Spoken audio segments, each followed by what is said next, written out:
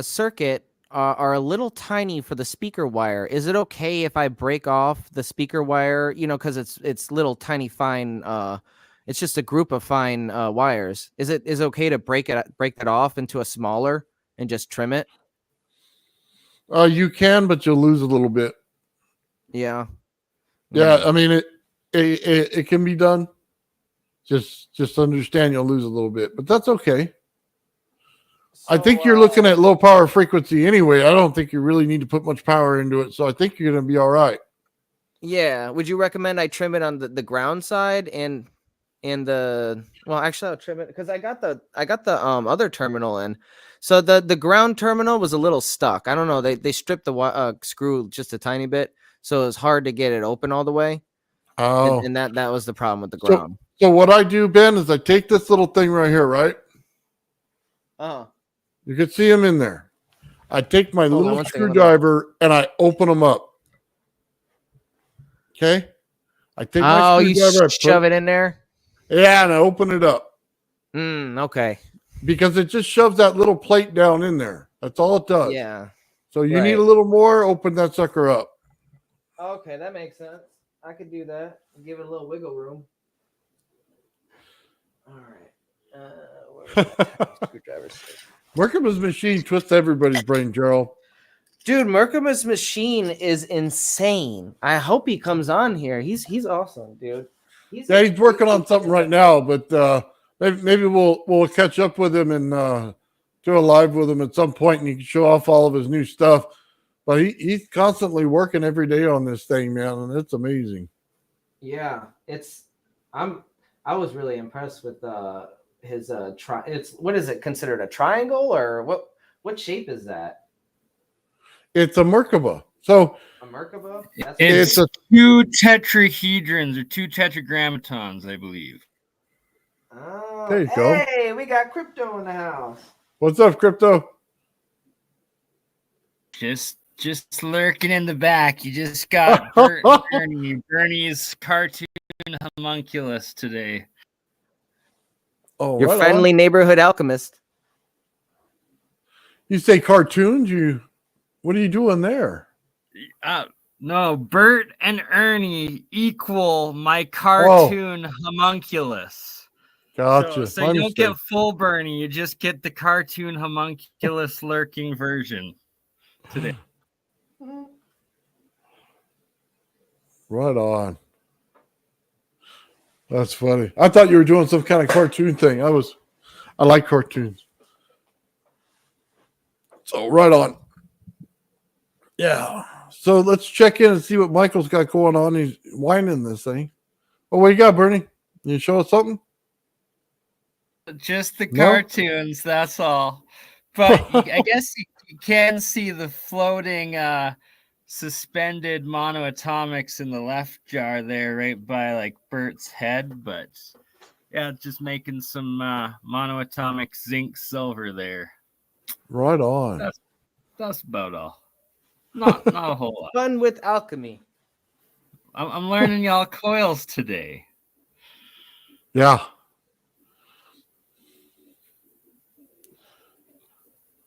I'm learning about patience in this timing circuit. Oh, patience. That's a key with all coils and circuits. Yeah, well, hopefully he gets that thing up and running with that circuit, and it'll be pretty easy for him. Yeah, I think I just got to be delicate with the terminal here, you know. Ben with his lab coat. Oh. We got to let you in on the joke there, Michael. We're all messing around saying we're going to do like a little Star Trek parody. But we always see Ben working on stuff. We always see the back of his lab coat, right? And then we see Leonard Bot in his specials that he does, and he talks to him, right? So it said, we'll show Leonard Bot's front. Oh, my God, but yes. We'll only show Ben's back of his, you know what I mean, his coat when he's talking. I love it. That's the first thing that came to my mind was like, we got to use AI to come up with like a Star Trek filter for us all, right? We're all just oh man, that's so great. we're in deep space. Oh, My favorite one is is Mike. He's like transporter chief is because he likes to go on and then he doesn't stop talking. So you just check in with him every once in a while to see if it's working. And he tells you exactly how it works from front to back, right? And then he doesn't stop. So you have to click him off. And you know what I mean? Just check in and out with him. Every time you go back to him, he's still talking. Yeah. But you never get to start the conversation from the beginning. It's always in the middle. Oh man. Because you're always halfway through. The conversation's never finished. That's right. But I want to say shout out to Mike at Faraday Research, the video he published yesterday showing his little 5-volt USB power supply / circuit. And that's exactly what I need for my electrolysis saltwater battery circuit systems to start taking that experimenting and engineering aspect up to the next level. So I'm going to be ordering them right away. So let's take a look at that. Just so everybody has some context to what we're doing. I love little circuits when you can buy them and they work.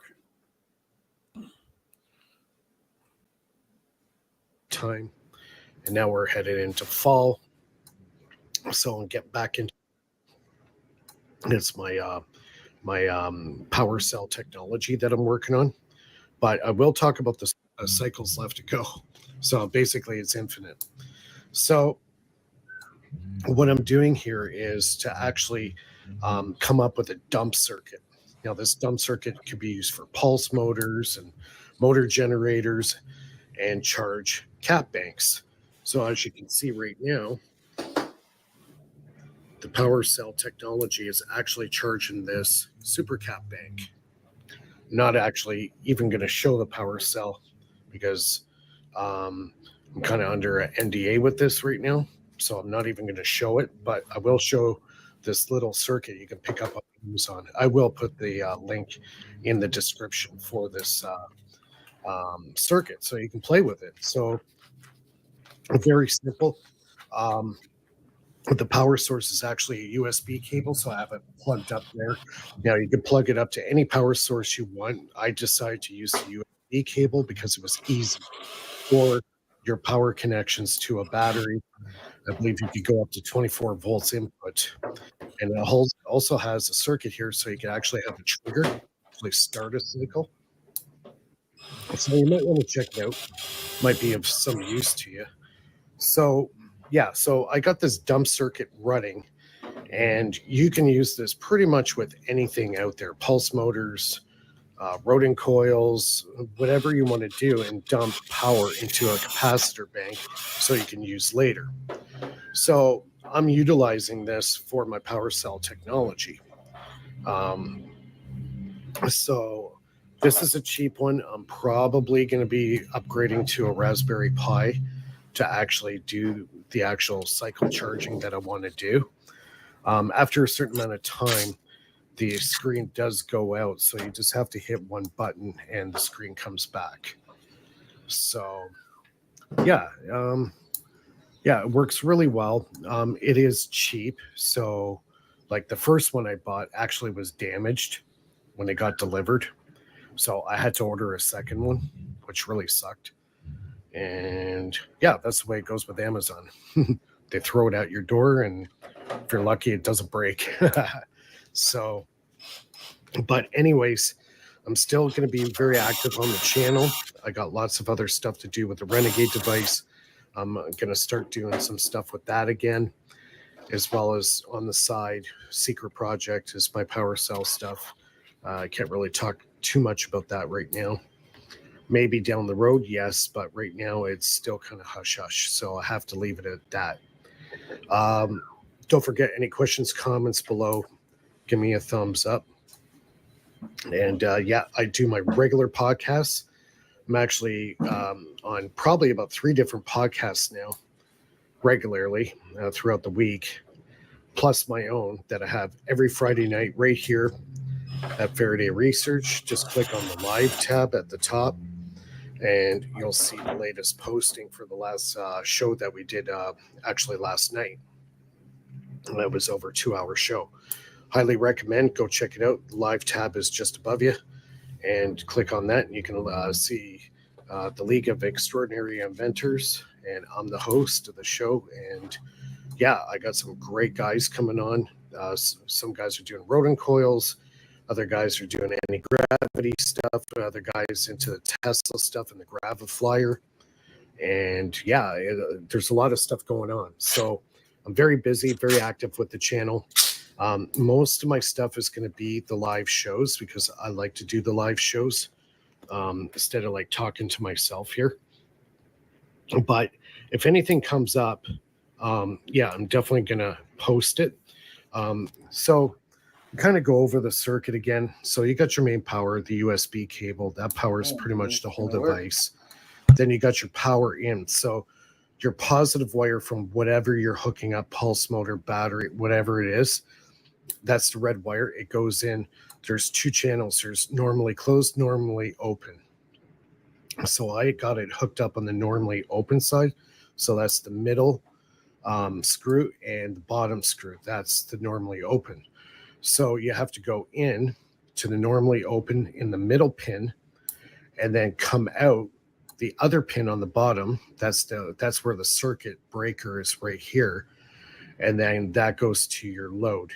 And then your ground is just bypassed completely through it. Doesn't even go into the circuit, and goes directly to your battery, capacitor bank, whatever. So everything's done in this relay. Now this can handle AC and DC power, 240 at, I believe, 10 amps. And this could also handle 120 volt, or sorry, 240, 120. And then I believe it is, if I'm not mistaken, yeah, you can go up to 10 amps. So this can handle quite a bit of current. I wouldn't really trust it because, you know, it's kind of a cheap Amazon product, but irregardless, yeah, it can handle, yeah, up to 10 amps. I wouldn't actually try to push that, but yeah. So I'm just testing it. I literally just hooked it up a couple hours ago. I'm trying to charge up a super cap bank. As you can see, it is lit up right now, and it was completely dead. So my power cell is actually charging this thing up as we speak, but I'm not going to show it. Unfortunately, I can't. So anyways, that's what I'm up to. I got a lot of stuff coming up in the near future. Give me a thumbs up. Don't forget questions, comments below, and we'll see everybody soon.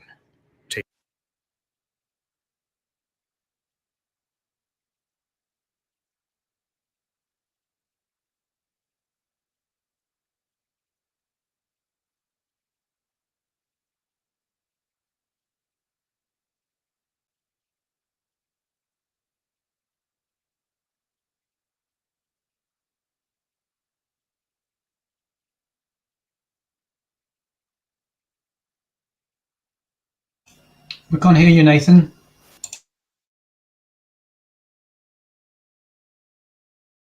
Oh, sorry. That was my fault. Anyway, again, that's thank you for that. That's League of Extraordinary Inventors that goes on every Friday.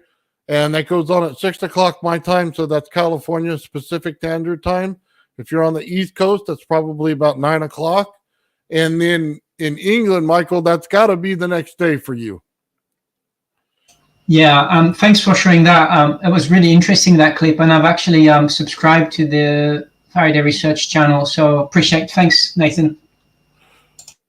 Yeah, right on. I'm going to drop that video right here in the description, or excuse me, in the comments. So there you go. There you go, guys. So you guys can go over there and click over to Mike's channel and subscribe to him and check out that device so that you can use it for your stuff. I love it when people do demos on this stuff because they're simple little devices, but they help out so much so that you don't have to solder nothing. You just plug and play and you're good. So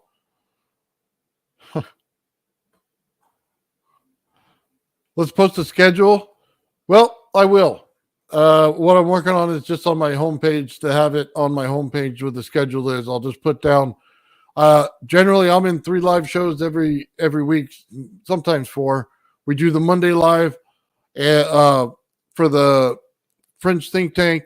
We do the Wednesday with Gerald and Nathan. We do simple circuits for your UFO or coil devices. And then we do Friday with Mike. We're on with League of Extraordinary Inventors with Mike on Friday. Generally, I do 3 p.m. my time, so 6 p.m. East Coast. And then on most of them, and I said earlier what Mike's schedule is for his. He's in Canada, so he's 2 hours ahead of me. So it's 8 o'clock out there when he starts his show. So hopefully that helps everybody, but I'm going to go ahead and put it on there. It's on my Rumble, on my page on my Rumble, but I'll do it on my YouTube as well. So, yeah, and then on Saturday, we just started yesterday. We're doing like an open mic, and Joe was on an absolutely amazing show that went on there yesterday. Just from one thing to the next, we went everywhere on that thing, whether it be the speed of the light, or we're talking about coils, or that we're talking about how the ether actually starts producing from the very beginning, from the first word spoken by God to make everything work. It went everywhere, man. Absolutely everywhere. So definitely check that out. Nathan, what show was that again? You were saying that you were talking about yesterday. Oh, yeah. Well, I could pull it up for you. We could check it out just a little bit if you want. Give me one. That'd be awesome, please. So it was an absolutely amazing show yesterday. And I'll pull that up right now.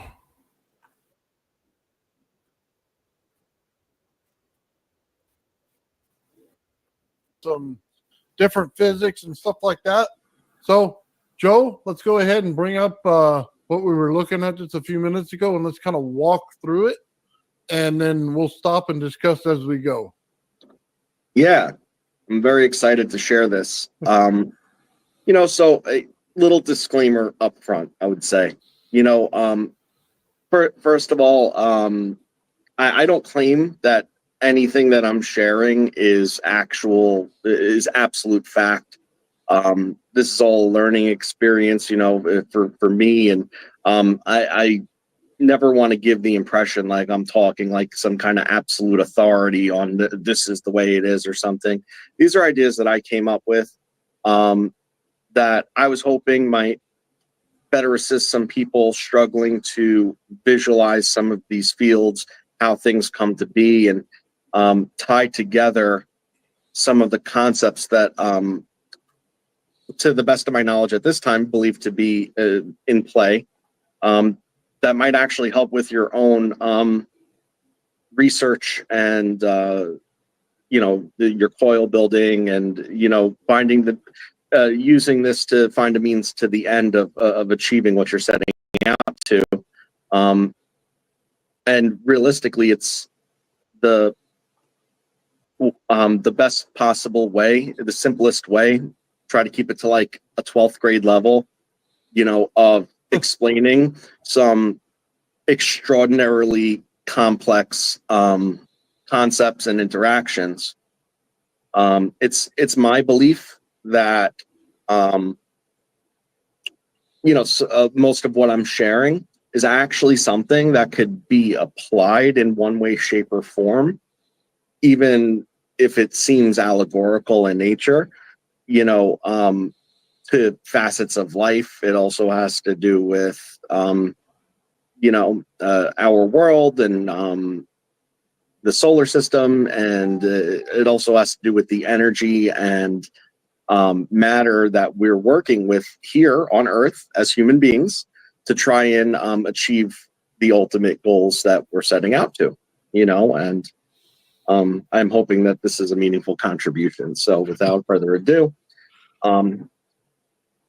we have this chart here. Fortunately, I have it larger on my screen. I'm hoping that you guys could follow along. But basically what this does is it breaks down what I would consider to be the descent of energy to matter. Okay. And then back matter into the energy fields. Okay. Okay. So the precursor to going over this is that everything from the top at 0, okay, is omnipresent always in different levels as you descend down this and back up. In fact, if you were to map this out, okay, the ironic thing is it creates on a map exactly what it's describing, which is probably the most fascinating thing. It creates a spiraling torus that then recircles into itself, into the center, and the center is of the torus is where the interaction takes place, which, as I said, is exactly what this is ultimately describing. So, so we're getting to the ether in the center, then, is what you're describing. Absolutely. And now, how out of this, what you want to define the ether as, in this, I guess, would be a little subjective because there's a couple different ways to look at it, but Okay. it definitely falls within a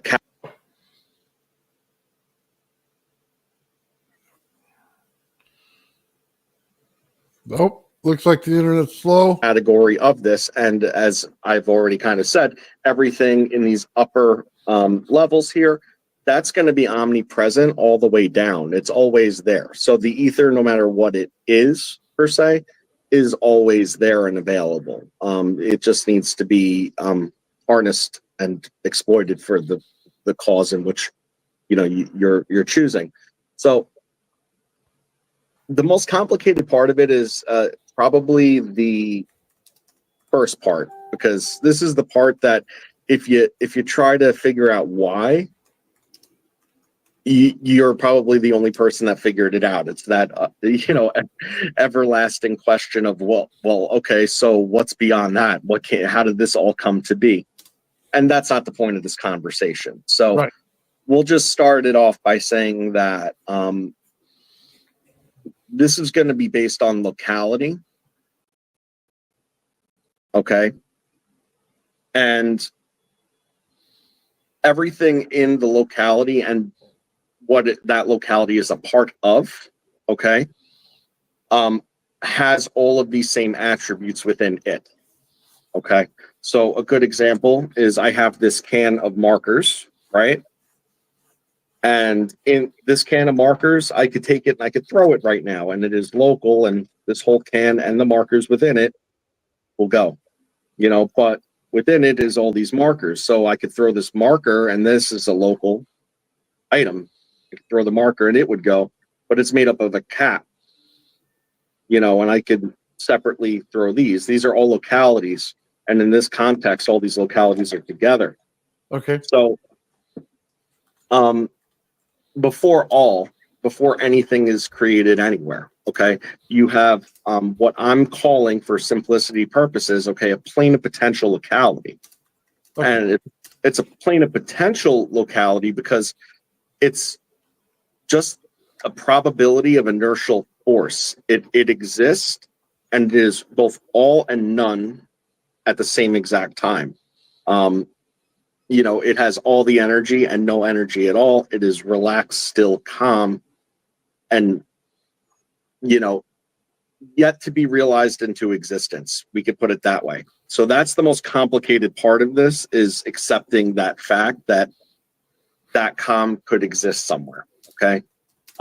Besides that, like the locality suggests, if you have two localities and they are in close proximity with one another and they interact on each other, provided that they're potential and inertial in nature, that's going to create pressure, and it's going to disturb the otherwise perfect calm.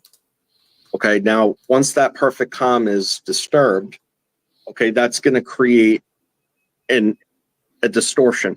Okay, in my opinion, it would create a distortion, which is just a form of incoherence. whether it be local on the local point or whether it be more widespread, it is still an incoherence on that otherwise perfectly still calm plane. If you descend down further than that, where you have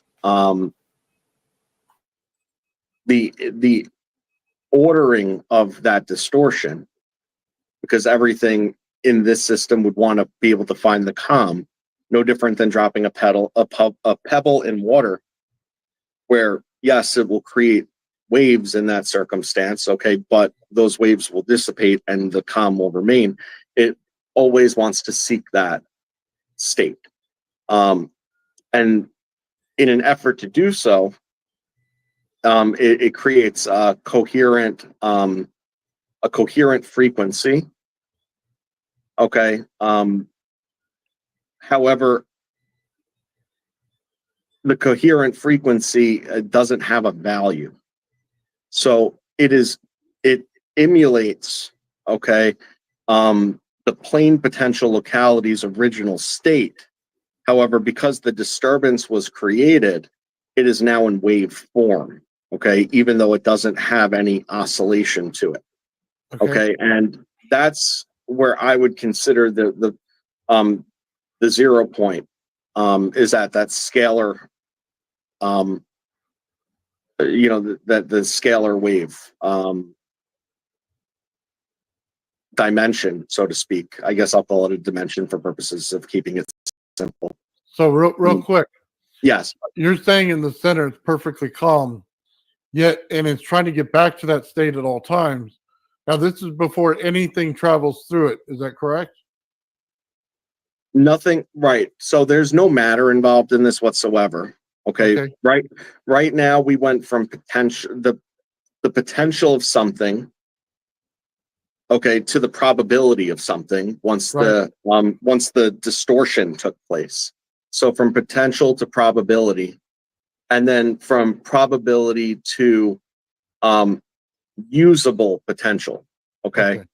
Because now that a wave is formed, even if it doesn't have a value, okay, even if that value is flat calm, the fact that it is now transcended from no dimensionality to dimensionality, if that makes any sense. Because right now, as of this time, there is no time. Time hasn't happened yet because there's no frequency to it. Gotcha. Okay. Time is dependent on frequency. So when these coherent frequencies, okay, have interactions, they then become distorted, which creates frequency. All right, and that's the oscillation in the waveform. At that point, you've crossed into on the existence side of Planck's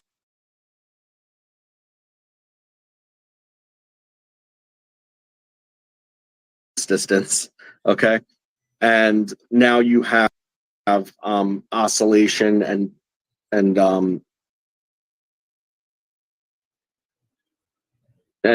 waveform, okay, and frequency. Now, as these frequencies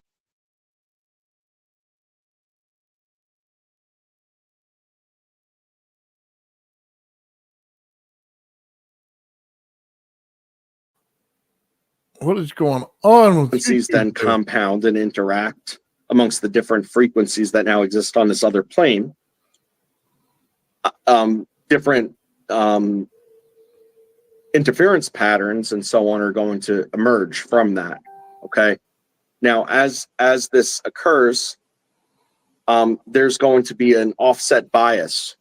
Okay, and that offset bias is going to be what I'm considering here the creation of a charge.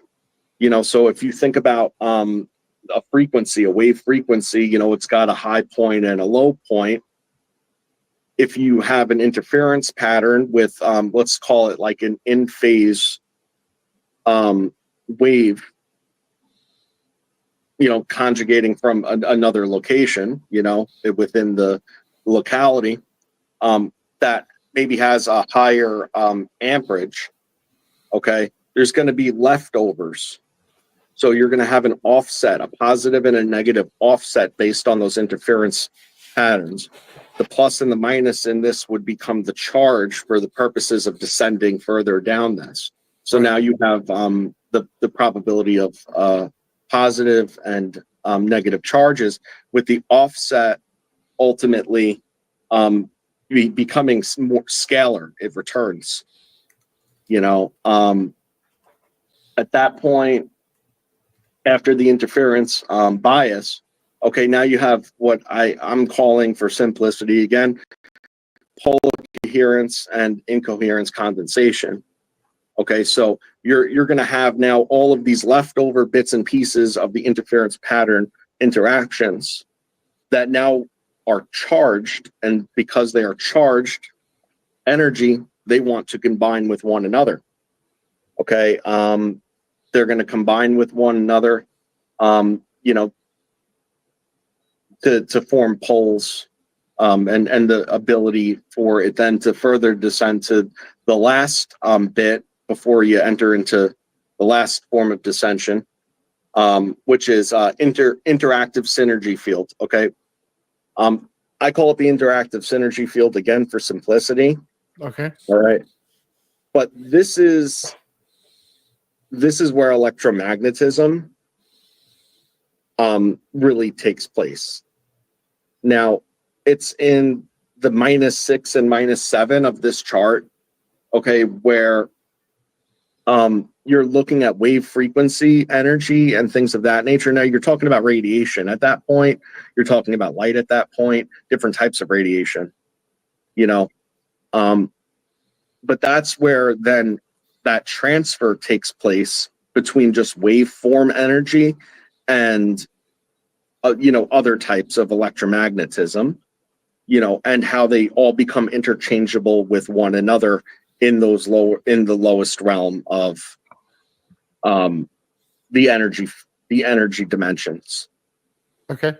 Okay, now if you follow the logic to this point, you know, where you know the opposites are attracting and organizing, and then you're taking into context the fact that this is happening, it's creating greater pressure of the accumulation. So the more that comes from the top down, okay, it's feeding it, and more is combining, creating pressure for formation to occur. Now, there's a certain point in this where this accumulation becomes so great that rather than it just be energy organizing, now it's reached a state of condensation where it could form a particle, okay, which, as we, you know from physics at this point, you know, a fundamental particle, a part of an atom, you know, whatever you want to name them, it doesn't matter. They spin this way, that way, up, down, left, right, positive, negative. Doesn't matter what you call it. It's still a charged particle, okay? These charged particles condense with one another, okay, at that point, and then it forms an atom. Now, these atoms, and now we're working into the matter scale at this point, because now we have charged particles forming an atom. All right. Once you form an atom, you know, that now the atoms are combining together under the same premise, under the same conditions, further to form a molecule. Okay. Now, once you're on the molecular level, now you have what I would consider, for again, simplicity and just understanding, 3D substance matter. Okay. Okay. It's a molecule of something. It is an element. Okay. Now, again, because it's omnipresent within all of these other fields above it, okay, it becomes. Okay, Ben, did you want to do a check-in real quick? Yes, I wanted to check in and see how everybody's doing with their. I'm a little bit behind schedule. I was supposed to do this like 30 minutes ago, but see how you guys are doing with your coils and give you an update. So how are you doing on yours then, Ben? You go ahead and start it off. Yeah, so this timing circuit or trigger circuit is not working out. As you can see, I do have it plugged in correctly, and it's making the connections because I had to switch to the single wire, but it's still not putting out anything into the coil. So we're gonna have to maybe experiment with that further, maybe attach it to the workbench power supply or something. Are you just attached? You didn't use your bench power supply? No, I hooked it up to the stereo amp receiver. Yeah, the whole point of it was to add the frequency to the power supply.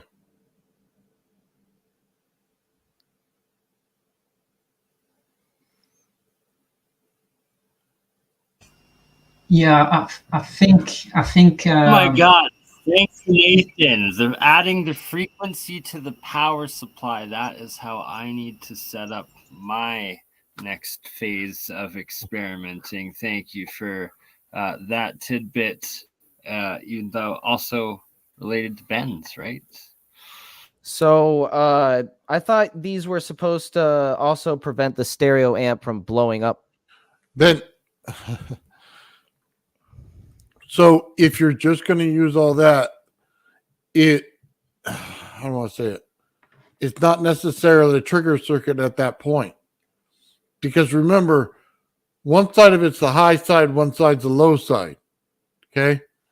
You're trying to use it as a buffer. And that's not what this circuit is. It's a trigger. So you need to hook up the power supply on one and the frequency on the other so that you have So I power don't hook up the regulating stereo through amp it. at all. No. The stereo amp is your PWM. It's your signal generator. Okay. Oh, I see. And then the The power other side supply is just goes. pure power. It's just pure So- power, whatever comes in from your power source. So you're So confusing it. the PWM is the tone generator. Yeah. So that could be either your laptop, it could be your amplifier, it could be whatever you want. Okay. So where is the VIN where the power goes in for from the workbench then? So they separated everything so you wouldn't get confused. Okay. There's power in and power out on one side of it, and there is frequency on the other. So, Ah, hey, look. okay, that's what it is. Yeah, you got power in, power out. That's why they did it that way. So that, yeah, you can see it. It is literally that simple. You're just putting it right in there. So you put your power in and you put your power out. And it basically the just whole, like the whole right side's for the frequency. Okay, no, I was confused because I thought you meant that I just hook it up to the stereo amp and that's it. So no, it's not a buffer circuit. Right, that would make it a buffer. This is actually like you said, triggering it from the power supply and then preventing the extra feedback from going back into the circuit. Yes. Okay. The other problem I had with this though, and if you have another model that I can order with a little bit bigger screws, these are like stripping. The terminals are just a little bit too small. If there's one with like a little bit bigger of a terminal, I can work easier with it. I could still hook it up, but one of them's stripped, so we're not going to be able to close it off entirely on that terminal. Okay, Ben. The other three, you have a soldering iron? yeah. Okay, so check it out. On the bottom side, there's the little pieces coming out. You could just solder straight to those. Oh, okay. Yeah, just solder it to the pin down there. Yeah, so that's what Oh, I generally do. Something strips out, man, I desolder the piece and throw it away and just use solder joints. But that's just me. Right. I don't let things get in my way. So you're saying I could just attach it to the bottom? Yeah, just solder it right to the bottom. It's the same thing. Right. No, that makes sense. I never thought about doing it that way. That's a nice little hack. Dude, I solder everything to everything, okay? I don't care if it's a big sheet of metal. As long as it heats up right, I can solder to it. So these connections are so small too. Like you want them to be solid, because just shifting the wrong way, you knock something out and and then you're not paying attention and you don't know what happened. And you got to kind of reverse engineer what's going wrong with your system now.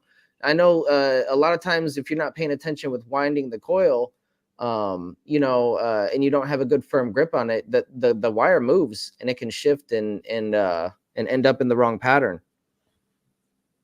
Yeah. So what I would generally do, Ben, and probably something, well, I don't want to confuse you here. You could always rip out this part, this little blue part entirely. You don't really need it. Okay. Yeah. I think a lot of people out there that work with this stuff, they get quick clips. So it's just a little plastic clip you can get. You put the wire in, clip it real quick, and then it goes to the other side, clip it. You know what I mean? So that you can work things in and out instead of soldering everything. That's generally the idea. So if you do end up connecting a wire to this, just make sure it's an insulated wire so that only the tip goes to it so you don't cross the frequencies or anything else. So just so you know. Yeah, I'm gonna definitely have to. I'm not gonna solder it today, probably, but at some point I will. When I have some more time, maybe next weekend we'll get onto that. Yeah, we had to do this with the ZVS board. Sean was showing me. What's up, Sean? I see you in the comments. So anyway, we just basically for the MOSFET, these little things, we added those onto the board instead of putting the MOSFET directly in. You put on these so you can switch it in and out real quick when you blow them up. And trust me, I blow a lot of them up. So it was much more convenient that way. And they're fairly cheap. You could buy them for cents. So, well, we're not giving up on the trigger circuit yet. We're just putting it aside for now. We're going to try to continue on finding that resonant frequency because as long as I don't try to do the magnetic synchronicity, I think we're fine with the stereo amp. But the problem is once we find the resonance, I don't think I'll be able to crank up the gain. I'll have to be very delicate with the volume knob. But I think we'll be able to continue with that without blowing anything up, hopefully. Hey, Ben, I wasn't here earlier. Can you show off the coil and where the magnet is and things like that you have going on right now? Yes. So I'll show you what I have hooked up. I don't have the magnet, the neodymium sphere up right now. Right now we're scanning the frequencies. Before I was working on the trigger circuit, we were scanning the frequencies to try to find the resonance, of the coil. And it's a bigger coil, so it's going to have a different range. I'm just looking basically on size and dimension, how it fits in there, how the cup fits in there. Things like that. Yes. Yeah, I can show you. It fits in really nice. And once I'm done, actually, I'm going to take a quick break here in a few minutes. And then when I come back, we'll do some testing with the neodymium sphere if you want. I'll show you that. But I'll show you the cup and how it fits real quick. Oh, man, am I on the wrong camera? Oh, we got the other camera going. That's why. Okay. And it's much better than the other one. You can actually get in there without this thing. Nice. Yeah, it's nice and big.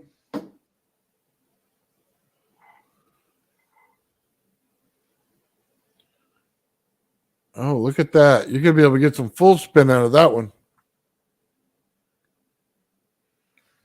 That should cut down on the cross field, shouldn't it?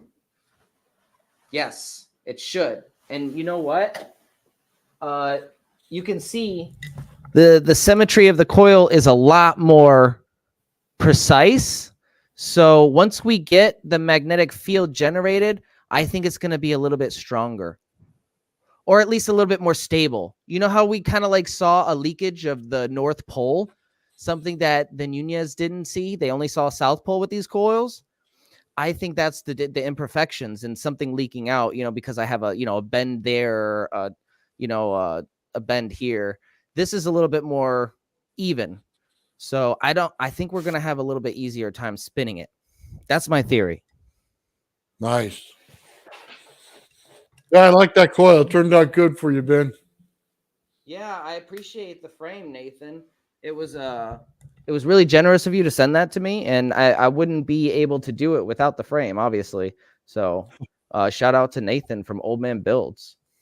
Right on. You're welcome, man. I just like to see things work. You know what I mean? Mm-hmm. I always want to make sure everybody gets their stuff up and running. And I think I like the orange, because originally you sent me a orange with a white center, and I like the all orange now that I'm seeing it. Looks a lot better. Yeah, it looks better than that creamsicle you were going to put together. Mm-hmm. Yeah, the creamsicle. Little Neapolitan color. It's like retro coil. Yeah, put a disco ball in the center. Oh, hey, with 2 coils now, we can test for the pickup effect. You know, the test. So these coils act as, like you said, they're Tesla coils, right? They're compact Tesla coils. So I should be able to take this coil and set it on top or right near, the other one, and it should just pick it up without this one being hooked up to anything except a load. It should just, power it wirelessly. Yeah, you should be able to pick it up. Yeah, that's kind of the point with these things, isn't it? Yes, that's one of the main features of these. Yes, exactly. So if you have it working properly, you should just be able to have a pickup coil. And I don't know if it needs to be a Rodin coil. It might just be, we could test other pickup coils too. I haven't tested other types of pickup coils. I got these Tesla coils from projects lying around that I never did anything with, and we can make them into some kind of pickup coil, maybe put a core in them and test that, I'd love for you to build a bifilar coil and set this Rodin coil right on top of it. Okay.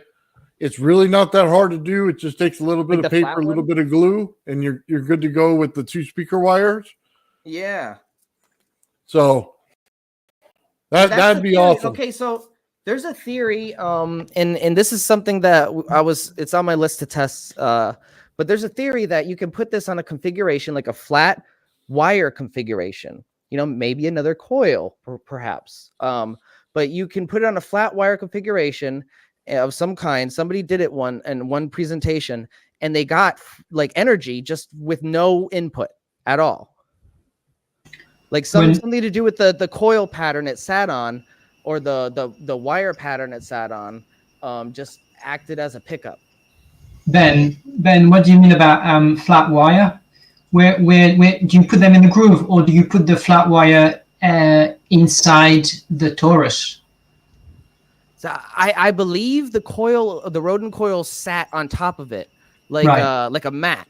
And I don't know. I haven't seen any pictures. All I know is what I've heard in descriptions about these experiments, that the coil just will pick up energy without any input with this, configuration it's sitting on. And I think Nathan might be onto something. It might be a different type of coil, like a flat coil, like another Rodin coil or something. I don't know, like a bifilar.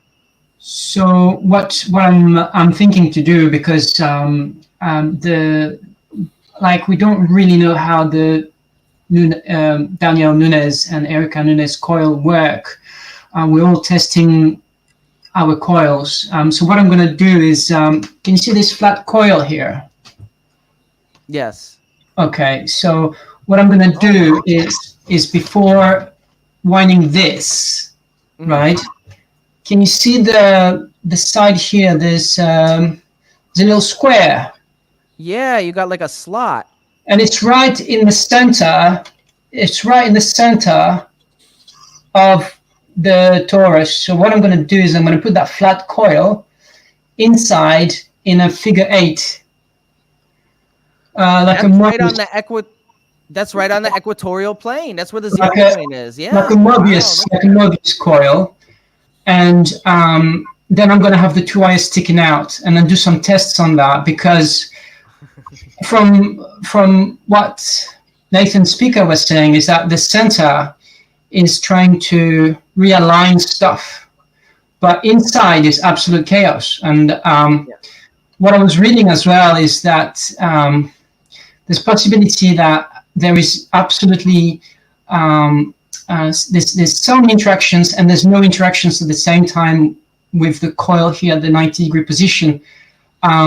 And from what I've read, there's possibility that that could be a benefit. So, I mean, we're all experimenting and we're all trying to do different things. So, so my little twist on this is just to add this, and I've got no idea if it's going to work, but this is why I had put the a 90-degree right in the center of the frame. Oh, that's so cool. So No, I I've got- love your idea. I think it's a great idea. And if it works, it'll act up, you know, like you'll have your own little pickup right in the center, built into the coil. Oh, wow. That's cool. Because, you know, we were talking about 90-degree coils, and if you look at John Bedini with his window motor, he's got like a 90-degree coil. And his design was based on Floyd Sweet's device, which also had a 90-degree coil. So I'm just going to try to put it right in the center here and see what happens. I think you'll have some. Yeah, I think you might have some interesting effects.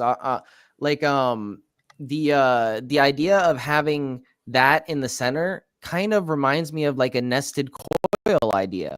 You know, it is kind of like a nested coil inside the coil, and it's interacting on that equatorial 0-point plane where all of that, you know, aether energy is just compressing and coming out of. You know, it's cool. It's compressing on one side and coming out the other. It in some ways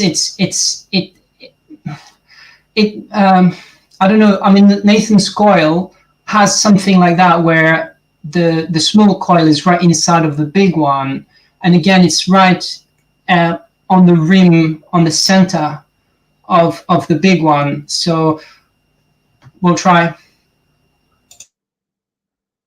I think that's a great experiment right there. That's cool. That's really cool. I'm actually going to take a quick break, and we are gonna. Oh, yep, Nathan, you're muted. He has something to present. I got to stop pushing that mute button. I was digging in it's the okay. drawer. Very nice. I like So that. here's a Multifilar coil. I see this. Nice. that- A very nice bifilar coil. It reminds me of that iconic picture where Tesla's just sitting in front of a big, you know, one of those big ones. See, I've always like just suspected like what you need that between your two plates on the graviflyer sort of thing, and what that would add into the whole field reaction potentially. So just so you know, I did attach it to one of my gravity flyers on the very bottom of it. So on the center plate, But I did put it between there. the two plates, so if you sandwich it in the That's middle, awesome, try Nathan. that. Just hang it in the middle. I In can the do middle that. between the two plates. Got it. So then it's a very center point. Just an idea. Maybe it does nothing. Maybe it'll do something. Who knows? Yeah, we'll have to But- give it a try. Sorry to interrupt. It's okay. I'm just saying, when you get your Rodin coil built, build one of these. If I could put it in the camera the right way, and all you got to do is set it on top of it. It's already got the insulation shielding on the wire because it's it's basically just speaker wire. So it's already got the shielding on. You just have to connect it correctly. So you just set it all you right did on was top. wind Essentially, up test the that's all coils. it is. The base usually is a bifilar coil, right below the larger solenoid. So it's like you're just turning your other coil now into a Tesla coil type circuit. No, yeah. That's what I'm Yeah, that's a visualizing good question for that. Nathan. Anyways, so Nathan, is that just speaker wire that you wound like that? I think he's muted. Yeah, no, it's a problem I was having. You know, you go off screen and then sometimes you get muted. Well, let me flip There it we go. back. yeah, if you go off screen, you mute yourself. But I believe that is what Nathan was saying. Is it was speaker wire you're using? Can you just hear me said now? You have to wire it correctly. Yes, Yes, yes, sir. we can hear you. Okay. Yeah, it's just speaker wire. Yeah. And all it's doing is you wind it and then you got to connect the connections right. Okay. So it's, if you look at the two colors, there's a red wire and there's also like a silver wire in there. So just like regular speaker wire. And in a bifilar, all you have to do is connect the red outside to the silver inside. And then the two wires left is what you put your pickups on, or, you know, your ins and outs. So that's how the bifilar is set up. It's a real simple setup, but it's just catching all of the magnetic fields coming off the Rodin coil. And it just set it right on top, catch it, and see what's there.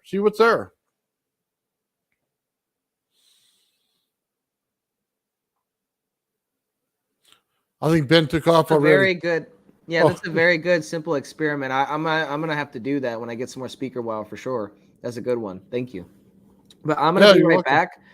You guys feel free to take a break. If you want to present anything, have anything to present or any updates on your coil, or if you want to take a lunch, Actually, maybe if you don't mind, like bringing up to play a little video on nano coating by like the Keshi Foundation style, just so give the audience a little idea of it and inform the process a bit, and see if you want to apply it to any of your coils.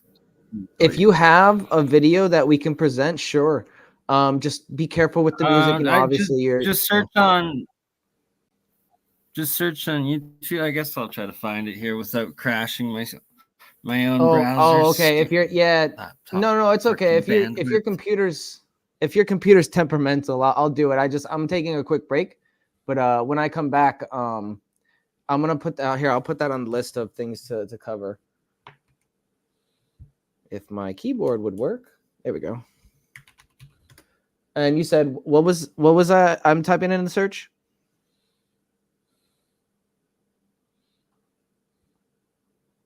Micro something. Sorry, I froze out there as I tried hitting the search button.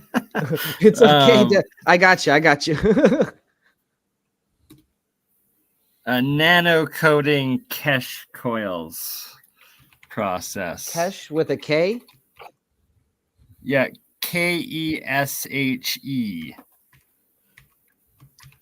Nano coating Kesh coils.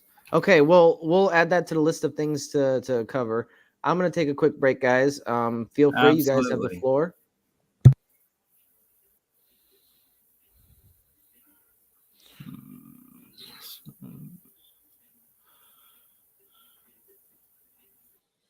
So, okay. Hopefully I'm not muted again. I'll share this. No, this is there we go. That's my bifilar coil right there. I just set it up, and all I'm doing is showing the difference between a straight DC power supply and a pulsed one. And there's a big difference in there. This actually goes to the bottom of one of my gravity flyers. Bifilar coil that Tesla made. And I just wanted to show you, I have it hooked up right now to 19 volts and 2.5 amps. And just to show you what it does, small pulse in there because it hasn't been rectified at all through this little DC thing here. So we're getting the pulse in it, which is good, exactly what I want. Okay. Both sides, north and south of the magnet. Here's the magnets we're using in our gravity flyer. And unfortunately, they're pulled from this side to this side and not from this side to this side. So you put it on here and you can barely see it moving. You put it on your hand and you now see it. So we need a little distance here between one and the other. Now, this is a very small thing. Okay, we can flip this over, okay, to the other side of the coil. You can see it jumping here, jumping on that side a little bit, that side. So we're okay north and south on this one, okay, to do the same thing.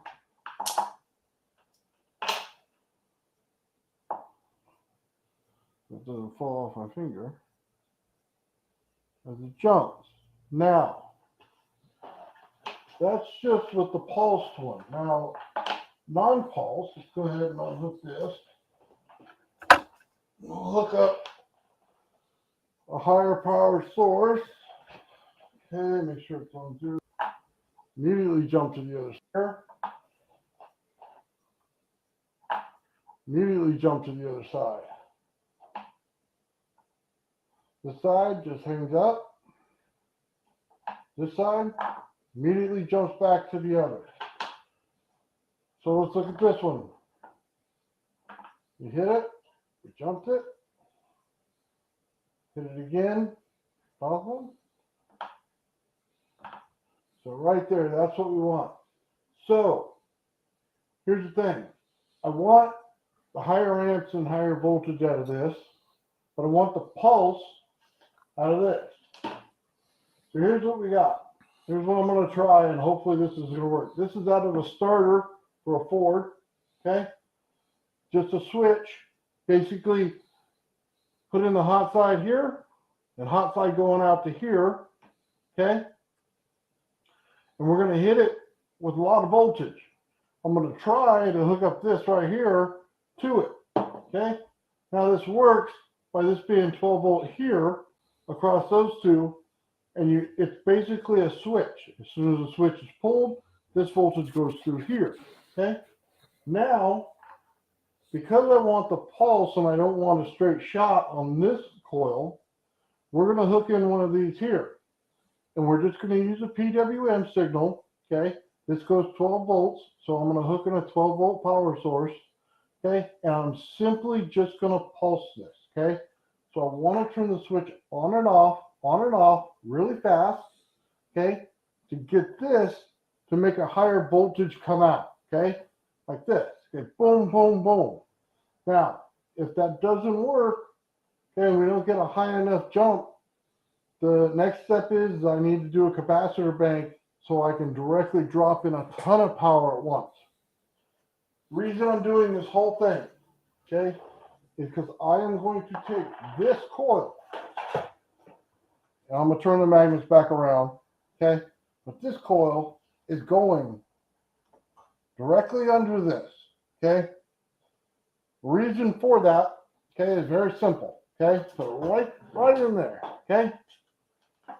I want this whole bottom just to jump. Pulse it. I want to pulse this, okay?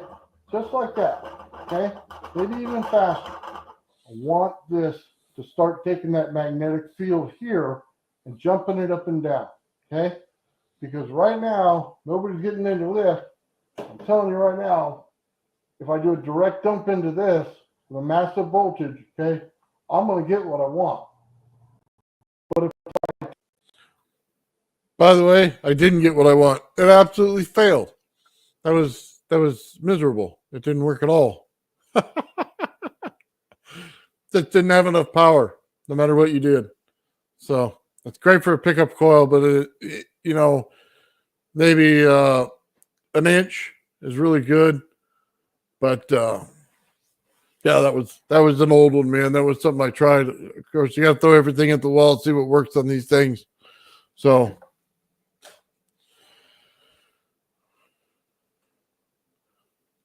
Complete flying. Well, it's almost there. I can tell you in testing right now, it doesn't stay on all 3 feet. So it's almost there. Getting ready to show the next round of testing here in the next week, and you'll start to see how I got to that point, and then I'll show that point as well.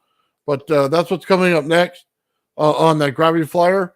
Just so you guys know, I've been taking my time a little bit because it's given some weird results. And that's one of them. So I have to figure out why, because I want to complete this before anybody else does. And I don't want somebody taking what I did and then making theirs fly before mine. So I'm being a little selfish there. I understand that, but I wanted to do it that way so I can just show it and then let it fly. So we're about there, man. It's real close. I just wanted to say I really understand that sentiment. You know, you put a lot of hard work into this, and you don't want somebody coming in and just not giving you any credit for what you've done to add to the table. You know, and you've seen that a lot of these smaller channels get ripped off by larger channels. You know, like somebody will come in and just steal an idea. And then all of a sudden everybody's coming to you like, why did you steal this guy's? No, we had it first, man. Open source is open source. You always got to source where you got your source and give credit where it's due, but then Exactly. advance it Exactly. because it's open and keep it open. Exactly. No, it's more about like preventing somebody from, exploiting it. We don't want to exploit this. We want it to be freely open. But give credit to somebody who's advanced the field. We want to exploit it to the most positive benefits of all humanity. Exactly. Yeah. But no, I give Nathan enormous credit, and when he gets this thing flying, it's gonna be the greatest day of the year. Honestly, it's going to be the greatest day. I'm sure it's going to be the greatest day of your life, because you've been working on this like so long. So it's going to be one step of acceleration closer to, oh my God, what's it called? The singularity, right? Right.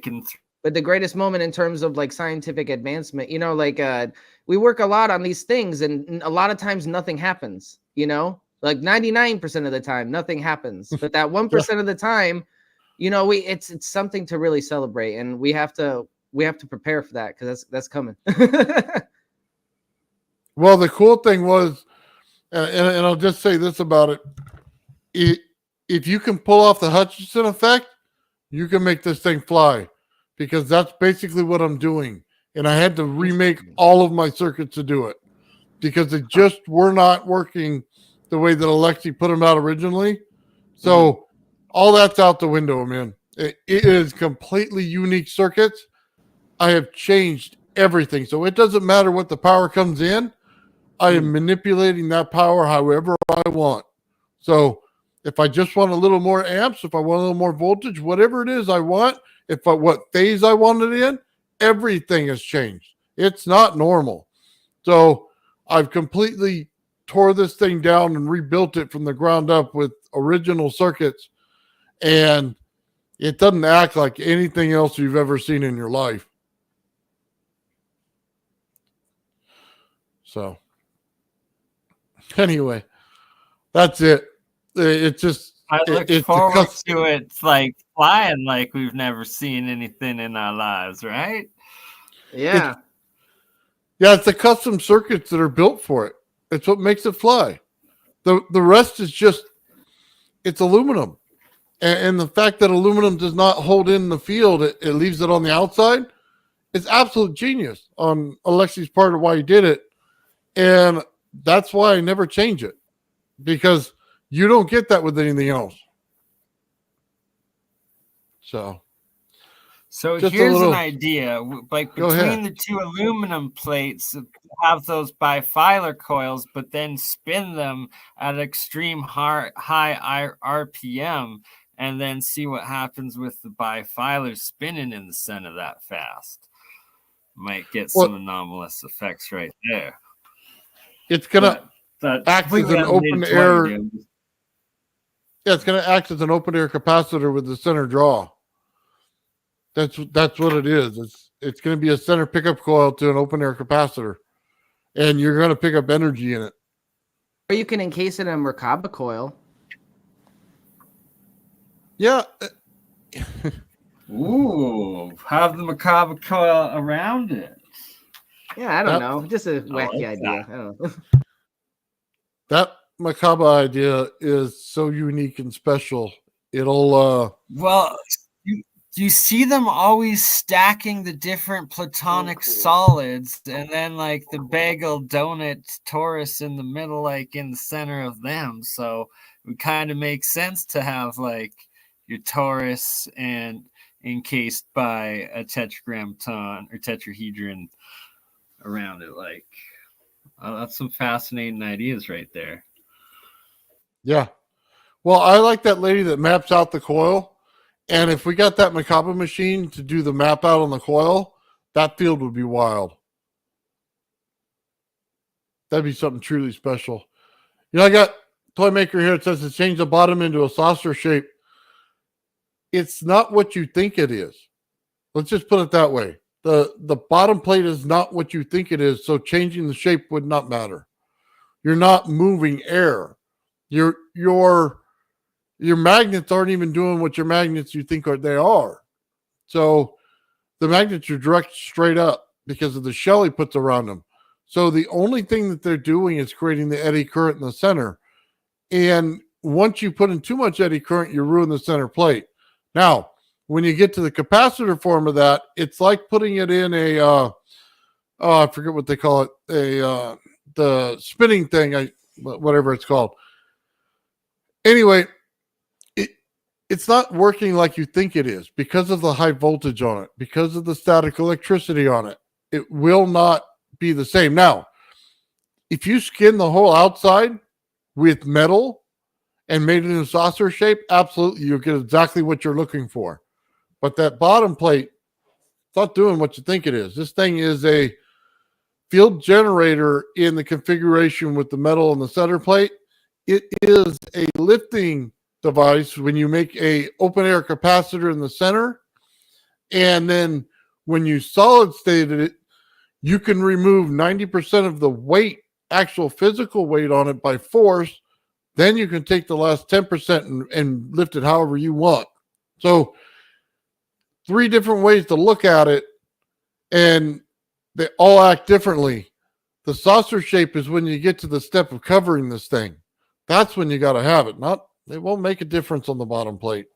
Trust me, I've tried a lot of stuff, and I should probably show some of the videos, on a later day where I printed it out, modeled, UFO shapes, put the air in them, put the fog machine on it, and you could see the actual directions everything goes. So, yeah, there's some differences in how they go. Yeah. Maybe it's not what you think it is. You have to sit here and do the experiments.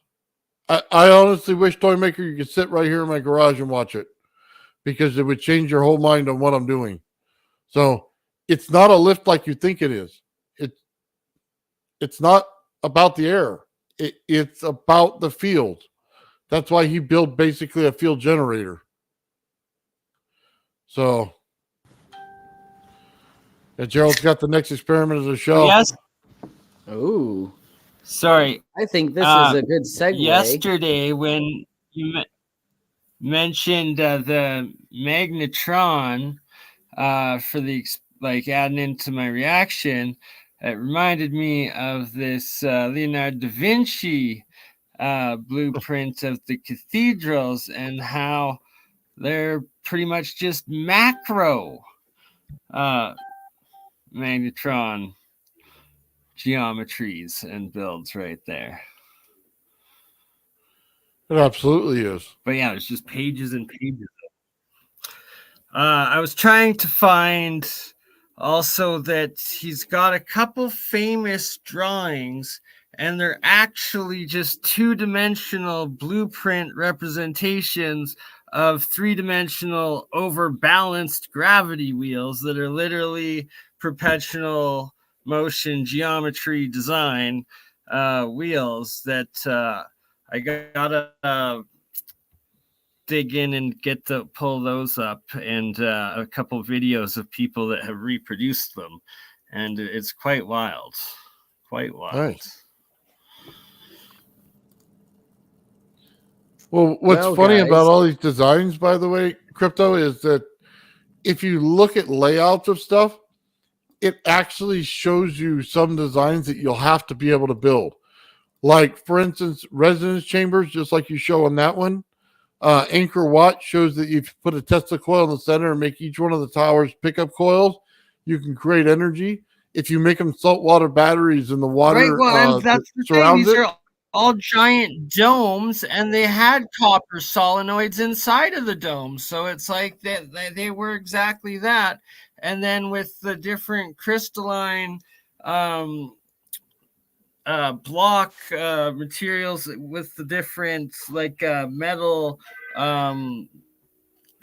foils that they would have in between them, that they were making these giant capacitor bank battery macro what's the waveguide generators. That's the part, the resonator waveguide generators that well, what these ancient freaking macro buildings are. Right on. Yeah, I think there's a lot more to all these things than what most people know. Well, that's why when you go into these like holy buildings, you actually have these religious experiences. You're having out of body, higher conscious, who knows where it's taking you sort of thing, but you're connected to something and it's amplifying your energy to the other energy grids, I guess. Why they're all built on the ley lines, possibly.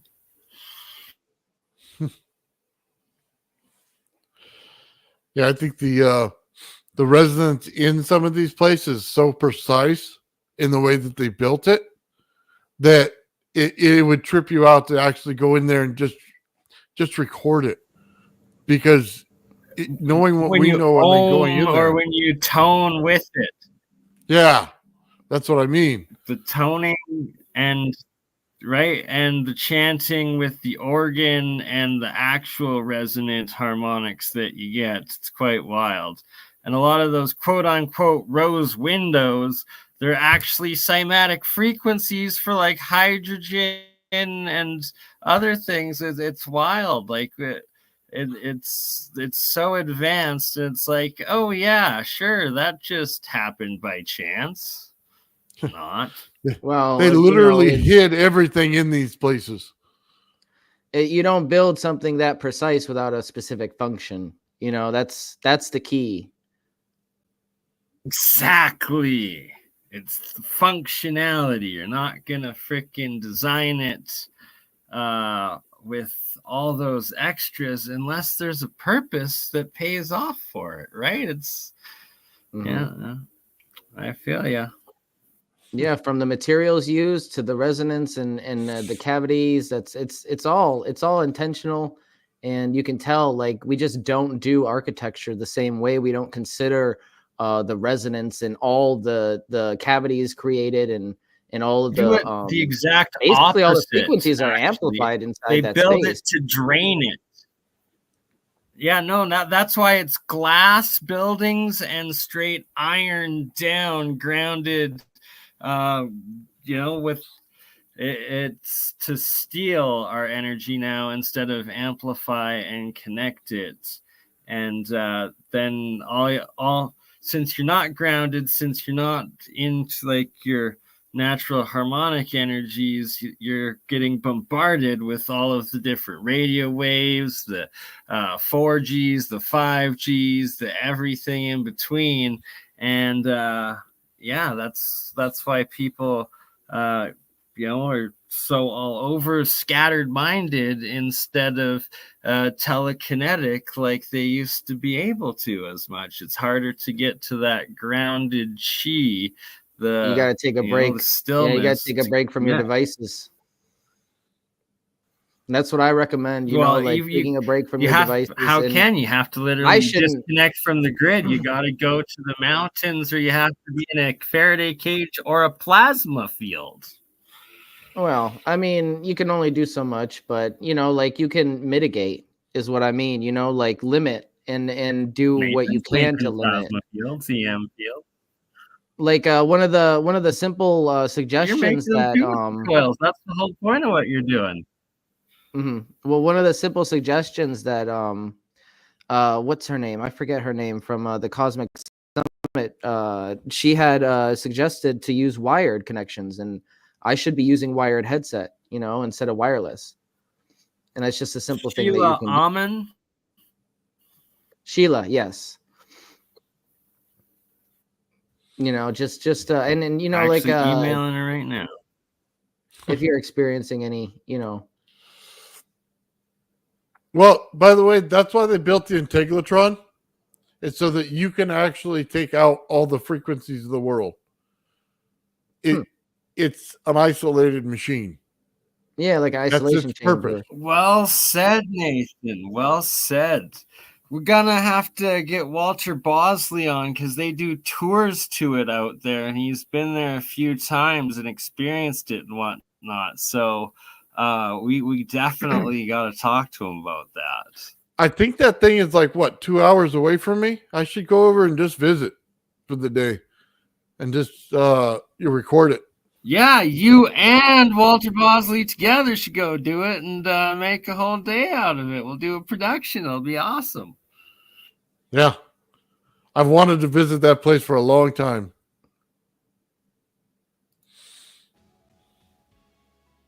There's a tour of it. Sorry, back to the Rodin Coil workshop. What do we got going here?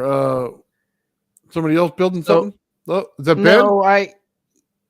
No, Michael's working on his coil. I'm going to be going back to the mini lab in a minute to continue on mine, but I wanted to go over a couple of points with the spool that I didn't touch on in the video. Okay. When I finished the spool, I actually put electric tape just as an extra barrier right here around the edge. So that's something that you can do that I recommend is putting a layer of electric tape on the edge, and it Nice. just prevents scratching and all that.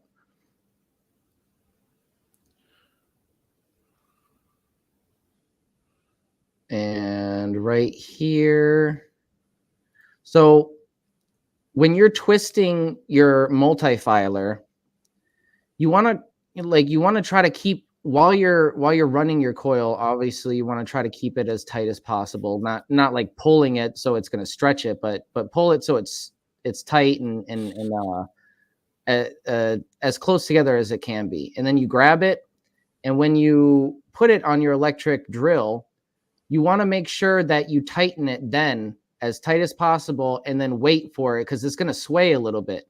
You want to wait for it to stop swaying. And that's key, because if it's swaying and you're twisting it, it's going to twist it all crazy, So you wait for it to stop swaying, and you get it as straight as possible, as tight as possible, and then you just start slowly twisting, And one of the mistakes I made was I wasn't careful with it, and I just started, spinning it like crazy. And if you're not completely even with your wires here, they will get a little mismanaged. It's not too big of an issue though if that happens, because that happened with my Mark 1 and it still works.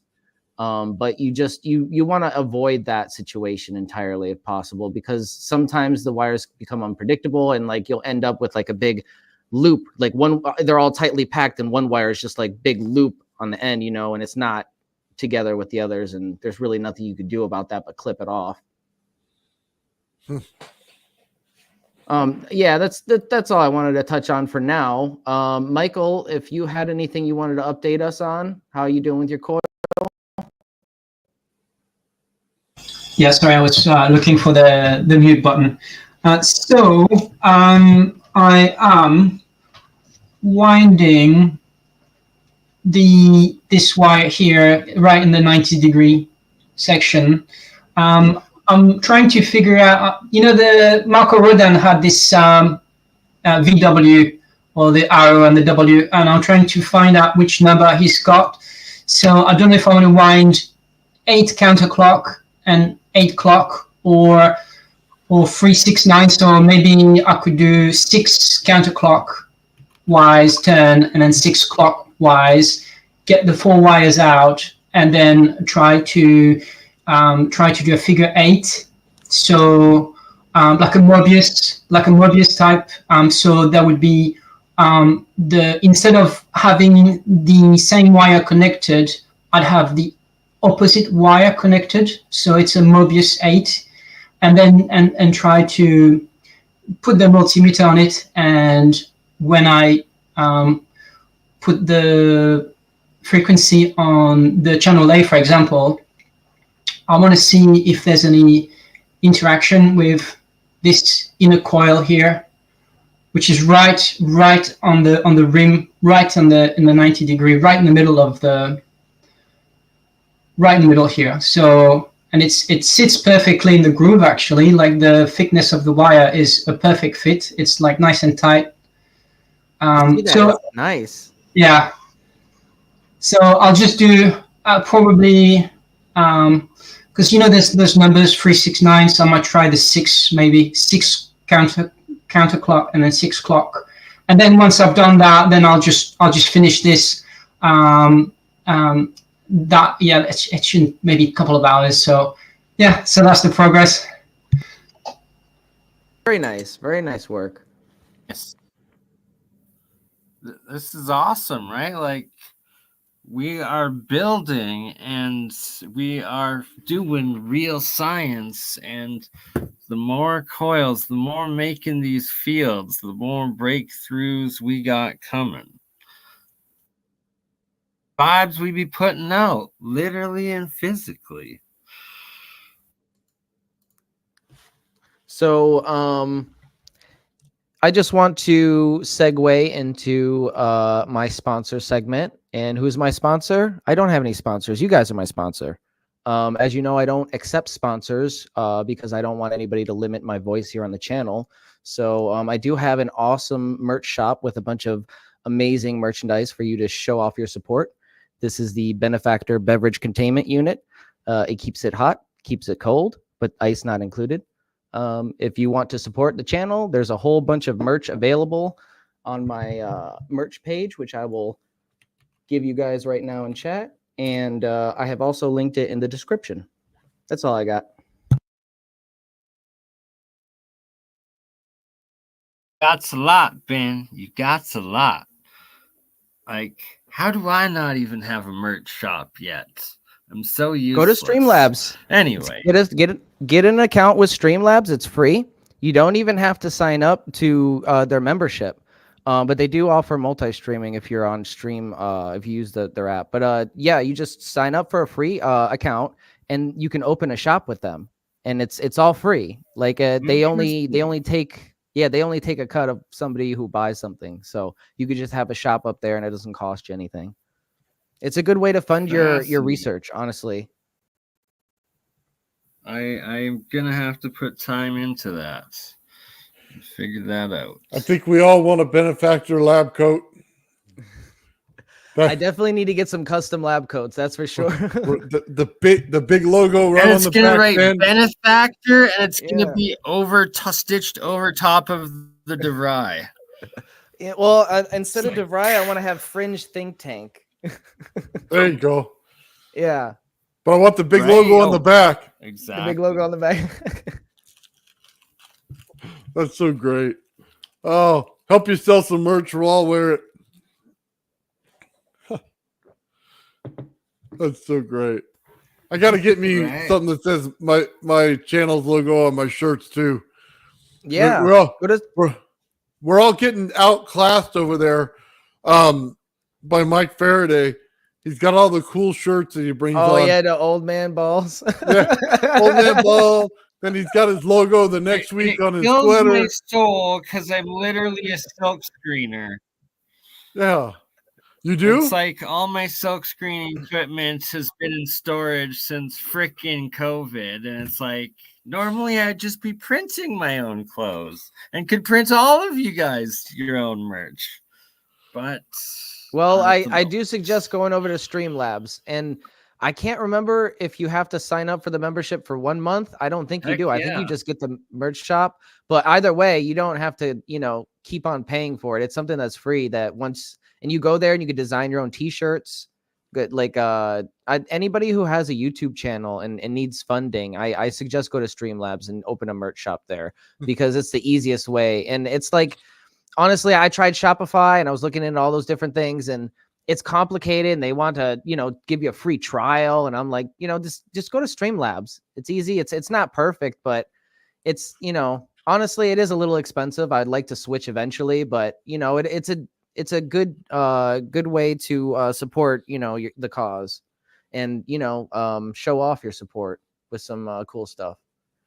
Yeah. Sean wanted a matching hard hat. That's another good idea. It's another good one. I want to get the ones with the fan built into the.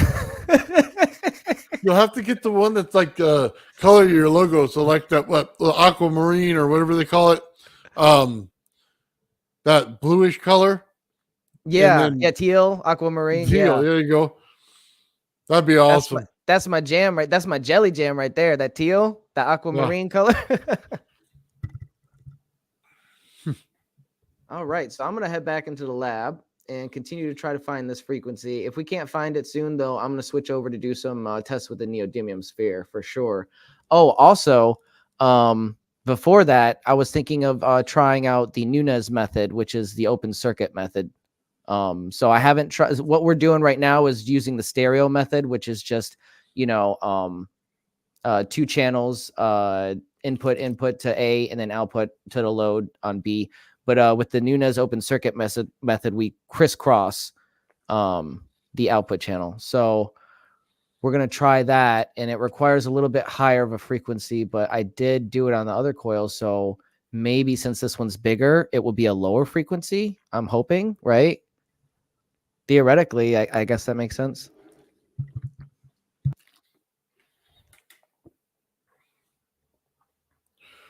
Yeah, that'd be cool. We'll have to find out, huh? Right on, man. Oh, let's see.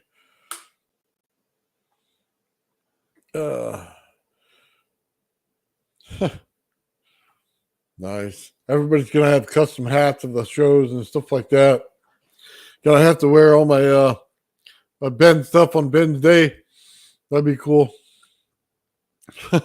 Yeah, show off the support. I do the same, you know, like you get some merch, I'll wear a t-shirt, old man builds. It's a way of promoting, you know, it's fun. I like walking around with my t-shirt on and people are like, "Oh, what's that?" You know, like, "Oh, this is, you know, this is my channel. Go and check it out." It's, you know, it's if you're afraid of shadow banning and all that, it's a way of subverting that or circumventing that. It's Yeah, free I'm not worried about all promotion, that. free advertising. Essentially, you're showing your support. It's good. Yeah, I mean, as much as like we have to, remind our audience that, you know, we do accept donations to help us keep going. But I don't like to straight up just ask. A lot of time I like to offer something, you get something to help support, like a cup or a mug or a thermos or a t-shirt, something fun.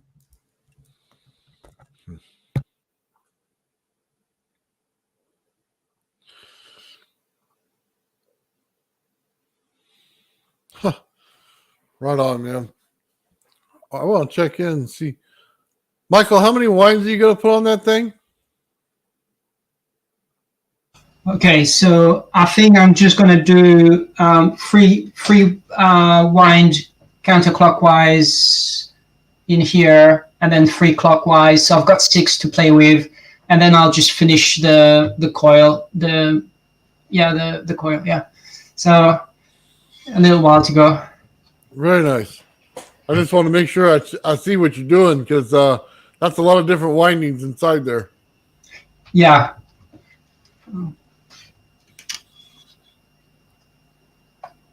So there's that wire here. Very good. Is that what I think I'm seeing? All right. No, it's disconnected. What is Ben doing over there? No, I thought I hit the resonance. Sorry, I false alarm, guys. Go back to what you were doing. I'm sorry.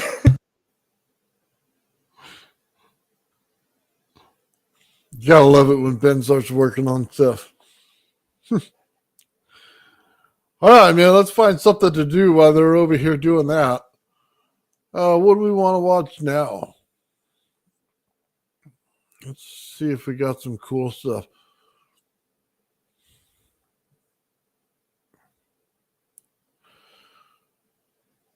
We could do some rotating magnet field tests for some people that want to see that. Yes, please. I Just love spinning magnetic fields. I can push these magnets here. I don't have any iron core or anything in this. It's all plastic. 2 plastic couplers on the outside. We're looking at a 2-inch by half-inch by half-inch neodymium magnet. There's 4 of them in there. Okay, and they're just run on these little RC motors. I went ahead and hooked it to the wall, hacked that thing in there so I don't have to use a battery anymore. And let's see how fast we can get this thing going. And all we're going to do is set this thing. We're going 2 inches apart each time. We're going to start at 2 inches and see how far we can get down and see how much of a magnetic field that we can get on each one and how much it drops each time. So right now we're going to see the RPMs on this and see how fast we can get this thing going so we can judge the speed versus how far we can push this thing. All right, let's get this thing cranked up, going.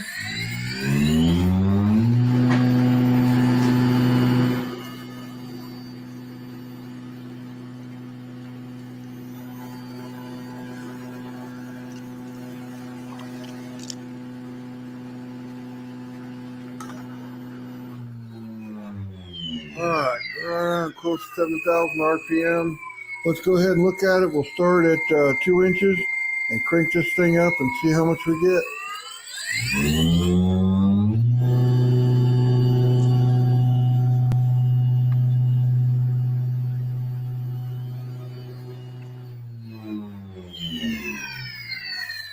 So we got 3.22. Turn this thing off and then let's go ahead and reset. And I basically built this little thing here, these little hammer in things, and all it is a bolt, 2 washers, and it's a bunch of wire. I'm using 0.20 or 20 gauge wire on this right now. So basically just trying to see what the field is and how far we can push it. Not so much that we're going to get a lot of stuff off of it since we're putting it so far away, but that's kind of the point here. Okay, let's get going on the second one. We're at 4 inches.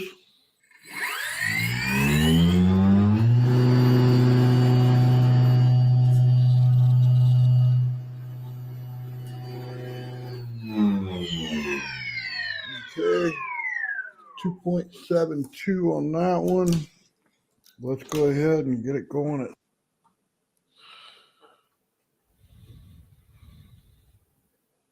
So just so you guys know, hopefully you guys can hear me on this, but we dropped off dramatically. We went from 3 point something to a point something. So with massive drop off in power. 6 now.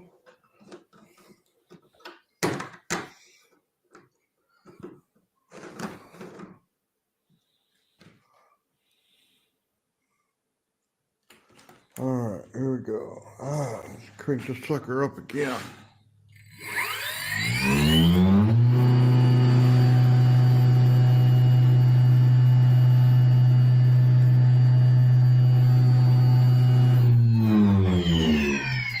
Okay, 0.065.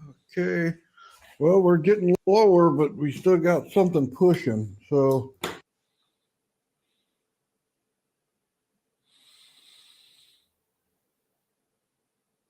Man, my internet must be bogged down today.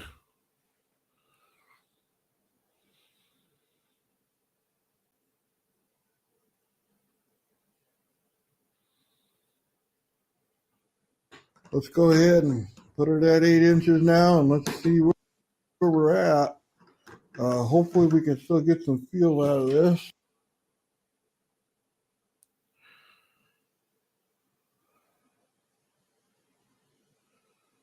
What the? All right.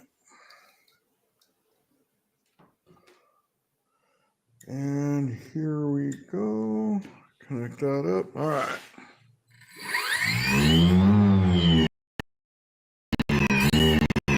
Oh, misfire.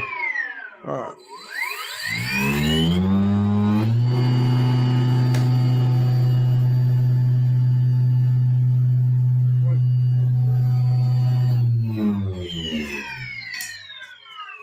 Let's see, 0.023. So we're dropping pretty steadily on this, but let's keep going. maybe we can get this thing cranked up a little bit more. And we are now going to 10 inches right here. So, all right, hook this up. And let's see what we get here. Make sure we got a good connection. That one's a little off. All right, here we go.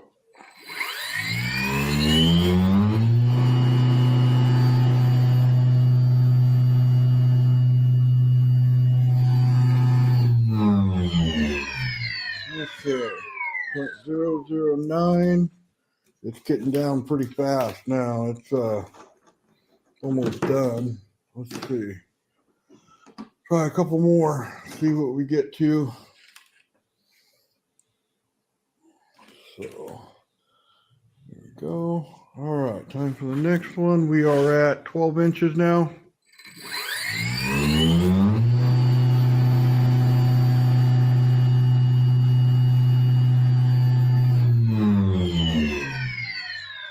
Okay, 0.004. All right, let's see if we can push 14 inches here and get this thing going pretty good.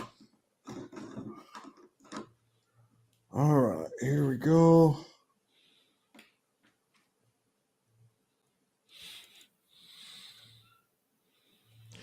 Yeah, let's crank it up, man.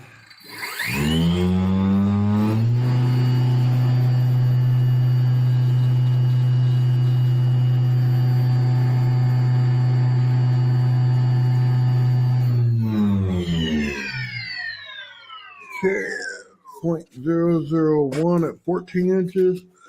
Now, I don't expect to get anything here at 16 inches, but, let's give it a shot, man.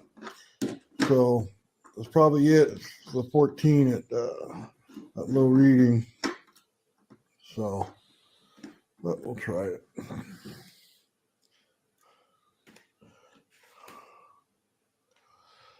Oh, here we go.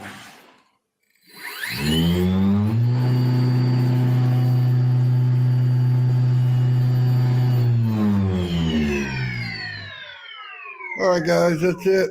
Now, next time I'll see if I can't put a metal core in this, an iron core. I did this so I can just see how far I can get it to push without any iron in it and just the plastic, and see how much of a field we can create. Well, that's pretty much it, man. That thing, it just teaches you how far the magnet goes and where the strength is to it. And the neodymium magnets, they like to be close to whatever they're at. So if you got a coil that you want to put next to it, just make sure you put it right next to it. Don't put it far away because it won't pick up hardly anything. It'll be basically useless with those things. Regular magnets, you have a little more distance in them, so this probably works better. But a lot of people don't see that on the internet, and they don't show it on YouTube. But it was just good to see for everybody who's not seen it before what the magnet's actually doing. The one cool feature I did not show in that video is if you take aluminum, you can literally just almost lay it right there on the spinning part, and it'll hover right over top. Because of the eddy currents it creates in the aluminum, it keeps it right off those neodymiums without a problem. So it just kind of floats on the top of it. It's really cool. But you feel a lot of pressure with it as well. So you know that you're getting a force that's created in there. Anyway, that was pretty cool.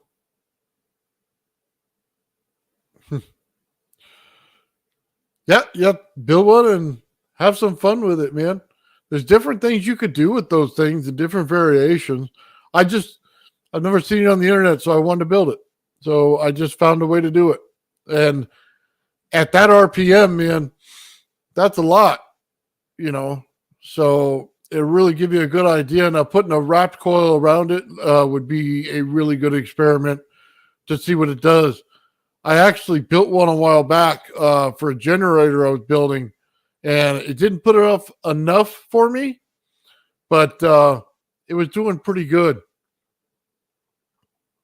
Don't know quite about that, but I try my best.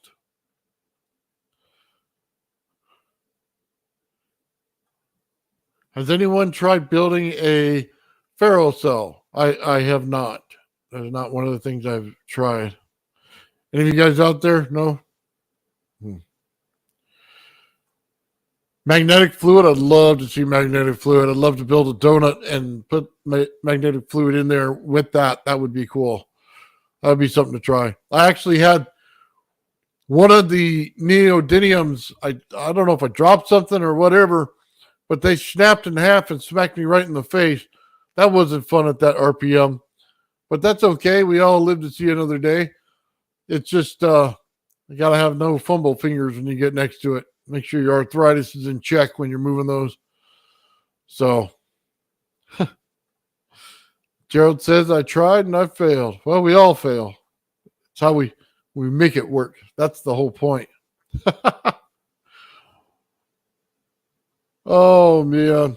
Okay, what else do we want to watch today? Ben, you getting anywhere over there? A little bit. I'm using the sound of the motor to kind of tune it to see, okay, so I'm in this range. If I go increase it 10 hertz, it's going to increase the output motor a little bit and spin it faster. So I'm trying to just tune it and find that range that way, because, you know, that's, if it's very tight, it could take a while to find it, but it is getting power, and it's like, it's right on the edge where I'm thinking about hooking up the multimeters in a second. I'm going to have to, just because it's so close on both circuits right now. You know, one thing I did do, guys, is I have one of those ball jars, a little mason jar like that. I drill a hole directly in the bottom of it. And the whole idea is I bought a vacuum pump. And what I wanted to do was spark it off with high voltage on the center of it while I put it under vacuum. So I think this week I'm going to pull that out and get it finished. But I think it'll be a really cool thing, because from what I've seen on the internet, it makes some really cool looking features in the plasma. So I think that's one of the projects I'm going to take on this week and finish it out. Since I already did the hard work and drilled the hole in the bottom of the jar, it's just sealing up with some silicone, giving it a couple days to harden up and be good, and then lighten it up, and hopefully that stuff doesn't burn off with the heat. But I think that'll be really cool to try. Yeah, I agree.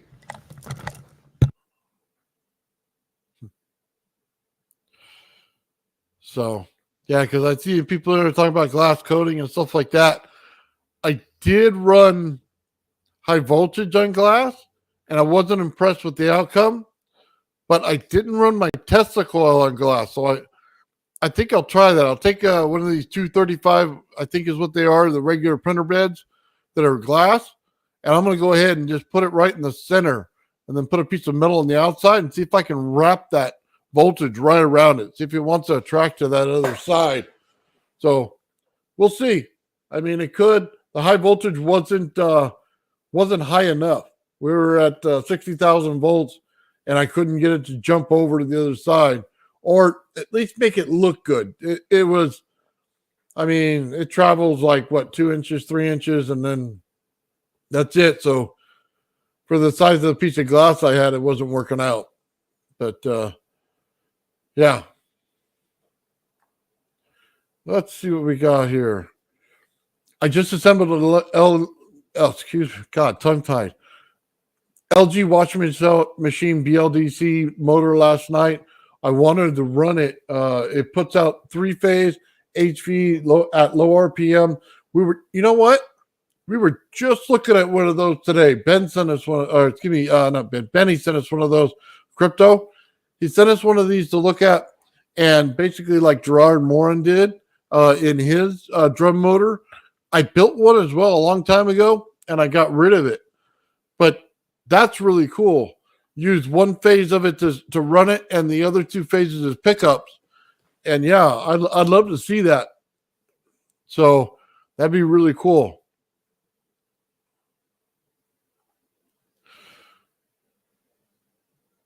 Yes. Yeah, you just have to watch out for those things. Sometimes I think you need like a little pickup there. I forget what they call them, but a little sensor to be able to tell you where it's actually at. Some of those BLDC things need that.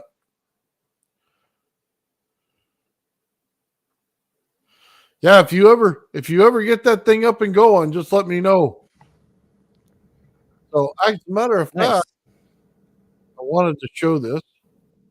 Oh, real quick, Nathan. I had a question. Go ahead. I don't know if this is anything, but I hooked up the multimeters, and I have the stereo amp on, but it's not like it. The gain is all the way down, right? So Okay. there's no power, but it's on. So there might be a little bit of tiny power. You know, there's a tiny spark, and the input multimeter is not picking up anything, but the output is picking up slight spike, just a tiny bit. So That's I don't know pretty if that's anything. Yeah, and it's not even the tone generator's not on or anything. So it could be nothing. It could be a miscalibration, but we'll see. We'll see. Well, yeah, just check your clippings and make sure that where they're clipped at, it's good. But yeah, you might get a little bit through it. You remember you're amplifying in the coil. That's the point of these things. Right. No, you're right. You're absolutely right.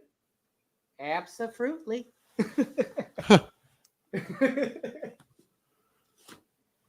Oh, I got so much tape around. I got tape on my foot. All right, here we go. So we left off around 5,000 kilohertz, or 5 kilohertz, 5,000 hertz. Sorry, and that's where I left off. Let's see if that does anything. Let's see. We got a slight increase in voltage. I see both lights on. Yeah, both fans on, both lights on. So it's very close. It's hard to tell, but we do have a slight bump in voltage. Right? And that's at 5 kilohertz. Maybe close to the range we're looking for. Nice. Yeah, I think we're close, guys. I think we're close. Hopefully. Good. It'd be nice to see it up and running. All right. I wanted to show something here, so give me a second.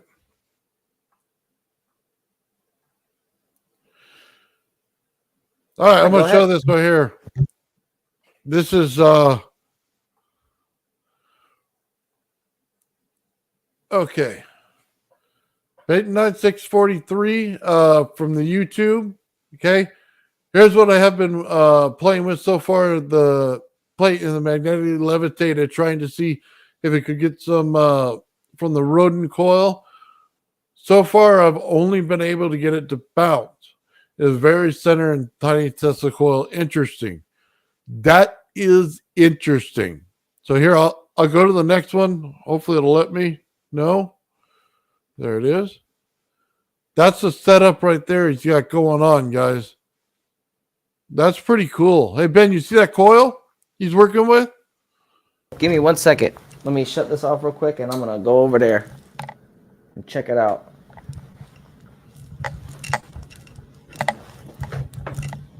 Oh, wow.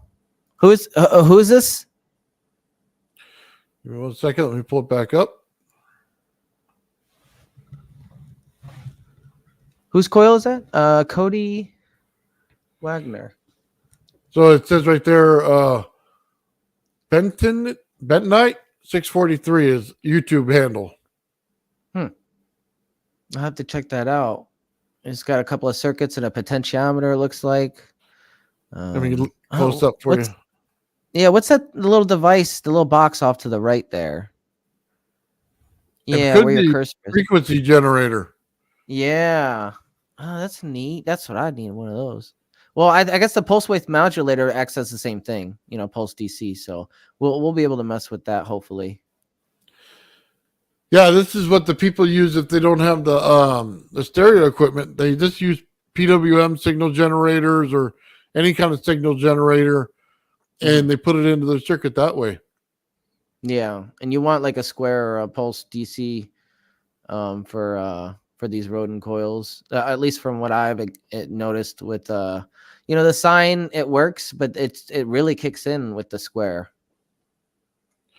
Yeah, he's got everything over there, man. He's got some aluminum in there. He's got his look at his coil. I like the way that coil is one of those round ones that's just wrapped on the outside there. Yeah, he's got a neat it's like a light interference or a light pattern. You know, the spacing is a little bit increased, but it's kind of how like my small little donut is. Like you wrap it and it's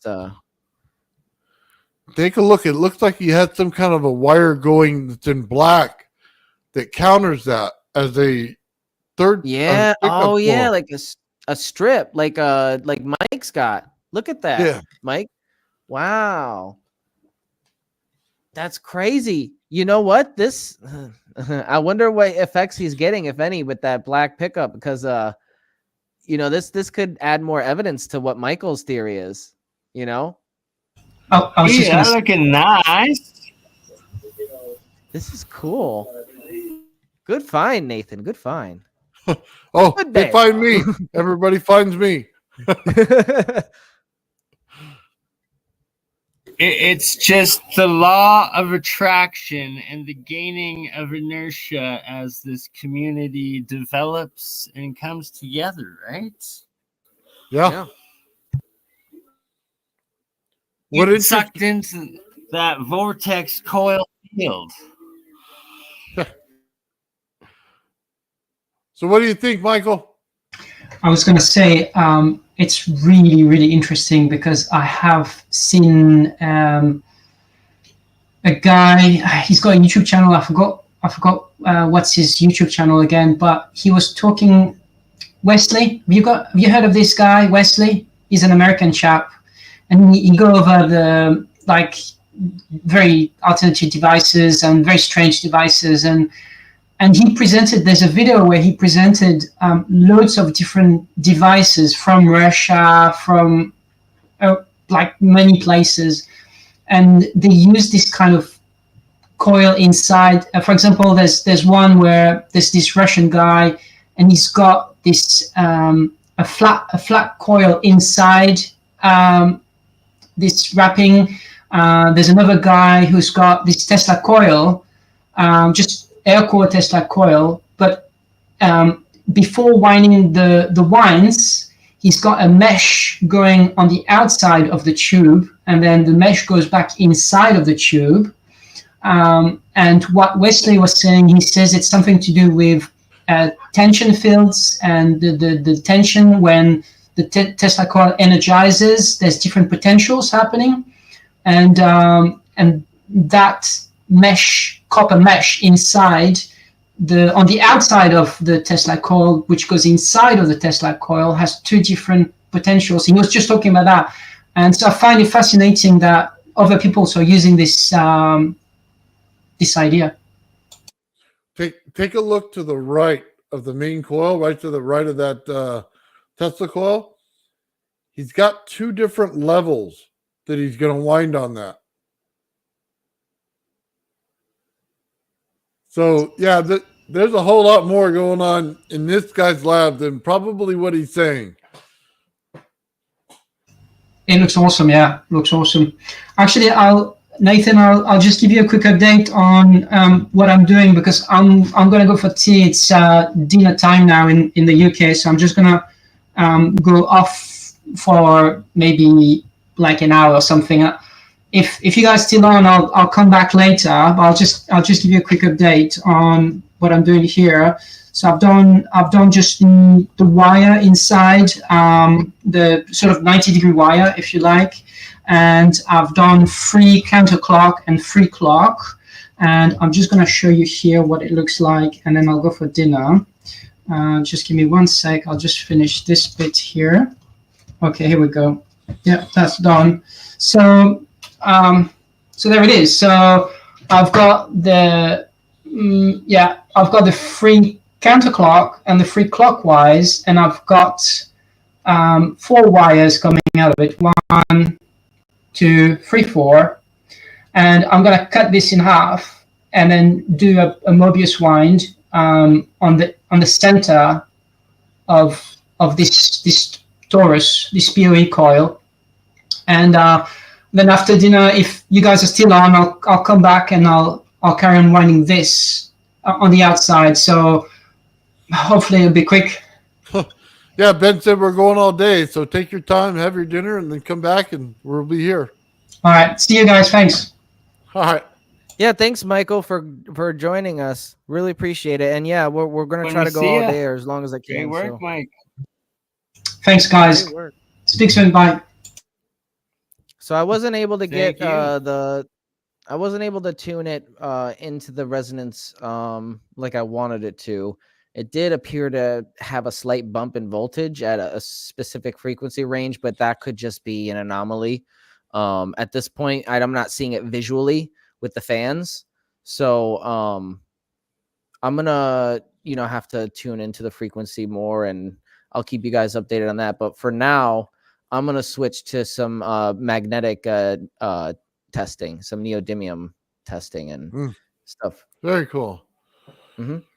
Yeah, we got to get you a pickup coil, Ben, because I think that's going to help you out and really seeing things. Yes, we do. Yeah.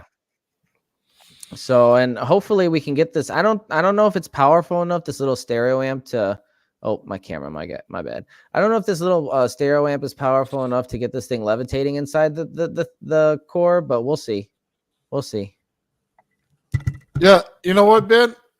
Honestly, best advice I can give you: find the nearest thrift store, pawn shop, whatever you got to do. Right? Go find one that you know is good and get it.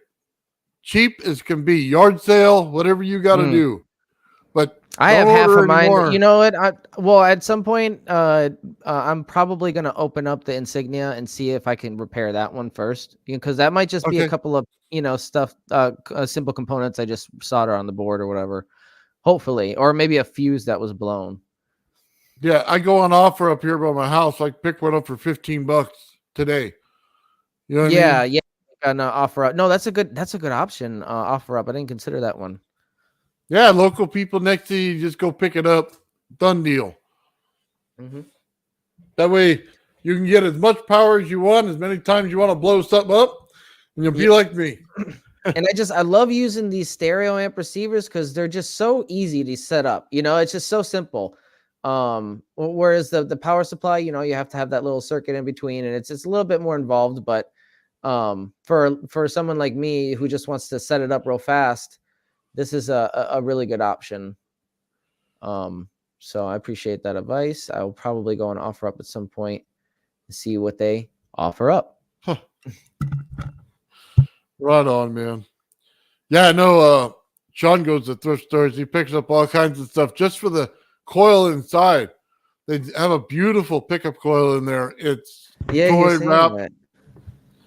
Yeah, I think I got one. As a matter of fact, give me 1 second. Let me take a look. I think. Okay. Just let me turn off my thing quick.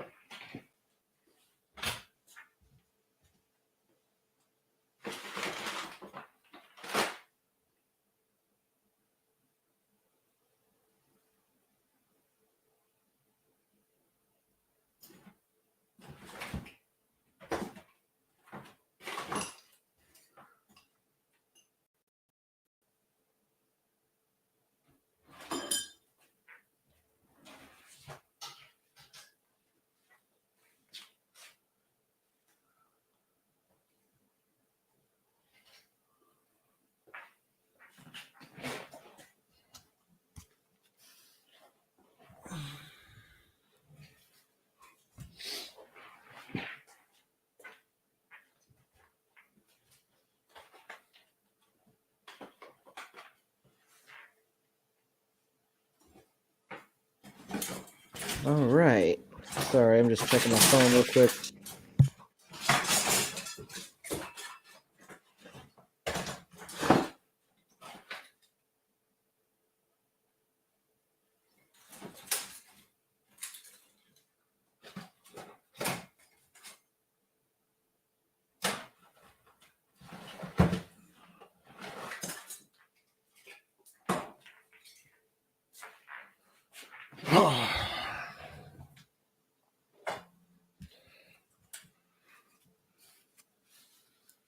I'm seeing double. I have a doppelganger.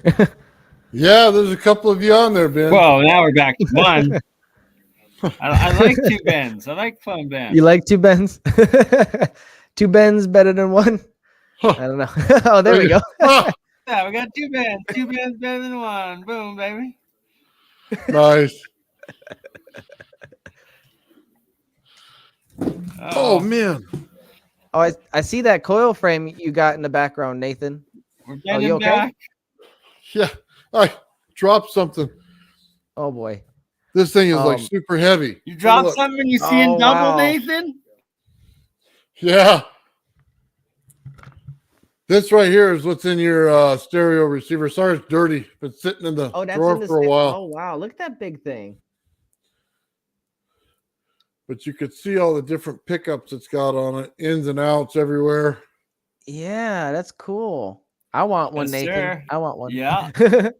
Well, if You your gotta make receiver can't be fixed, you make got one in it. Hey. So, yeah, this little baby here is awesome. Try one of those out. That's what Sean does. He goes and picks these things I up. got this thing. Would that work? No. Yeah, not quite. I'm kidding. No double bend. That will not work. It's a Yeah. it's a tape roll. Now he doubles it up.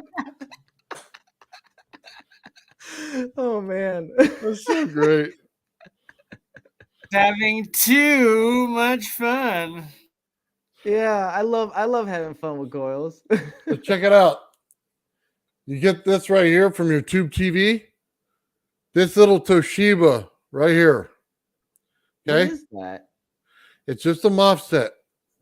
It's the one that yeah, it runs looks the like high voltage in your tube TV. Mm. That thing right there is 1600 volts and over 30 amps. Wow. So yeah, the price of those things is about 30, 40 bucks. But if you get a Yeah. tube TV for free, well, you get it for free. So Right. You just gotta be careful opening up, right? no, there- God no. No. I tear those things apart fast. Are you kidding me? There's just plastic on the outside. As a matter of fact, I've taken my hammer to it a couple times. Trust me, nothing's gonna stop me. No, from getting into this thing. You got to be careful. You don't want to shock yourself just because there's lots of other not as intelligent individuals out there. So you Well, I gotta didn't be say careful plug it when in. taking things apart. I didn't say plug it in while You you're want to doing show the it. piece again? No. You But just, see, you gotta let people know it can't be plugged in while you're doing this, or you will die because people are idiots out there. So don't work on anything if it's plugged in. You will die. Yeah, yeah. there was a guy who was I guess working on a power supply unit, decided he was going to repair it himself near where I grew up, and he killed himself because you touched the wrong component and that's it. It's a Yeah, don't touch them while they're live. I always turn stuff off. Don't get me wrong. I like to have fun, but I'm not stupid. So yeah, whenever I can, like definitely turn off the when you're working with the stereo amp receiver. Like if you're not directly. The problem is using it, when turn it we're off. in the whole of like the population of YouTube, of just the YouTube population, we're not the dumbest people in the room. There's a lot of people that are the dumbest people in the room that you gotta warn that it can't be plugged in, and even some things, even after they're plugged in, can still hold a very high discharge that you gotta ground them out before touching, or you'll get zapped and you'll die, which you don't want to do. Right. Exactly. Yeah, exactly why you don't want to work on power supply units unless you know exactly what you're doing. You're a professional. They got the big capacitors in the computer power supplies, and they hold a lot of, even if they're not plugged in, they hold a lot of charge. So you got to ground all that stuff out, if it's got a charge. And it's because of the capacitors in the circuits. The capacitors themselves hold a ton of charge, so they're always going to hold charge for a little while and not dissolve out into the circuit. How long do those large HV capacitors hold that charge for? I I don't know. I generally don't touch them for probably about 30 minutes, but afterward. And even at that, I put a well insulated screwdriver over the top to make sure that they don't have anything left in them. That's smart. Yeah. Rubber boots too. I imagine you have like rubber boots or something you probably wear. Yeah. Microwave components I wouldn't play with a whole lot. Those generally are what's killing people. The transformer in The them. microwaves. Yeah. Because people They're don't easier- understand the power they're putting into them. Yeah, there's safer ways to create plasma, everybody. No, generally the way it's pretty safe is a ZVS. You just, you know what I mean? It's pretty safe. Everybody can do it and have a little fun, Yeah. But a lot of people, the best thing to do is never just set it on your table. Go ahead and put it in your insulated case and stay away from it. Yeah. With all that said, I never do any of that, but that's because I've been playing with it too long. So for all of you out there, don't do what Nathan does. It's a bad example. So 2.4 hertz. Yeah, getting into those lower frequency ranges that has some really interesting effects. I'm not able to go below 1 hertz, but I'd like to go into like those microhertz ranges and see what happens, Yeah.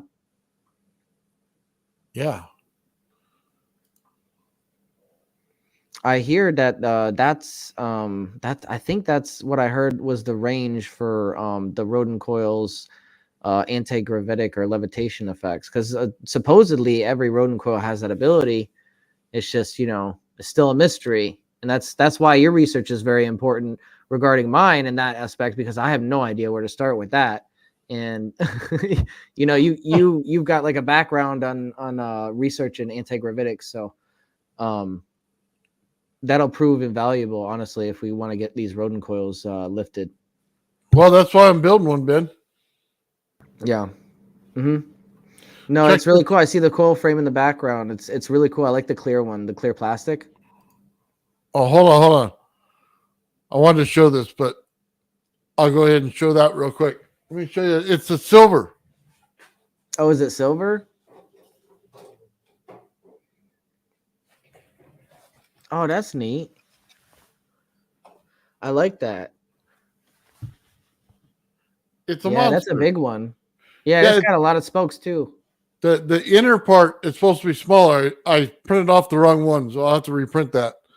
But it has these inside, Ben. It was the exact one you were looking at last week that you were checking out. So these. Yeah. It goes inside. Oh my God. That is dude, Nathan just brought this Rodin coil frame to the next level, ladies and gentlemen. So, and then that the other is side, so cool. It goes right on top. So you're going to have a coil inside of a coil. Yeah, that's so cool. I can't wait. I can't wait for that one, dude. I can't wait. Well, if I'm going to jump in, I'm going to jump into the deep end, I guess. Apparently, that's the way it works. Hey, next on part 2 of our workshop for Rodin coils, it's going to be Pimp My Coil, and you're at the top of the list right there for winner. Oh, I'm dropping stuff again. All right. But yeah, we'll do a Pimp My Coil. We'll do a workshop where we kind of like pimp our coil. Spray paint our frames and make them look cool. Get different colored wires. Yeah. Well, I just used the different PLA on that, so it worked out pretty cool. I like it. Good work, man. Good work.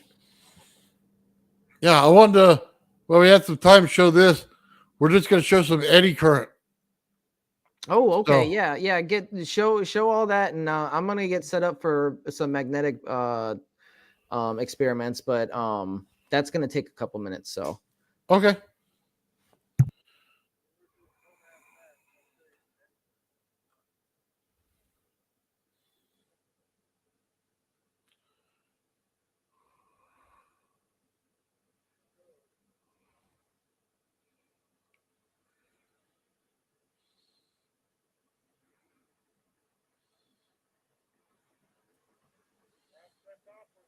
Baby spin.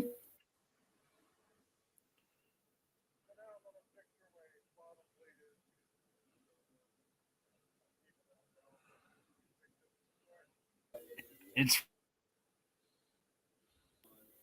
rather mesmerizing. So it's so cool, man, because it's strictly just a top plate. It's making the whole bottom plate go. There's no power in the bottom.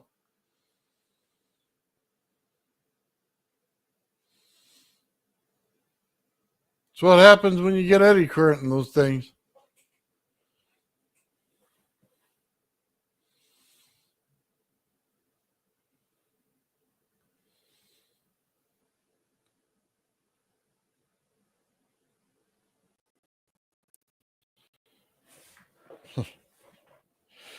Yeah, it's not so much the balancer. It's just that I had built these for the first time, and this is a while back.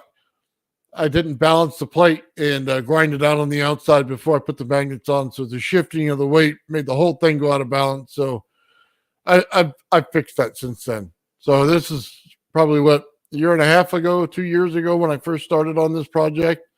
So, by the way, those coax cables, absolutely brilliant on high voltage.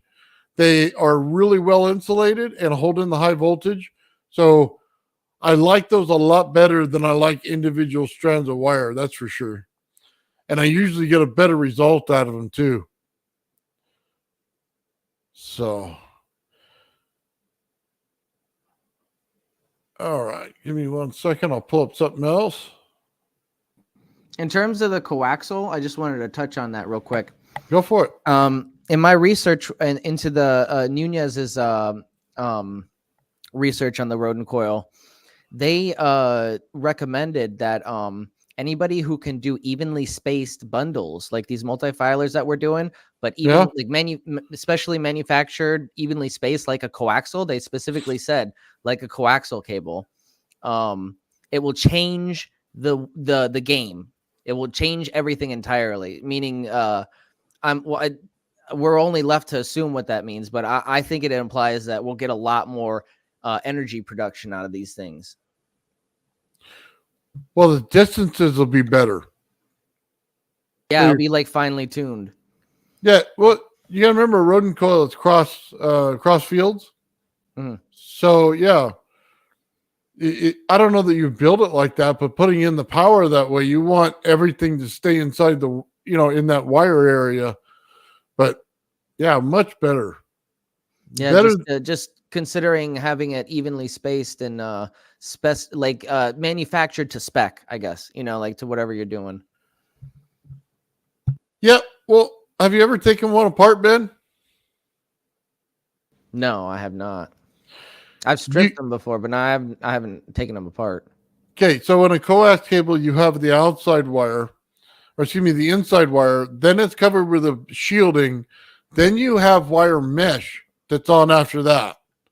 The exact same pattern that you would have on your Rodin coil. Oh, that's right. Oh, So yeah, with the interference pattern. Yeah, wow. Yeah, it basically has the same thing. And yeah, I don't know if you want to strip off the outside insulation or not, but you do that and then put it on your frame and see how it does. It'd be a cool experiment, that's for sure. Yeah, that would be cool. So it'd just be a pain to get off that outside wiring thing, but that would be a coil inside of a coil on a coil frame that has two coils that counter cross. So that's a mouthful, but there's only a handful of people in this world that can keep track of that train of thought. But unfortunately, I'm not one of them. No, I'm kidding. I'll have to print out that same print that I think I did for you. I got a bunch of coax cable. I should just peel off the outside insulation and just run it and see what it does.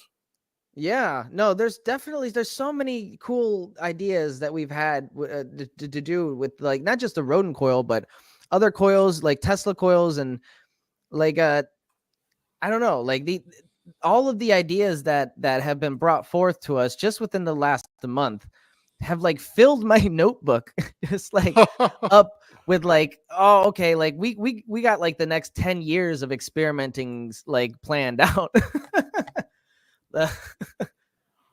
But we have no shortage of experiments to run with this thing. There's so much going on with these coils. There's so many different things that you can do with them, and that I plan on doing, like making it a speaker. Supposedly, they have very unique 3-dimensional sound properties where, and I've experienced this before, where you hear like a vibration coming. It sounds like it's coming from one place, but it's coming from the coil, you know? Yeah. Like, is that my fan? Is that the fan making that noise? And you unplug the fan and it's still going. I'm like, no, that's not the fan. That's why it's important to check everything. That's for sure. Okay, I'm going to show that real quick. Yeah, go ahead. There it is. Oh yeah, I remember now. So as you can see, you just got the solid wire mostly in the center of these when you buy them, and Yeah, on the outside they got the interference pattern. Yeah, that's so cool. Now that actually makes a lot of sense though, when you consider like the geometry playing the important factor, and whether you're, or what shape you're forming a field, you know, and if you're insulating it or if you're amplifying it. Yeah, it would be a lot faster winding it without, because you don't have to go in and wind it outside and spin it. The only bad thing is that shielding sucks. So they're going to have to sit there with a razor knife and just slowly cut it off without interrupting your pattern on the inside of it. So, Right. Huh. Yeah. But no, that's cool. So are these cables are already in series, or are they in parallel? they just wire them as one big mesh on the outside, Ben. Just one. No, I'm talking about the core. These little tiny strands here in the center. It looks like there's a bunch of tiny ones in the middle one here. Yeah, I've You can never take seen apart. the ones where they have the strands in the center. I've only seen the it's usually solid the ones. core. Okay. I've yet to see those other ones. I'm sure they make them. I have never seen them. Okay. So that this would act as basically. I'm just trying to kind of trying to picture in my head how I would configure it. I'm sure there's a way. Yeah. I don't know. I really don't know. It would be like one It would mesh take some wire. tinkering. Yeah, it would take some tinkering.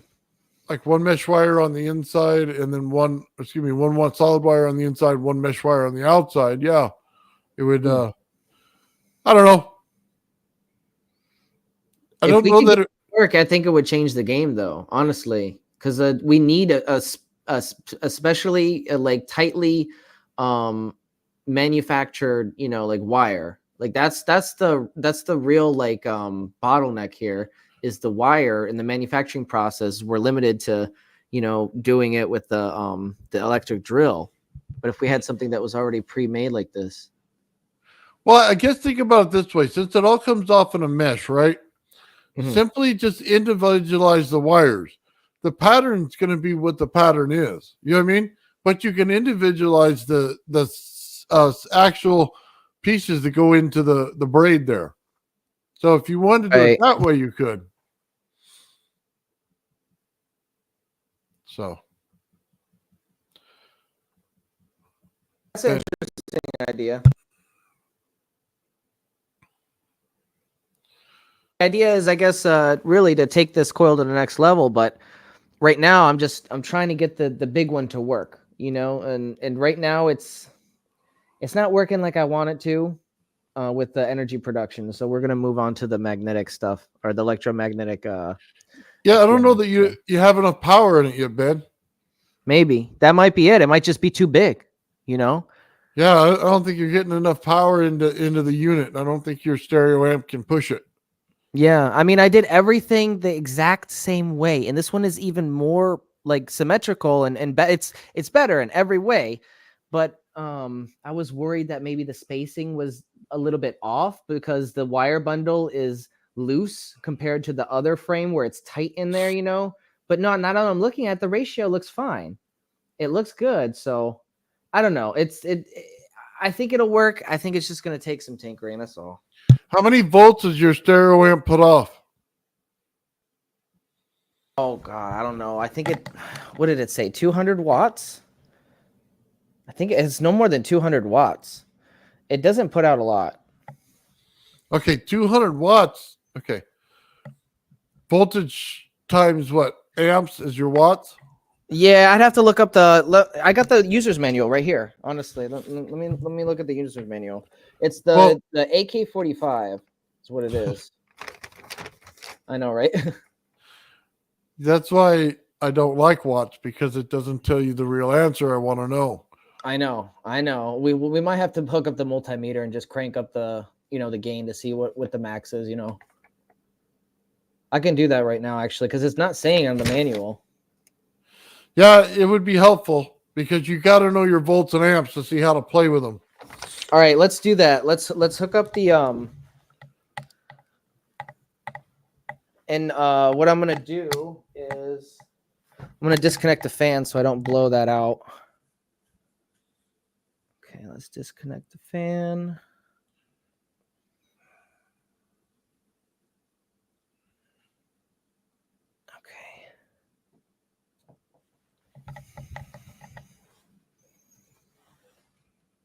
Okay.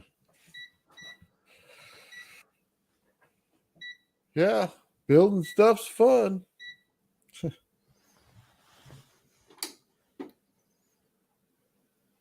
Get into all kinds of wild stuff here.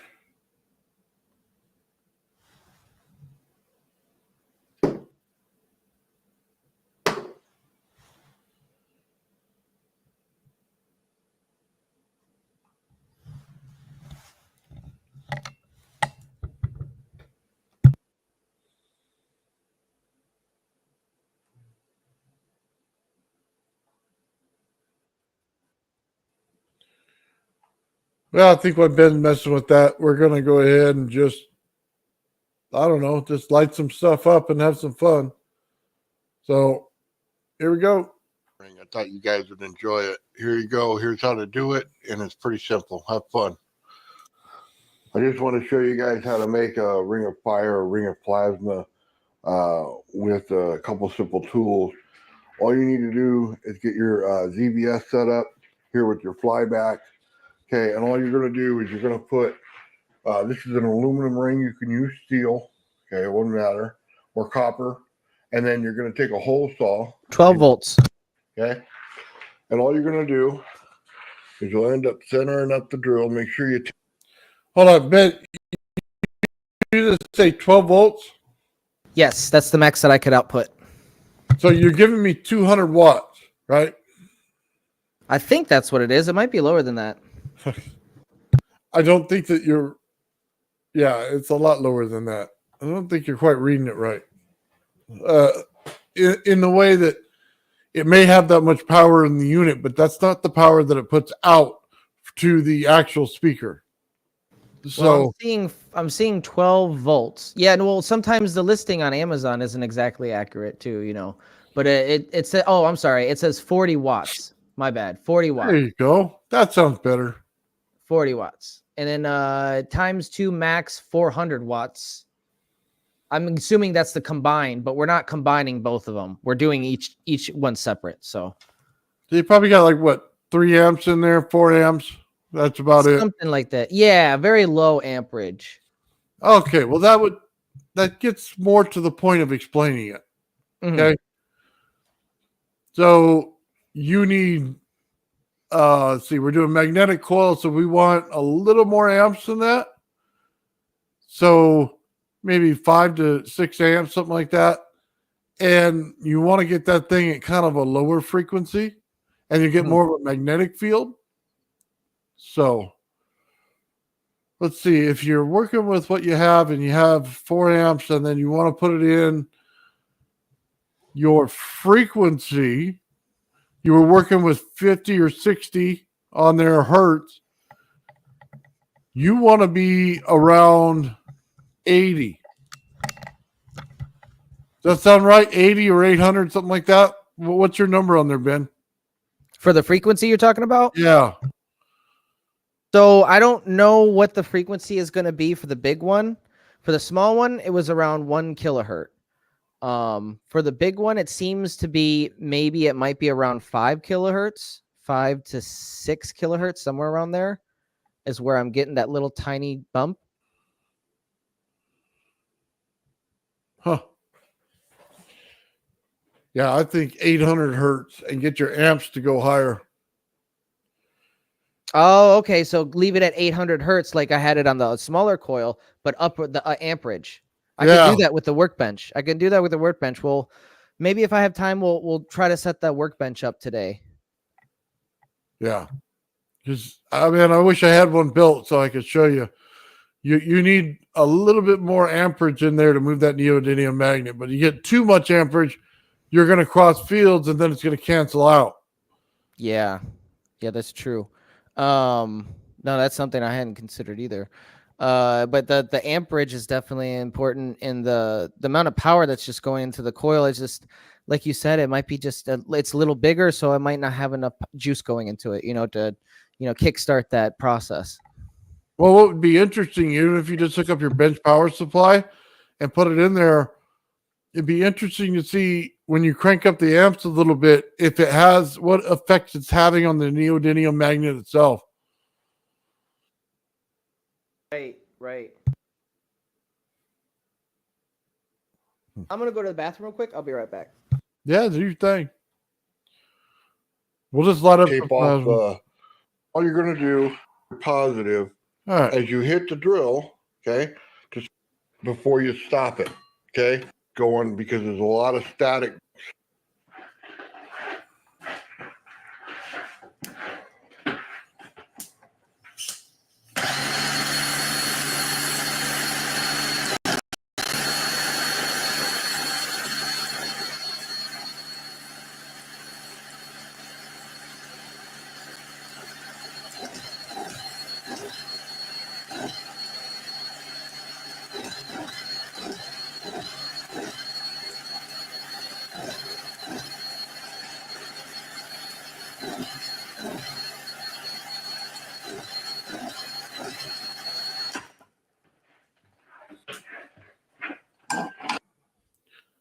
Just so you guys know, on doing this, there is a ton of static electricity all over that drill. Okay, it is producing a bunch of it. If you do not pull the drill out of that ring before you stop it, you are getting shocked. An absolute fact. It's going to happen. It did it to me a bunch, right? So you're just seeing the plasma going around there. The cool thing is the color of it. There's a lot of amps, so it would generally go white. This is a little more purple, so it was going down from the spectrums in light. Generally, it's a higher grade purple, and then the more amps you put in it, it gets a lower and lower grade, so it goes towards of a pink, then it goes down to a white. It goes to yellow before it goes to white, and it just shows you what you have in your voltage. So at first look, if you've been doing this for a long time, you'll know about how many amps are going into it. And that one right there, I don't think I had more than 4 or 5 amps in it. And the voltage was 40,000 volts is what was going through that thing. So, yeah, it's pretty good on that. But it should show you something. And then the static electricity just gets you every time. So none of this stuff is grounded. So the static will continue to build up on all this stuff. Yeah, it's a shocker. You can make a highlight reel of all the times I got zapped, and just walking by, I get zapped on some of this stuff. And yeah, you have to shield everything, do everything. The circuits are better to put in a little Faraday cage. I have a little mobile Faraday cage that's set over top the circuits as I run them sometimes if I'm running really high voltages in there. And say I got my voltage multiplier circuit connected. Yeah, sometimes I run a little cage around them. So, salvage parts episode. Yeah. You know what? I might do that. I might just literally take one of these TVs. I got 2 of them that I might find here real quick. They were pretty cheap, and I might just go pick them up later today. But, yeah, we could definitely do some salvage parts stuff on that and show you what's in these things. Because a lot of the components we reuse for everything in high voltage or in the project like Gerald does on his channel. There's a lot of circuits to be had out of there for, couple bucks. People just try to get rid of these things. So luckily I don't do salvage part return. You know what I mean? People will be turning them to me all day. That would be hilarious. I should put a sign out in my front yard. See if they donate their TV to me so I can blow it up. So.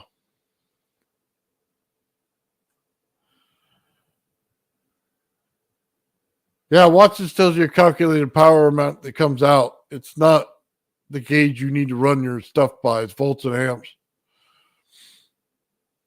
Yep, episode for the future. I absolutely agree. That'll probably be on the Wednesday show, man, when we go to do this stuff. Oh, hold on. I'm pushing buttons here. Okay. Yeah, hey, Sean goes to the thrift store too. Don't ever underestimate that guy. He knows where to pick up the good stuff and for cheap. So thrift store is where you get the good stuff for like the fraction of the price. It's the only affordable place. That's right. It's thrifty. I'd go right now, pick me up a stereo amp and have one of these things going. Dude, I can't wait. By next week sometime, I'm going to have my coil up and running. I'm going to start doing a bunch of tests on it. So that's going to be cool, man. Because then I can start talking to Ben on Ben's level, do every test he's doing. And, work it out with him. Yeah, no, that's going to be awesome. We'll be able to collaborate on the coil, the collaboration of the coils.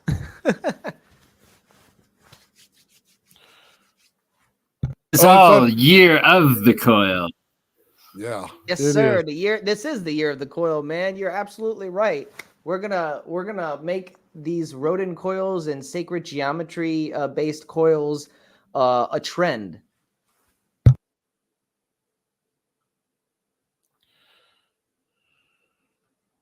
So I'm going to bring something up here for you guys. I just want you to see it because I love validation, man. So let me pull it up. No, that's not the one I want. That one is the one I want. Coils are cool, man. Anybody who has the ability to make one of these coils, I suggest they do it. Changes the overall amount of voltage and amps in the circuit. So, guys, big shout out to FlameJet51. We have an awesome validation video here for you. I'll go ahead and play it, and then I'll play the original video. If you're not already subscribed to this guy, I'll leave a link in the description so you can go ahead and subscribe to him, guys. He's got some amazing stuff coming out, and I hope you enjoyed this video of validation that he did. Hey, hope everyone's good. This is a video in response to Old Man Builds. Nathan's got a good point there. So let's take a look at what we've got going on here. So cruise over here, right? So you notice what's happening here, right? You see how the frequency is changing, right? We have response there. Now let's look over here, right? So we initially dialed it up to 12 volts, but you can see we're just under 4 amps a draw, right? So when we actually change the pulse width, check this out. See that? See how the amps start dropping and the voltage rises, right? It's an inversion. All right, we'll go the other way. Notice the amps are rising, voltage is dropping, right? There's your duty cycle action. I haven't adjusted the voltage at all, okay? Now when we look at the frequency, what happens this time, right? As I go up in the frequency, the amperage drawn goes down, right? And there it is, you hear that? That's what we're talking about right there. He's totally right. There's a 5-to-1, okay? As we know, everything is connected. You know, you can't just change one thing and expect to get something, you know, isolated. Everything changes and moves with it. All right, so we're also looking at the actual resonant frequency of the flyback system itself, right? So I'm changing the pulse width. You notice we've dropped the voltage, right? There's a raise in amperage. Pulse width down, right? Raise in voltage, drop in amperage. See that? Now we're increasing the frequency. Now we're decreasing the frequency. Now you hear that, right? So we're coming out of the ultrasonic range. Right, and this has a lot to do with the resonant frequency of our flyback, right? So everyone's slightly different. You got to kind of find your zone. So look where we're at right now. 8 grand. Right, let's take it all the way. Right. So you see that now we're way high on the amperage, right? So we'll change the pulse width. Yep, wrong way, right? See that?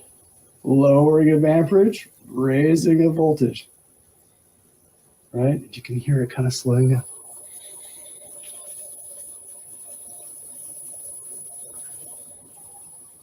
So yeah, highly recommend checking out Old Man Build's video on this particular subject. There is a lot going on, right?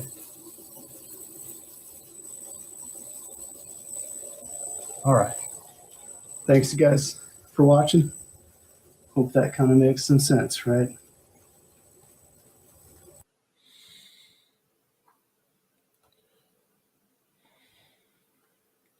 So a big shout out to FlameJet 51. Thank you for that. You know, a lot of times, guys, you think it's just volts and amps that you're putting in, and you're going and writing it down on your paper and saying that's where it's staying. It absolutely does not stay there. It will change on you all the time. The watts won't change. That's why I tell you the watts lie to you, because you're going to tell me, you know, there's so many volts and there's so many amps, and then you're going to tell me a watt number, and then the watt number will still be correct, but my voltage and amps change, so my multipliers change. It's completely different of what you think it is.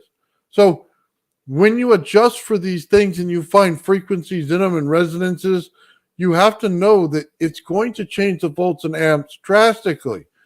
I mean, you go to your meter, and if you're changing 5 amps or 4 amps or 2 amps, it's going to make a difference. And it's going to change the heat in the circuit. It's going to go from cold to hot as soon as you add more amps.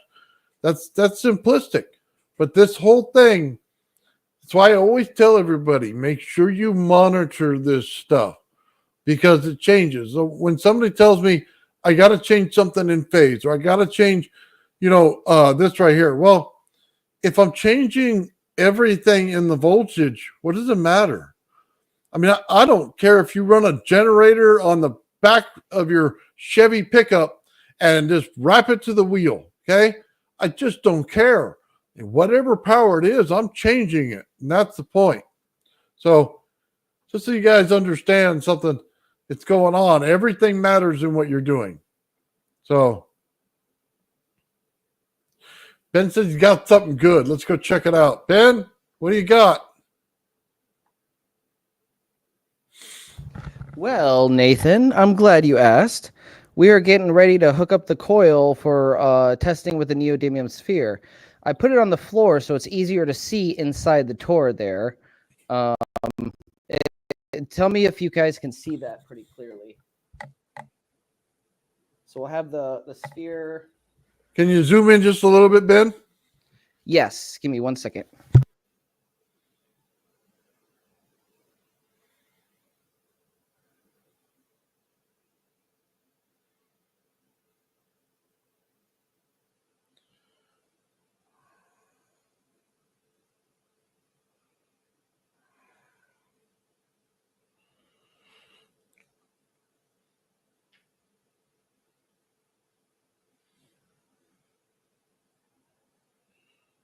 All right. No sound. Yeah, I don't know he's saying anything. We told him to zoom in. I think he zoomed in on the chair.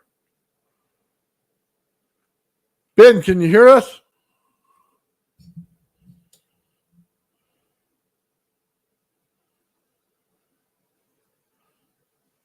Yeah, okay, here we go. Now we got the right picture again.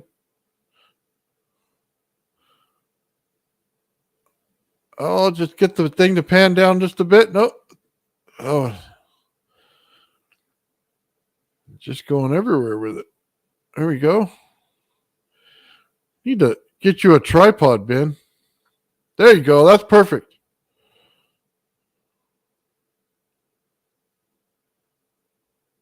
Nice. All right. Now we can see it.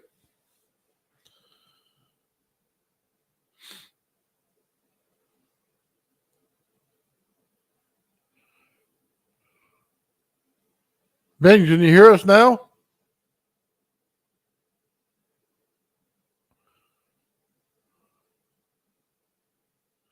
All right, we'll give him a few minutes to connect this thing up. Looks like he had to disconnect it to move it.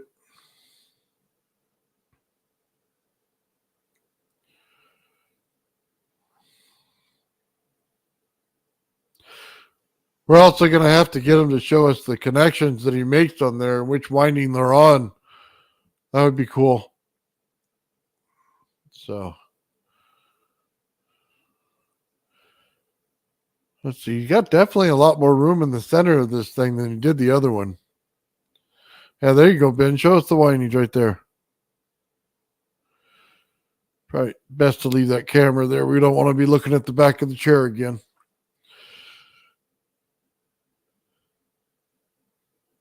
He should put his logo on the back of the chair. That'd be cool. Just having some fun, guys. We're waiting for this thing to be set up.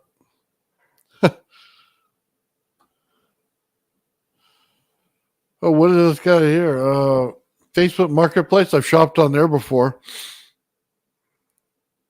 Rear projection TV. You got 3 flybacks. But that's the big one, right? Like the gigantic box one. Here we go. Just salvage one shot. Nice. No, Ben, it's not making any sound. I don't know if your mic's on. Is it me?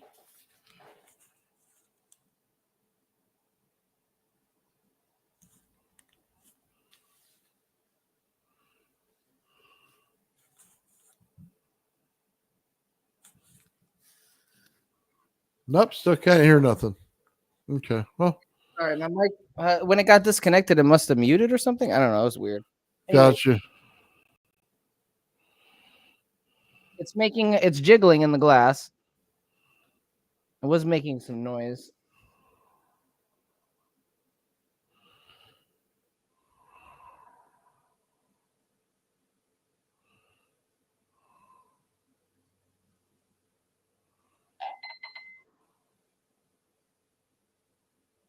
Let's turn down the treble a little bit. I have it all the way up, and I have the bass all the way up. So let's turn down the treble.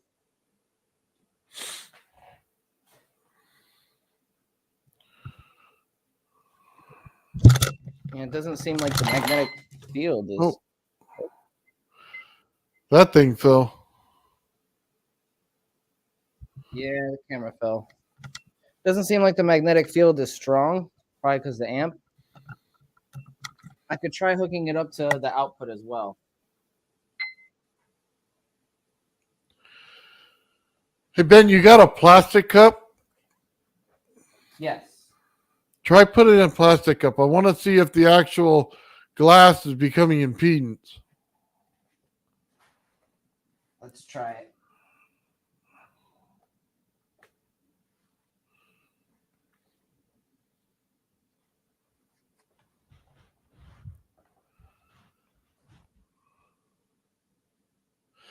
I believe it's AC that comes out of these things, or it's a sine wave, I should say. It's definitely jiggling. Here, let me just show you. Like, it's definitely got a magnetic field. That's what I thought. You don't have enough power to push the big one. Yeah, exactly. That. I think you're right. So I'm gonna hook up the output channel as well, the green and the yellow. You can see that down here. And I'll hook Okay. that up to the left channel where the reference circuit is normally hooked up on the stereo amp receiver to give it a little bit more juice. Okay.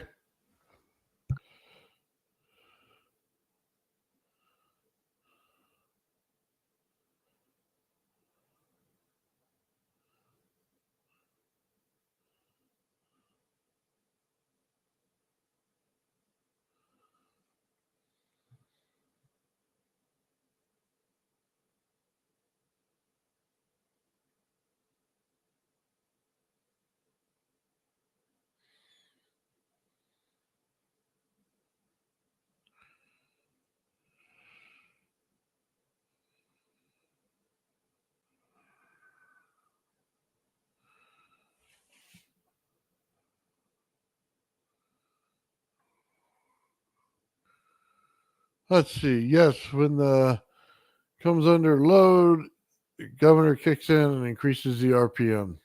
Nice.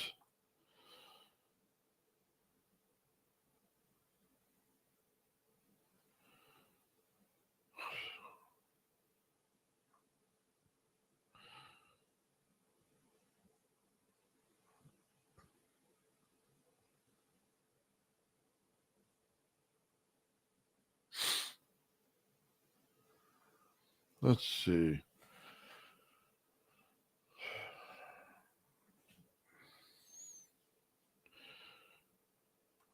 Oh, he's trying to solve hello goodbyes problem. Okay.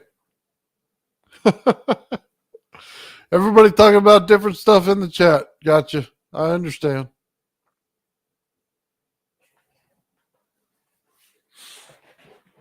That chat life, yo. Almost done. Just got to make these quick connections real quick and plug it in.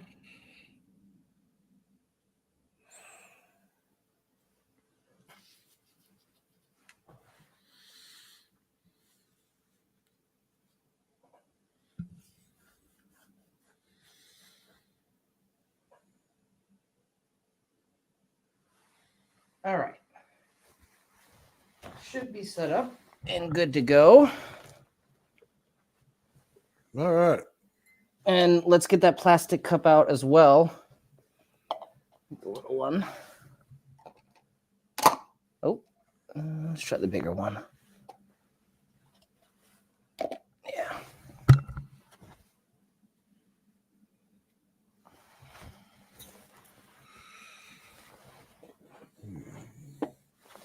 All right, we still have 7.83 hertz pumping into the system. We're increasing the gain. It's jiggling. Jiggling. Let me zoom in.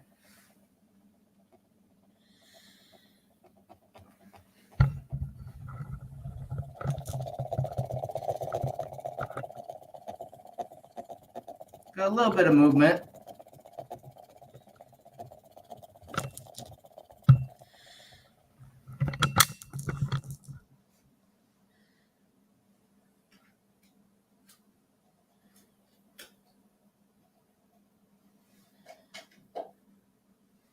I'll try switching it to the glass now, see if I notice any difference.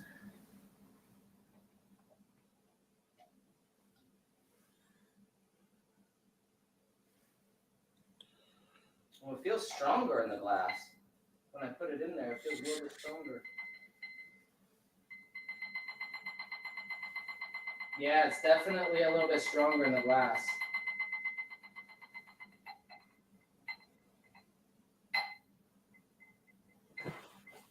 At least it feels that way. I don't know. It's hard to tell. It just feels that way.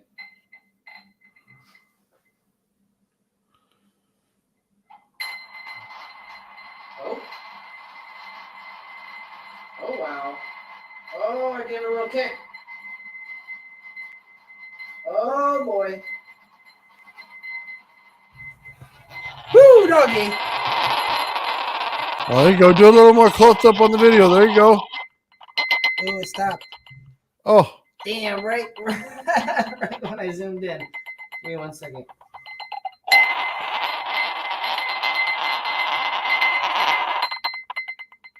So There we yeah, it's go. probably just got not enough power, but yeah, it's spinning.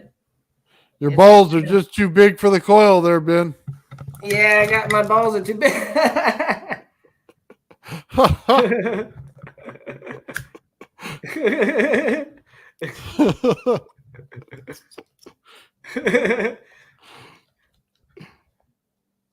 The Big Man Oh. Balls Club. Oh my God, that's hilarious. Let's see if this works. Is it gonna shift on me? Keeps on shifting. Well, at least we got it spinning with this coil. That's cool. Yeah. It seems like, I mean, in theory, the geometry is more symmetrical, right? So in theory, it should. Let's see. It's still.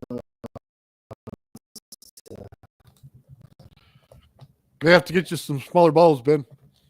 We'll get you a better stereo amp.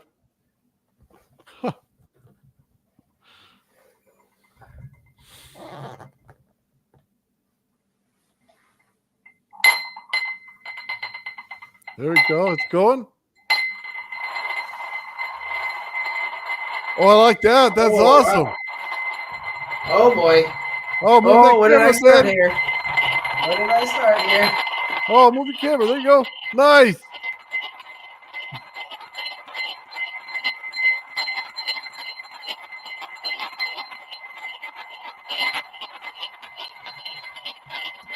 There we go.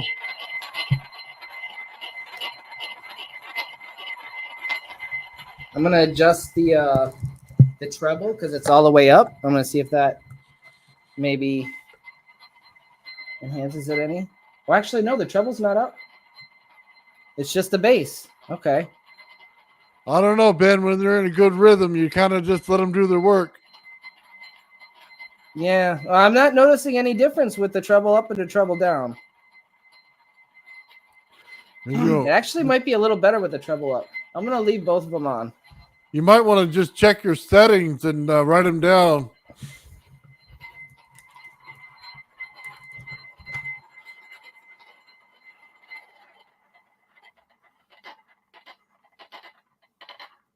Oh, no, you.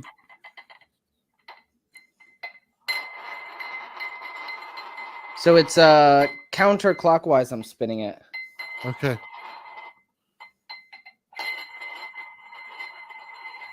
There you go.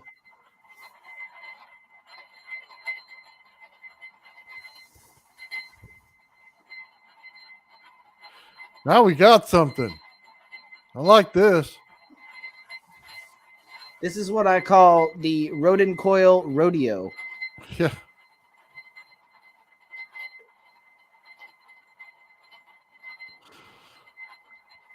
So it's not fast enough, or it doesn't have enough juice to actually synchronize, though, which is unfortunate.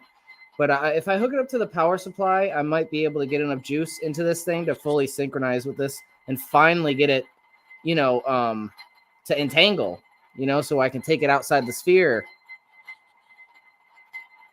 I mean, you take this thing, if it's spinning, you take it outside the sphere and you feel it. Like I feel it right here.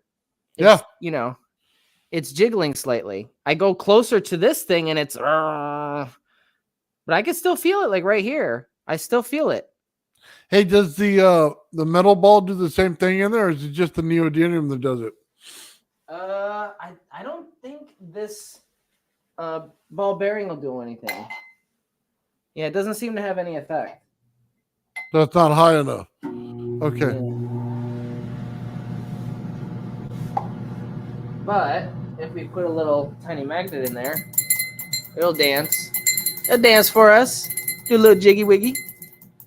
Oh, change the camera so we can see straight down on it.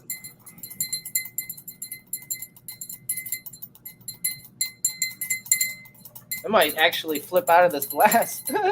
Well, it's cool the way it's changing angles on you. Yeah. Oh, did it flip out? Yeah, it flipped out.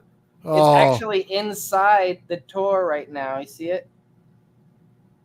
On the bottom. And just a little tip for everybody. I like to put like a little pan cozy on the bottom of whatever I'm putting the Rodin coil on, just so it gives it a little protection and comfort, so you don't scratch anything.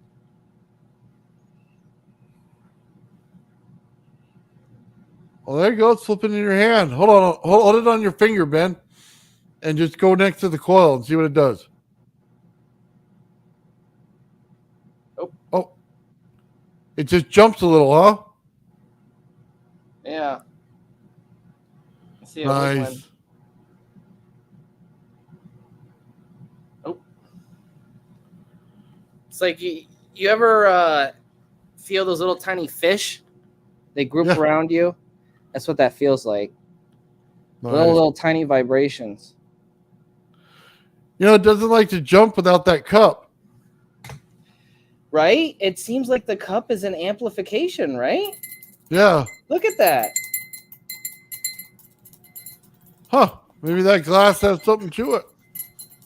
That's what I'm thinking. I didn't know at first, honestly. But this is more evidence that make me think maybe glass is an actual amplifier of this aether energy. Or concentrates it or something. Whatever, it interacts with it in some way. It might be resonating the frequency inside of it. Yeah, that too. It could create a cavity. I mean, it is a cavity, but yeah. Any number of things. I have no idea. Your guess is as good as mine, I guess, at this point. We really don't know. Yeah, he says try it in the plastic cup with the same magnet. Yeah, let's try it. Let's see. That's a good one as a control. Oh, it just flipped out. I got plenty of these little things. Here's another one. All right, let's try in the plastic cup. That's unlike the plastic cup. It flips around a little bit, but it's like it's not as powerful. It doesn't. I don't know. Is that what it seems like? Might be the angle. Yeah, it could be the angle too, because of this handle.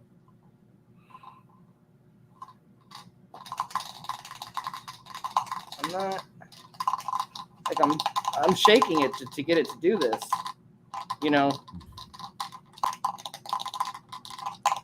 I got a little tiny here. I got a little tiny shot glass. Let's try this bad boy. There you go. All right. Yeah. Wow! Look at it go! Huh. Look at it go! I don't have to wiggle it or nothing. Dude, Nathan, this might be something. Oh, it just, because it got too low in the coil or the wrong angle. I don't know. It seems like it's more powerful though.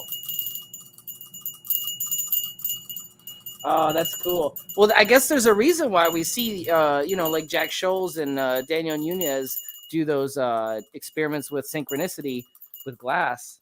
I always see them holding the glass, no other kind of container. Well, that's cool. Yeah, if you guys ever do this experiment with the neodymium sphere, please wear safety glasses and at least thick gloves, because when it starts spinning really fast, like mine isn't spinning really fast right now, but if it was spinning really fast, I put on my thick gloves just because sometimes these glass containers can chip.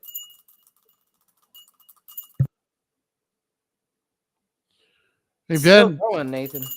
do you know what the glass is made of that you're using? Oh, I got a tag on the bottom. It's all from the same. I think it's all from the dollar store.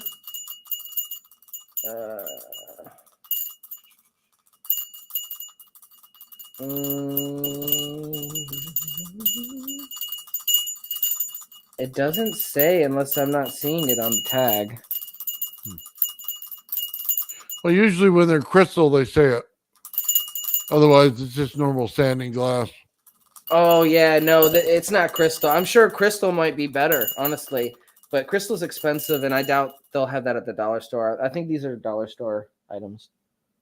Well, you never know what the dollar store gets. It's just That's overstocked goods. That's true, too. I didn't consider that. But,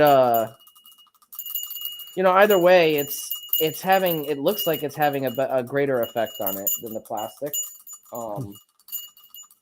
Oh, here's another this is the top of my screwdriver thing. This is a little bit smaller of a plastic container.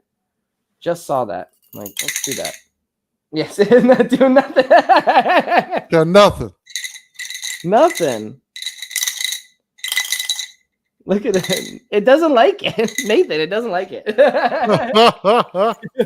likes the glass. There you go. Well, now you discovered something. That's awesome. That is cool. I love working with these coils. You find This is called real science happening live. Yeah. This is Oh. neat. Now put your big ball in the I can't even say it. In the little glass cup. I put the big ball in the little cup. Get them old man balls in there. Oh. Hey, that's what we needed Mike for. Mike's got the old man spinning ball. Yeah.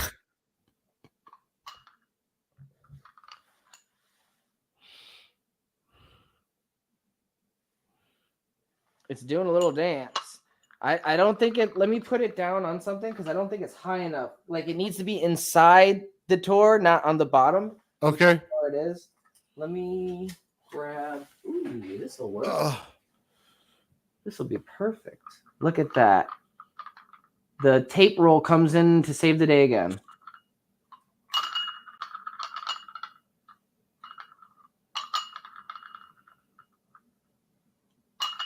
Oh, get it steady. There we go.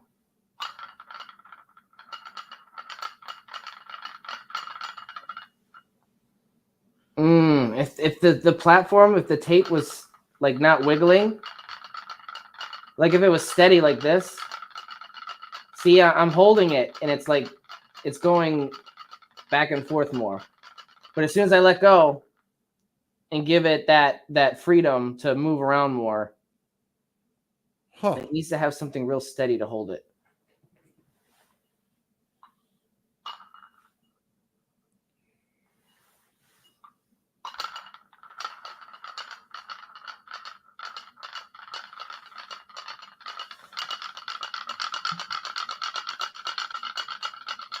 Come on, baby, dance for me. That's right. Don't be shy. He's doing a little jiggy wiggy.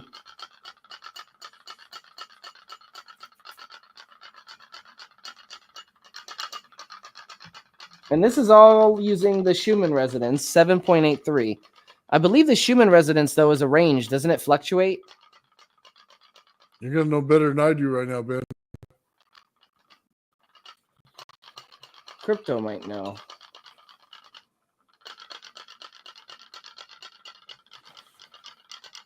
You say Schumann, are you saying shaman or are you saying Schumann? Schumann. A person. Yeah. The Schumann cavity is the cavity, the magnetic field around the Earth. So I use I use 7.83, but I think it's a range that fluctuates between a small area around there. So I mean, maybe switching it depending on the time of the year, perhaps. I'm gonna try switching it though to, let's lower it to 7.8.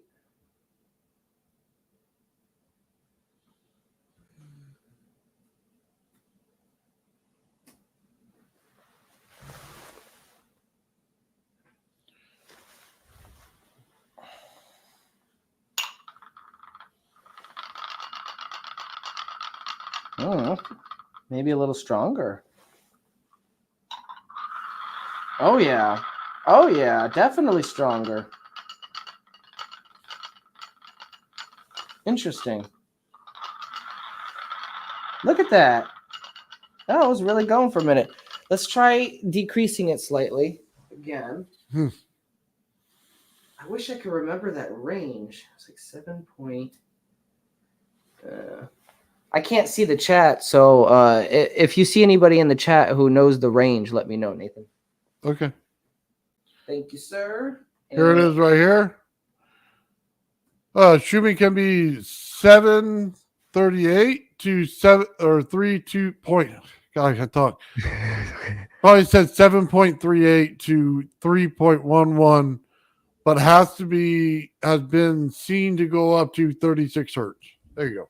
All right, couldn't get that out. So it goes all the way down to 7.38, huh? Yeah. Yeah, let's kick it down to the bottom and work our way up. That's a good start. All right.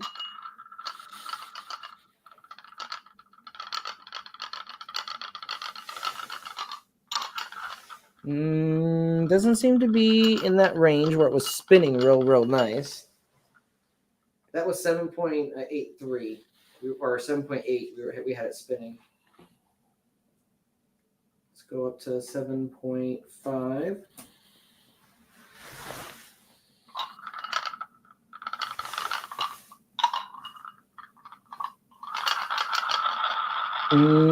Started to spin a little bit. Okay.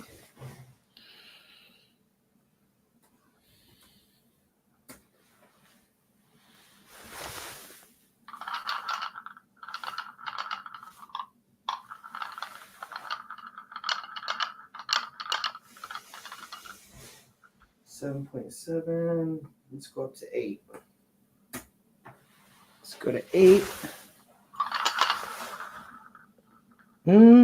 We might have topped off at 8. Put it in the bigger cup. Yeah, let's try a bigger cup. Okie dokie. Okie dokie, artichoke.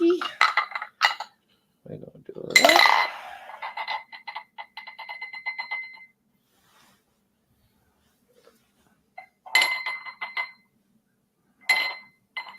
Okay, so we're at 8. Let's go back down to 7.8. We saw it kind of go a little bit faster. Oh yeah. Oh yeah. There you go. You just needed your balls cupped properly.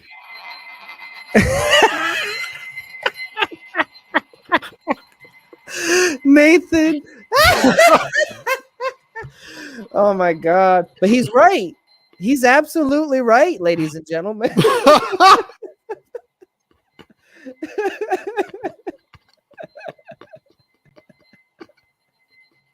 Look at that thing. It's still going. Oh, I love it. Nice. Come on.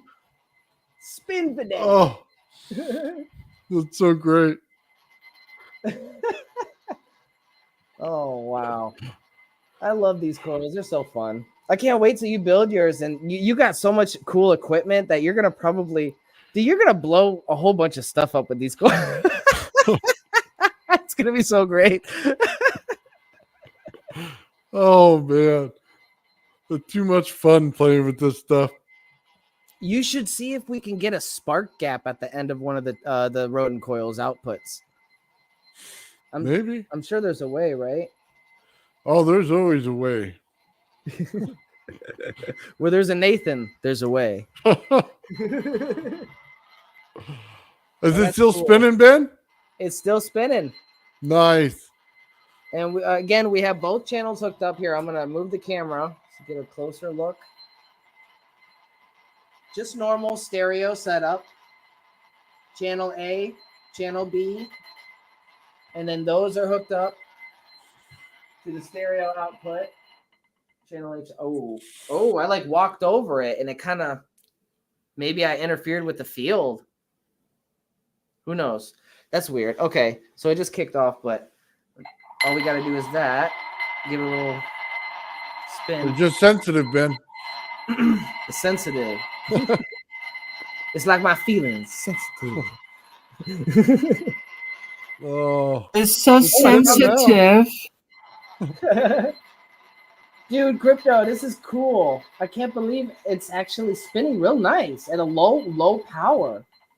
Soon you're gonna have her just floating there spinning. That's what I'm hoping for. If I hook it up to this little power supply and I do it correctly. Honestly, it's not. The hard part is tuning it for frequency over Unity production, but to do this to magnetic synchronicity, I don't think it's going to be that hard. Because it's just, you find that perfect resonance, which is, it appears to be, the Schumann resonance. and we just apply more power. That's all.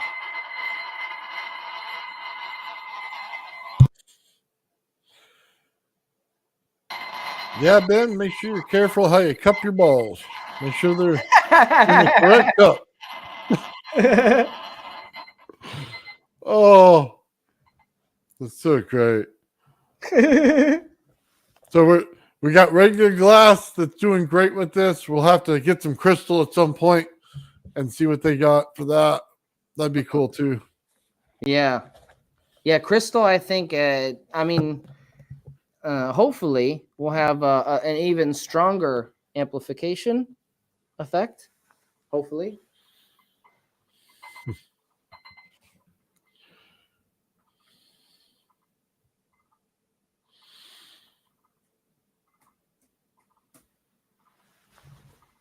Okay. Oh, did not change. Changing it back to 7.83. It was at 7.8 hertz.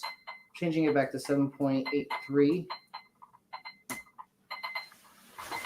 I think that's going to be our sweet spot, to be honest. It's always been my go-to number for any of these tests.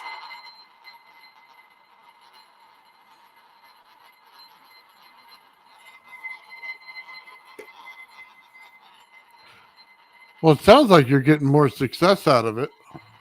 Yeah, I think 7.83 is going to be our sweet spot here.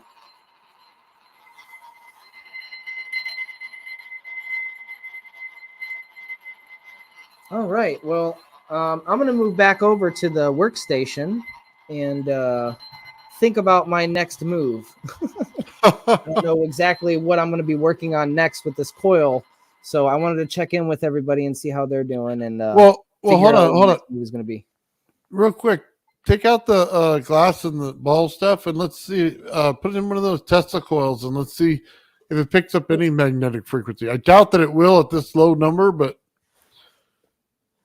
you never know. So what am I looking for here? I put it in here. Do you have any lights or anything? Just like a normal LED? Like a fluorescent? I have the fluorescence that came with the Tesla coil. Where did I put it? Try any of those. I don't know if it's going to be high enough, but it'd be good to know, if it does anything. Right. Interesting. Let's try it. Give me 1 second. Hope I don't knock this crap over.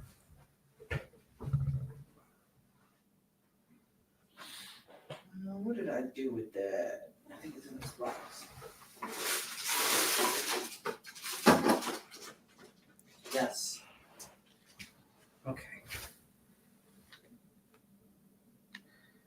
I hope this bulb works. Is there any way of testing the bulb to make sure it works first?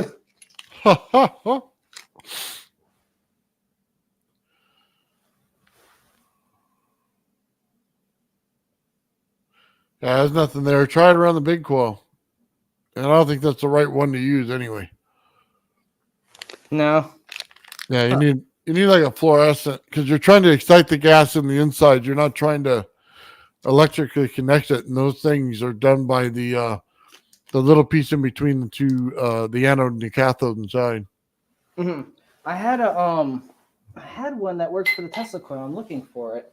That also came with the Tesla coil. Curiously though. 7.682 hertz is exactly the Schumann resonance frequency. 7.682. Yeah. Let's try it. 7.682. It only goes to the two digits, so 7.68. Let's see. That should be close enough. Let's try that real quick. I don't remember what I did with that. Let's see. Hey, don't you dare, little magnet. Trying to stick to stuff. Okay. Ooh.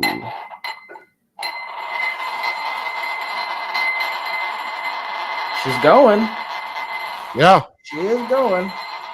Started up right away, too. Yeah.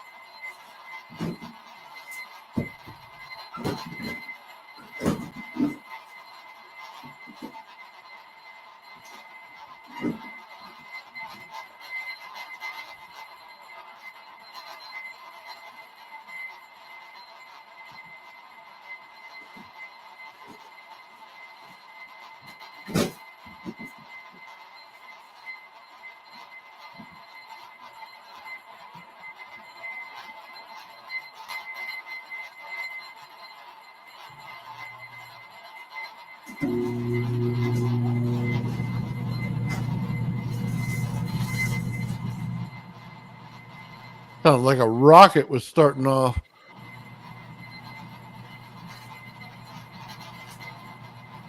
Was that my AC unit? Yeah, I'm not seeing it.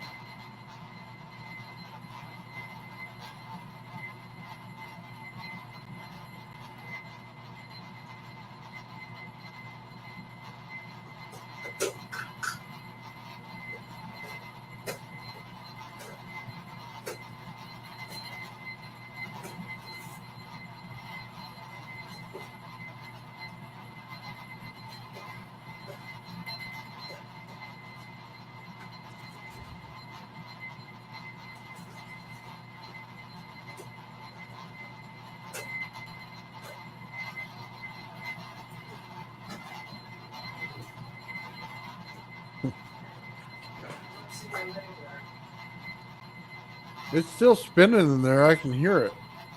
Yeah. Yeah, I'm just letting it spin while I look at this real quick.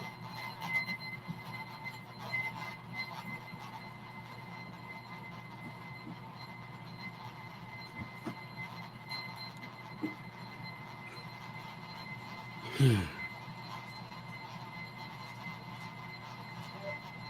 have a fluorescent gas tubes, but I don't think those are light unless they're up there really high.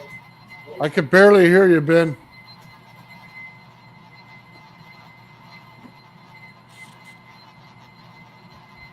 Yeah, I'm not seeing the lights that I had that came with the Tesla coil, unfortunately. I do have the Noble gas tubes, but I don't think those will light up unless they're under high voltage. Yeah. The voltage is probably not high enough for that. Yeah.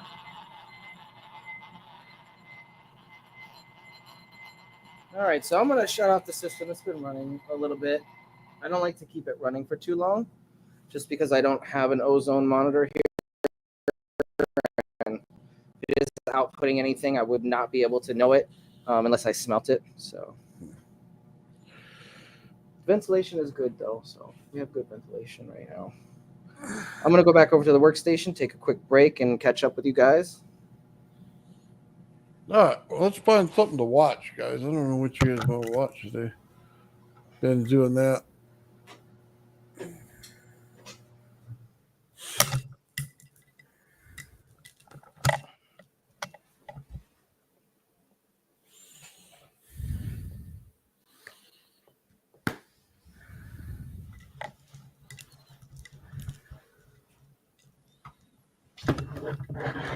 All right.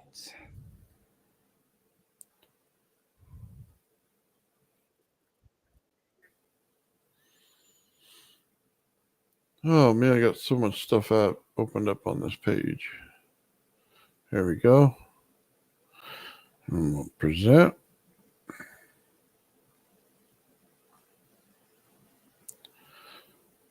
to start testing on our WorkShop. I wanted to show you something. Here's connected to our Tesla coil, right? We're just going down the throat of it, just like that. We're not hooked to anything. Here's the little wire that comes off of it right here, so you can see it. Now, I want to show you this on the oscilloscope. This is kind of cool. So let's look at the circuit real quick for the ZVS. We're connected in down here. Just so you know, on the ZVS circuit, the wire on your right-hand side, when you're looking at it this way with the power source there, is always to the bottom. And the other wire clips on and goes around the coil to whichever one you're going to get your proper resonance. Now, we just have a simple, right here, 40-volt power source. Here's the cool thing. Watch the magic. Now, people wonder why the gravity flyer gets into megahertz. Watch.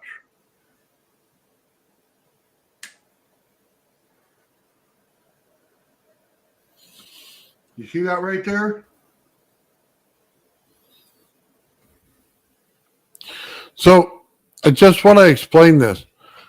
You cannot get to that number on a conventional ZVS Tesla coil without the wire down the throat and connected to my gravity flyer. It will not pick up that number. You will hit 300 kilohertz, 400 kilohertz, 500 at the max, but you have a range that ZVS can go in. The significance of this is that even though it's out of resonance right here, it's still in the megahertz range. And it has to do with the connection of how the gravity flyer is connected into the Tesla coil, that the wire is just going into it. So there's a special relationship there. It's why this is so important. It's why people have trouble with this, because they think conventional Tesla coil, the way you hook it up to the end of the wire, as I showed there, I don't even use that. I just drop a wire down the throat of it, and it changes the frequency range of your Tesla coil. So I go ahead and play the rest. So we are just barely tipping it, and that's at the very bottom right there. Understand this. You're not going to be running that all the time. This is where feedback happens. So you can see we're already doing good. We're going to be able to hit the megahertz range. So let's clip.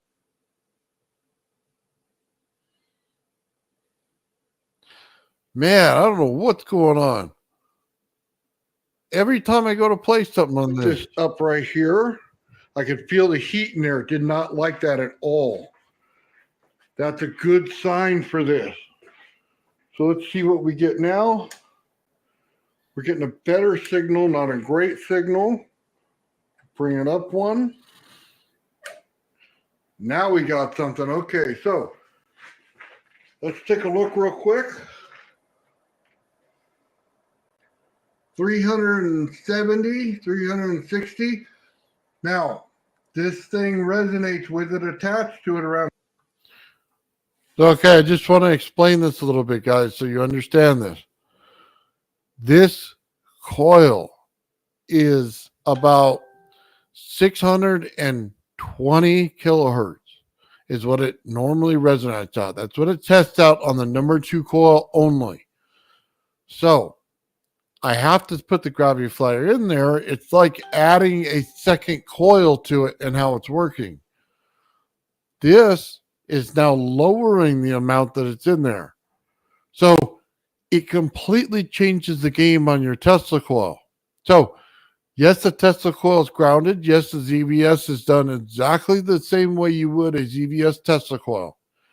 The only difference I'm doing is I'm putting the gravity flyer with a wire connected down the throat of it, but not attached to any wire on the Tesla coil.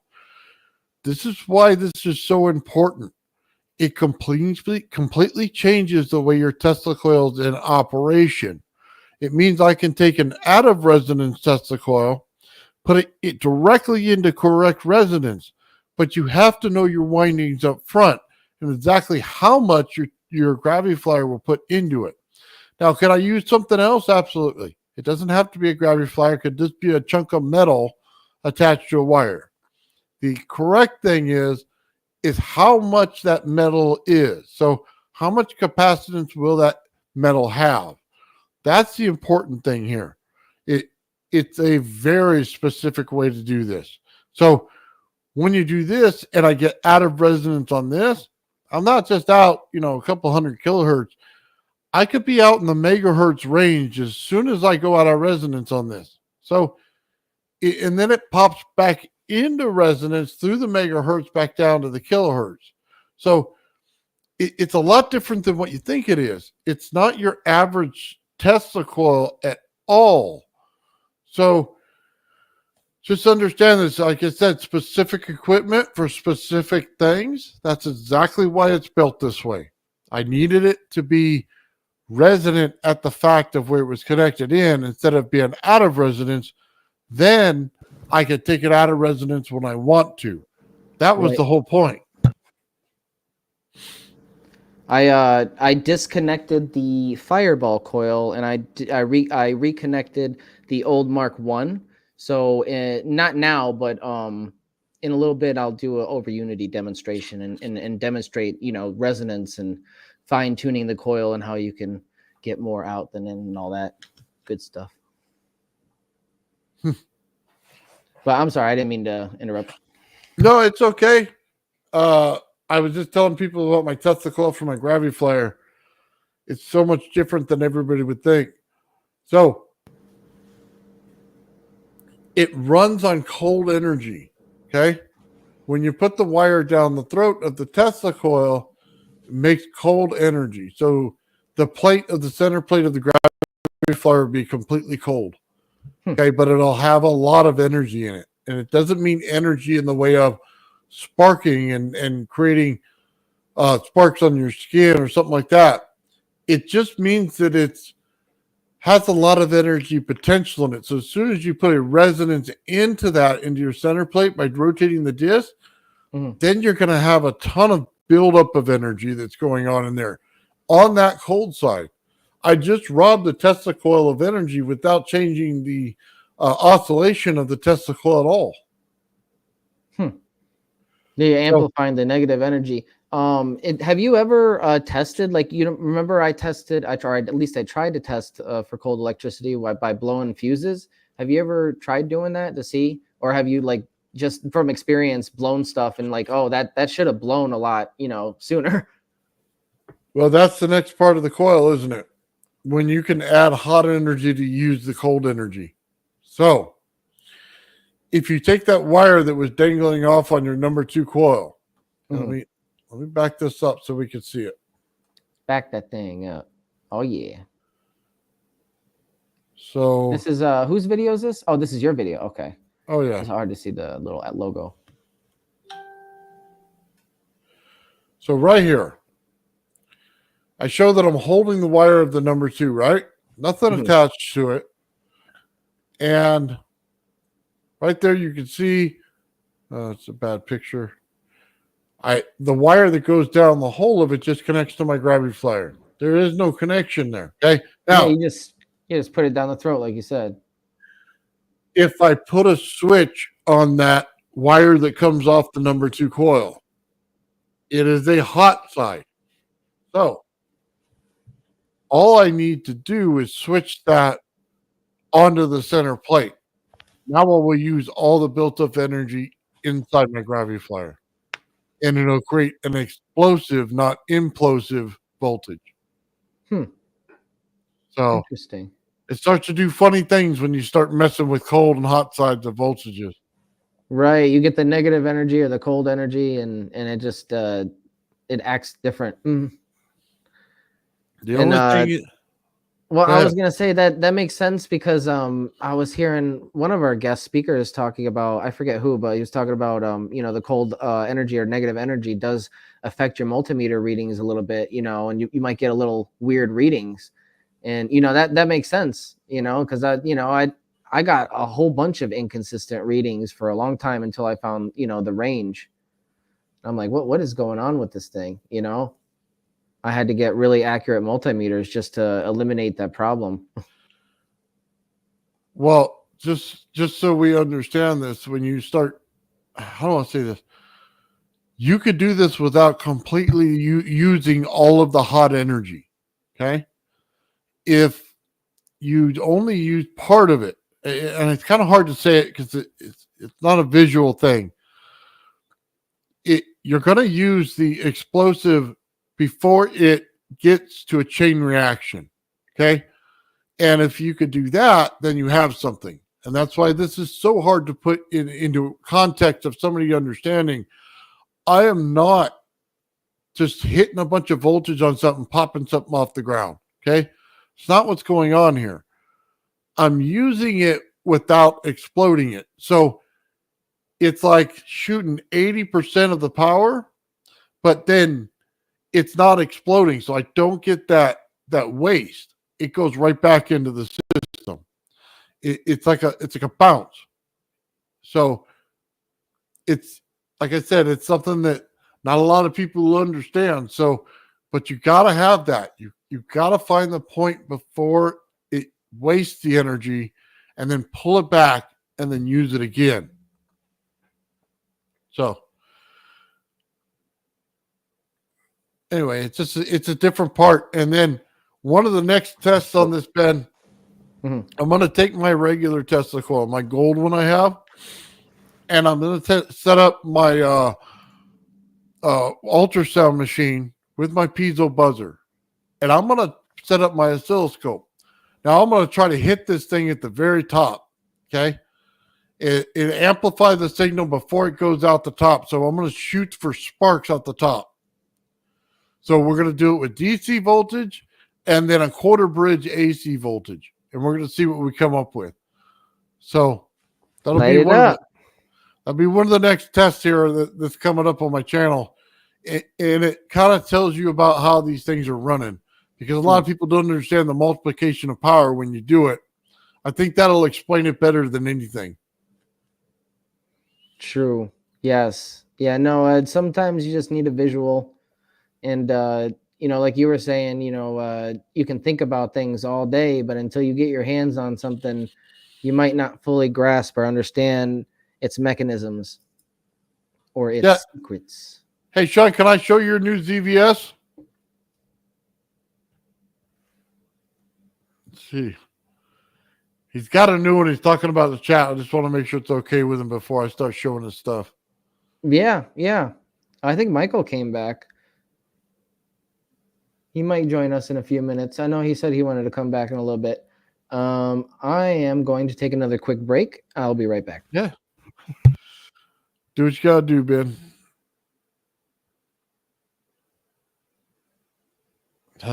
Show it. I gotta wait for Sean to say okay.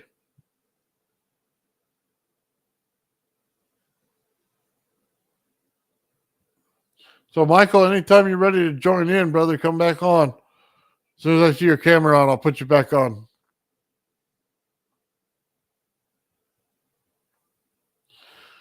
Hey, did you have a good dinner? Yeah, all good. Yeah, thank you. Yeah, it was good. Very good. Back to winding the coil, huh? Yeah, did I miss much? I always miss something. I don't know if it's something you need to know or not. So I've just an update. So I've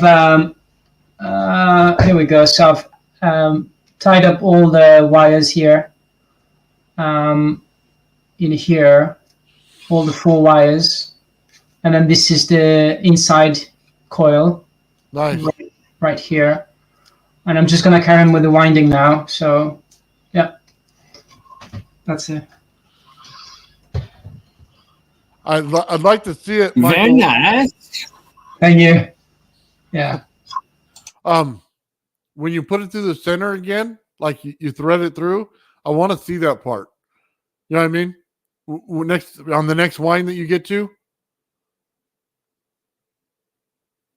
your mic's off. Sorry, yeah, so I'm going to thread it through now, actually. So I'm just ready. So you can see how big this, but because I'm using this welding rods, there's little tiny welding rods, I can actually thread it through. So I've got like a bunch of 12 welding rods in there. and I just glue them together really because they're thin, are really thin, so I can shove it through. Don't know if you can see it. I'll show you. It fits just right in the middle, like, you know. So, and it's massive. Here we go. Getting there. Here we go. Just. That's so cool. It literally is like threading it in there. Yeah, I mean, you can see the size of the hole. It's tiny. Yeah. It's about an inch. It's just an inch wide. Yeah. Oh, that's impressive. Okay. Yeah, look at that thing. It's like a harpoon gun you got sitting over there. Yeah, totally, yeah. So great. All right, guys. I'm going to show Sean's EVS here because everybody's going to want to see it. All right, give me a second. And so this right here is Sean's new ZVS circuit for his Tesla coils. And he's got a bunch of stuff going on here. Look at the offsets, the way he connects them on the side right there. Pretty easy switch out every time he does it. Now, he's got this thing, and I'll see if I can't quote his words here. Well, I probably can't pull it up right now. He says he set this thing to automatically start. So he's changed the resistance in it, and so it's going to work every time. So let's see what he's got going on here. Hold on a minute. We showed that one. There's a little bit of a closer look at it.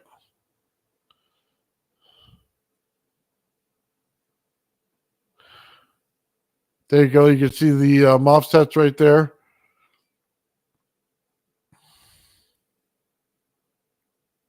There's the signal pattern right there for it.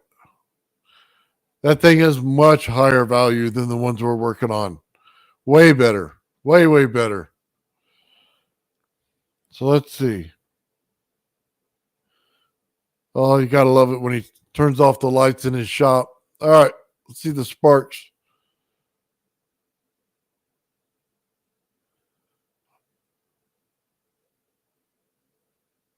There we go.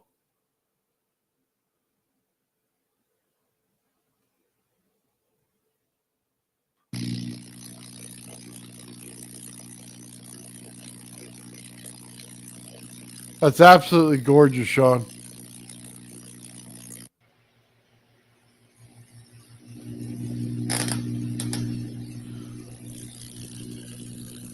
Go ahead and let it play. Look at the values that are going on this oscilloscope.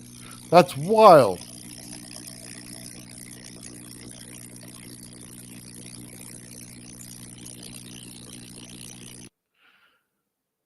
So look at the way it swirls up. Okay, hold on. Let's go back to the oscilloscope real quick.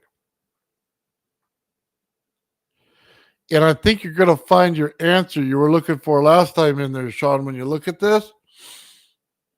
Is it pushing it out or is it pulling it in? Because it would not touch the crystal tube he had last time. So when you start to look at your oscilloscope readings, yes, he's pushing something out, but it looks like he's also pulling something in. And we were discussing that last time.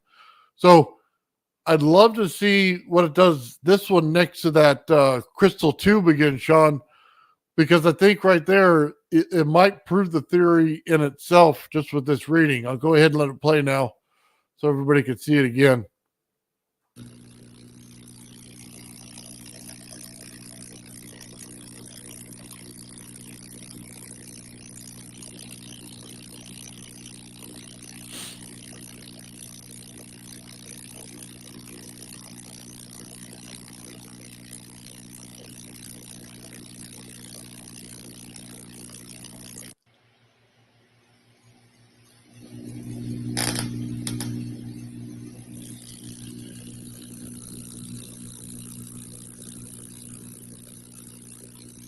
All right. Sean wants the next set of videos, so we'll give him the next set of videos.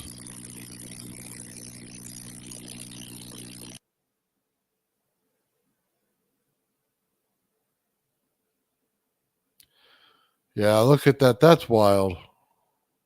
That's not normal, by the way. Guys, just so you know, that reading, hold on, let me go back to it. None of this is normal. Okay? When you see a Tesla coil reading, you don't see anything that looks like this. So it's different. So let me go ahead and play it for you. I know you want to see it.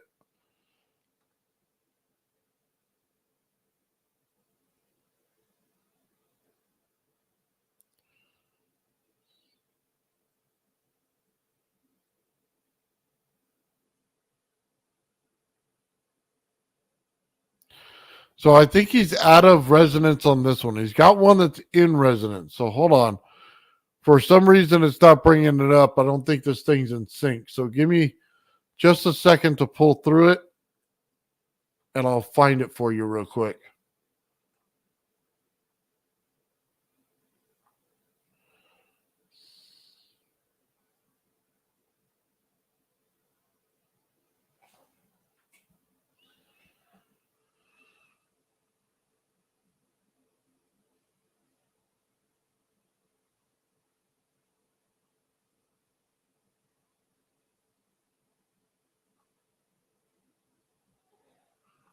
Sorry, no, I think I got it. I think it was on there. We saw it already. That was the one with the sparks. Yeah, the spiral waves.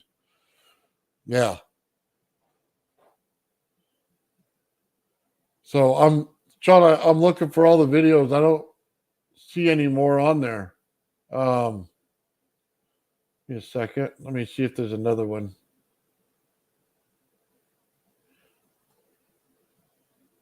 Maybe just further back. Let me put this on there.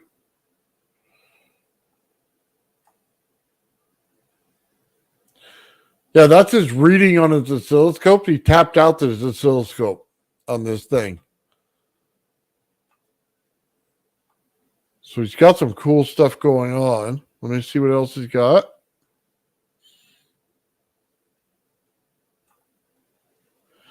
That's one of his new coils, guys. Sean always has to change the game right there. Look at that. It's got a semi-hollow core there. Man, 0.2 nozzle is what he has to use to print these things out to get this stuff.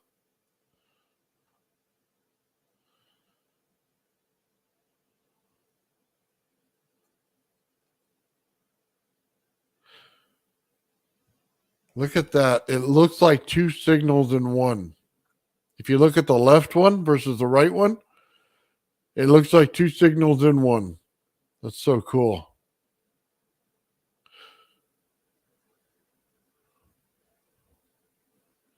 We'll just see this thing spark off again.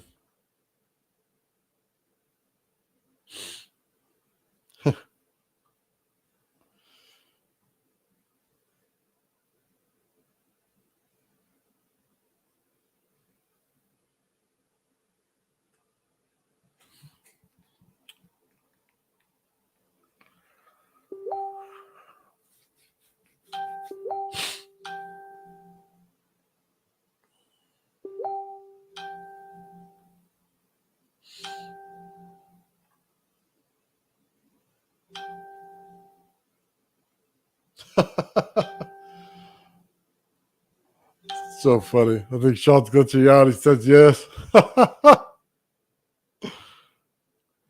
That's so funny. Okay, hang on.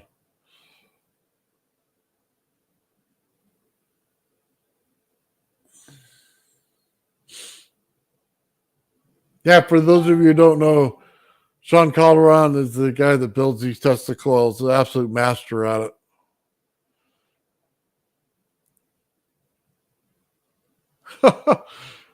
Please tell Nathan yes. Huh, that's so funny. I have no idea what's going on with that, but that's cool. Sean, is it two different frequencies that you're picking up in this? And are you picking up a one that comes in? I got everybody else saying yes in the chat.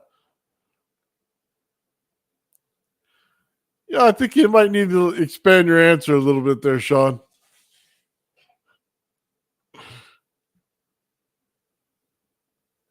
That's wild.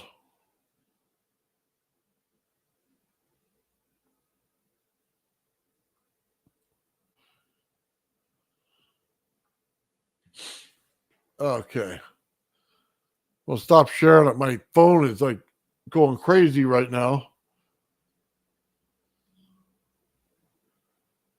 Oh, it's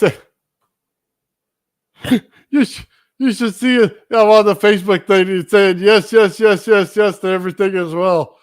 Sean, I don't know what that's for. Oh, it's his new coil. Okay, the Gold Knight. That's the one he just put in there. So let me go ahead and pull that back up for you. That's nice work. I like that. Oh, Sean always does amazing work.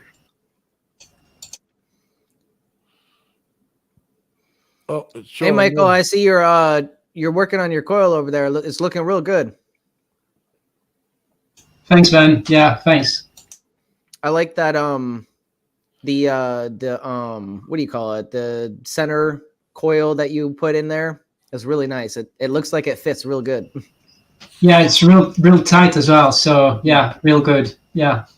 How many winds did you wind it around? So I did 3 clockwise and 3 I started with 3 counterclockwise and then 3 clockwise. So I've got this 4 bifilar coils at the back of it. And you just twisted it and put it counterclockwise after the.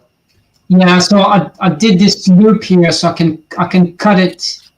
Just to I'm going to try to do a Mobius, like a 8-figure, but with a one side twisted, so it looks like a Mobius actually. So the same wire will not match the other one; it'll be opposite. Nice.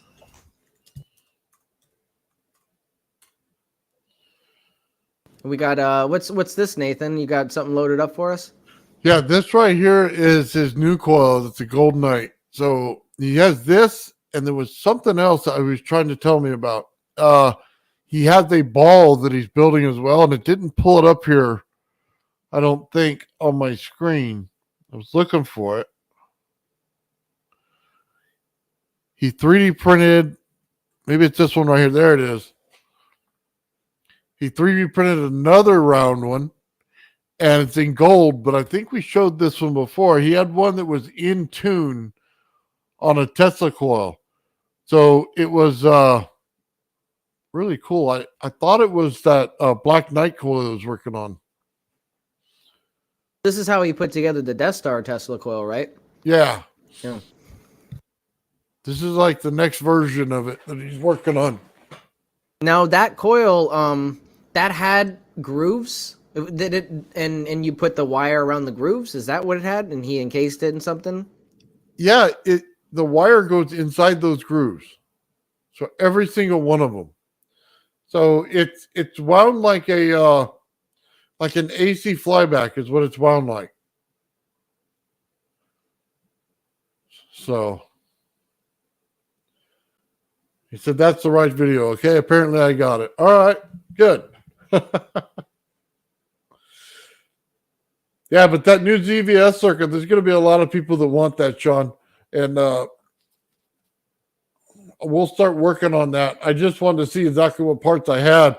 And then I can order the rest and get that board information from you on that. We'll get it going. This is amazing, man.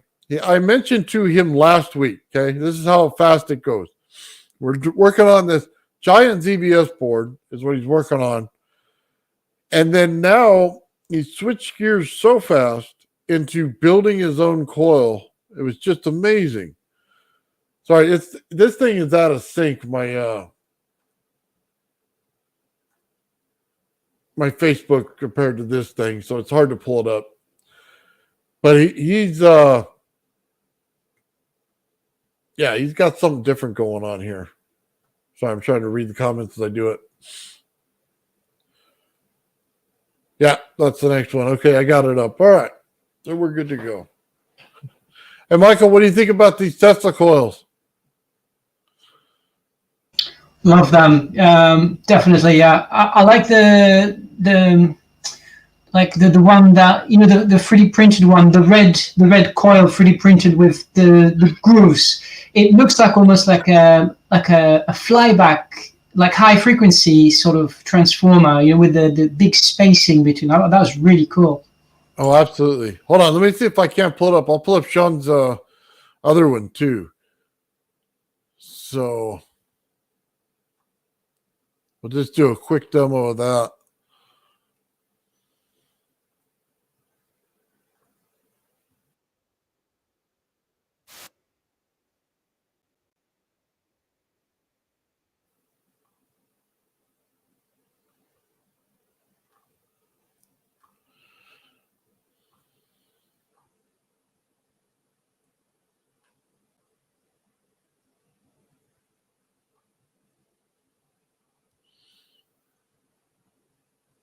Really what's occurring in There it is. This one's round.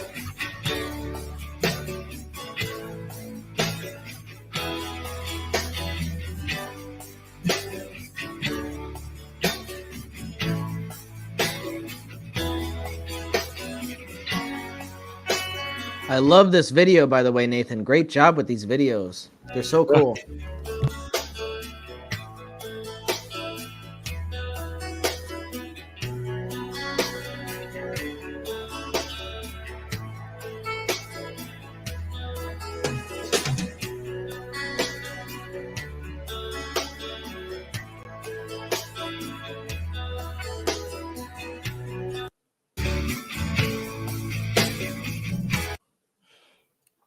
Yeah, but that's so cool. You see the thing on there, Michael. He builds these spears, and it's wrapped just like you were saying on there of the AC flyback.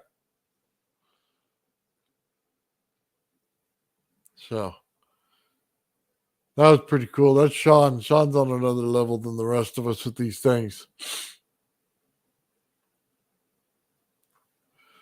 So he helped me build mine. I'll show you that. Give me a second.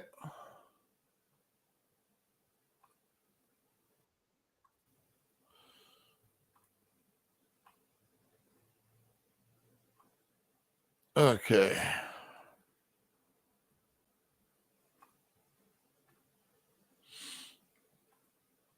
Wanted to give everybody a quick look at my VVS Tesla coil. It's wound with 32 gauge of magnet wire, and it is on a 4-inch pipe. I have a resonant frequency in my number 2 coil of 320 kilohertz.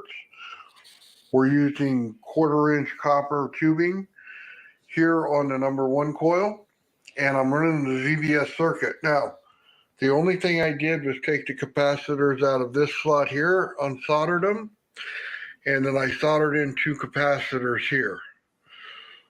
So it runs right here. I'll show you the ground from the number 2 goes right here. It goes into ground from the wall.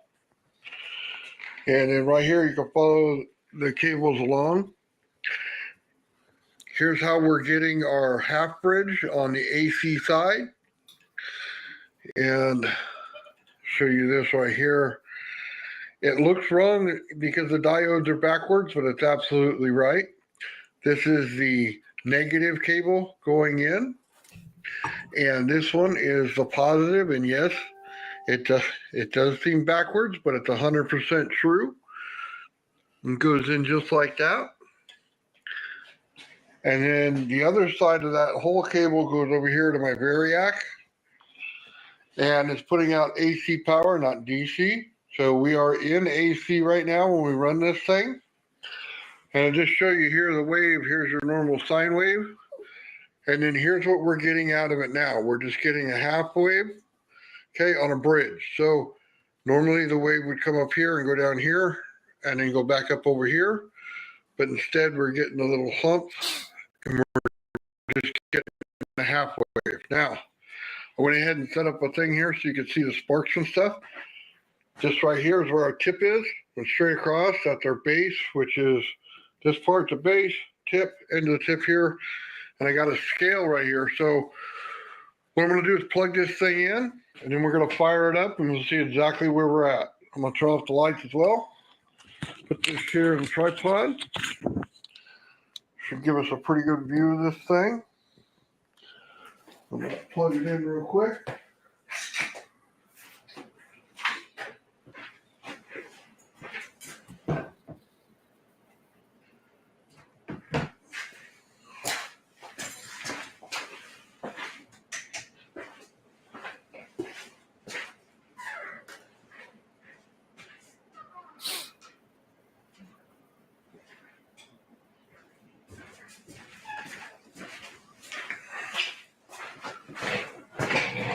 All right, we are ready to go. Let's take a look at this. Turn it on. Variax on. As soon as we turn it, we're getting breakout.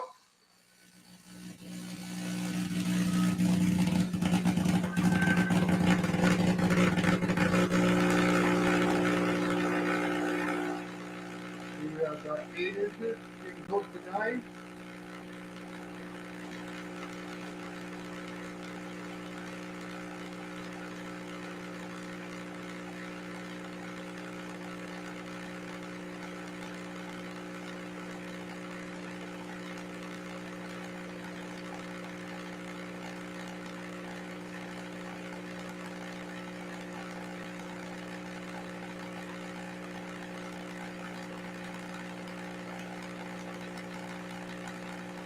So we might even be hitting what, 10?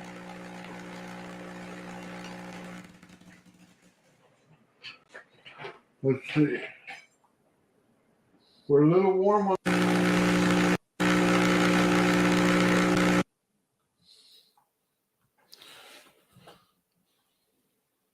Yeah, big shout out to Sean on that one. Sean helped me out with that ZVS circuit in order to build this thing. And we went over and we started looking at the Tesla website thing, and we figured out the exact amount of turns it takes to get right in the correct frequency of this. It had to be right around 300 kilohertz. So the exact winding and the distance, all of it mattered on this Tesla coil. Sean went through it with me. Absolutely is a master at this thing. Got the ZVS resonating with the coil perfectly. And I'm saying way perfect. And you can see the result. We just get an amazing coil that is beyond anything I ever thought I could have. And that's really cool, man. Thank you, Sean. I really do appreciate it. We'll put Sean's thing up here real quick. That's Sean, everybody. That's the Tesla coil master right there. So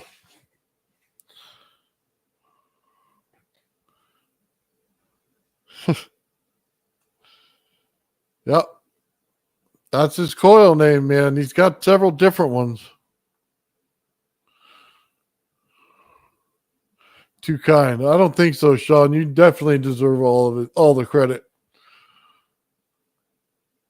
So anyway, that was a cool one, man. I really like that. Those Tesla coils work out awesome. And I don't know exactly where my video is for my other Tesla coil where I just hooked in the DC to it. We had a lot of stuff that went on there in order to get it in order to get it just to resonate without putting out a spark on it. So anyway, hey Ben, I see you back from your break. How's it going? Good. I took a break and I'm feeling refreshed. Got something to eat. Right on. Well, you take it over for a minute, Ben. I gotta take a break myself. Sounds good. Everybody, yeah, you don't want to do this for too long. Even if you're winding your coils, I suggest, if you're getting tired, taking a break and setting it aside for a few minutes.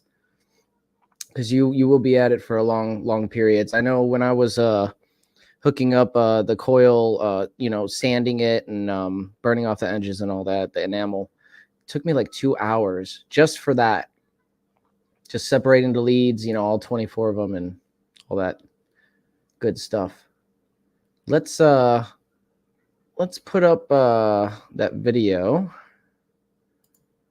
and we'll go through some of this a little bit more. It's gonna be great. What's going on, everybody? Aligns. See how that aligns with this middle disc here? We're gonna start there. So there's something that I wanted to clarify. It wasn't completely clear in the video, and it's the bend. So when you are ready to do your clockwise wind, I'm going to show you in a second. Just get a clear picture of it.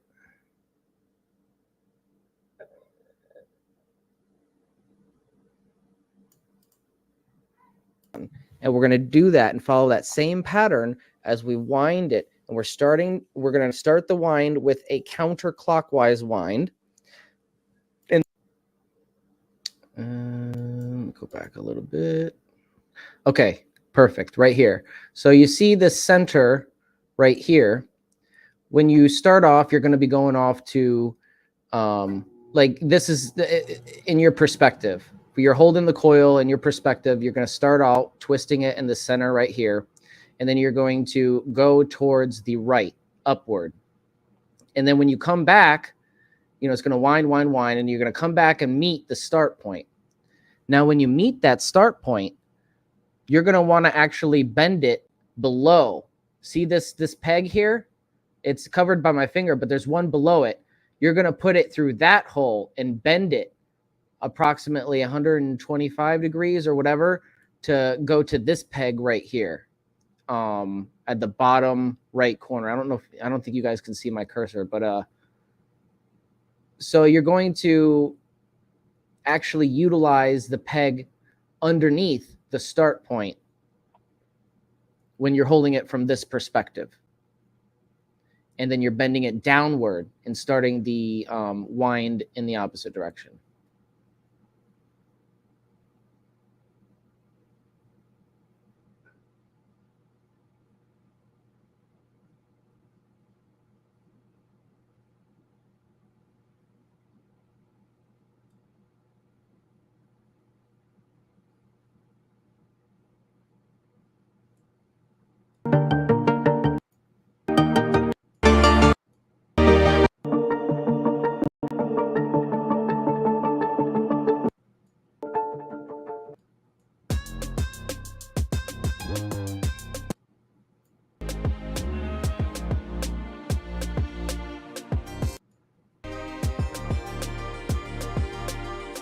Okay, so another tip for sanding.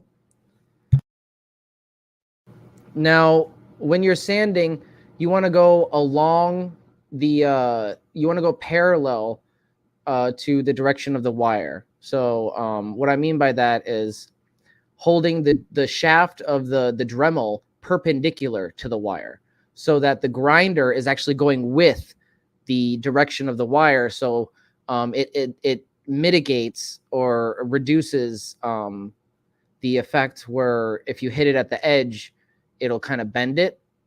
So this just helps try to keep the wire straight and prevent damage from the tip. And you also don't want to burn these the enamel off of these things for too long. As soon as you see that little flame pop up, it's burnt, it's gone. You don't want to keep the flame on there for more than a second or two.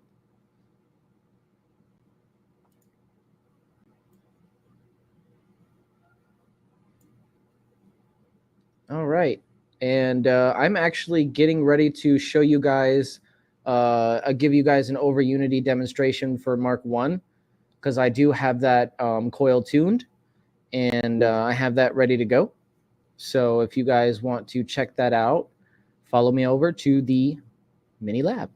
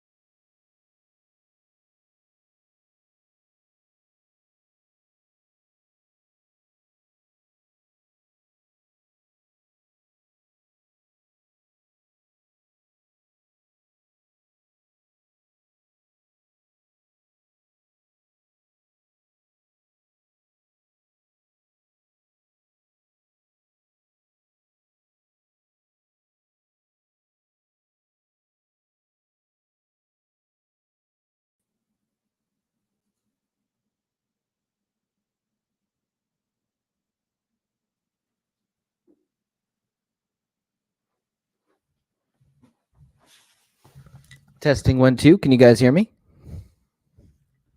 Yep.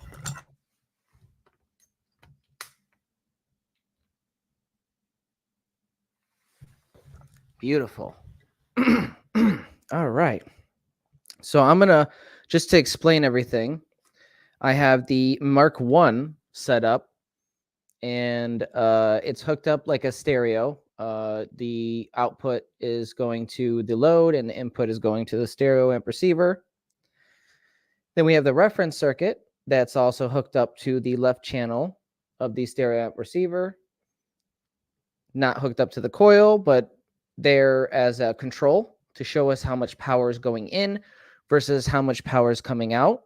Same exact components. We'll have a multimeter on the input and the output, and we'll show you non-resonance first, which is, I'll just put as an example 60 hertz, which is what comes out of the wall. Oh, 1 second. It froze.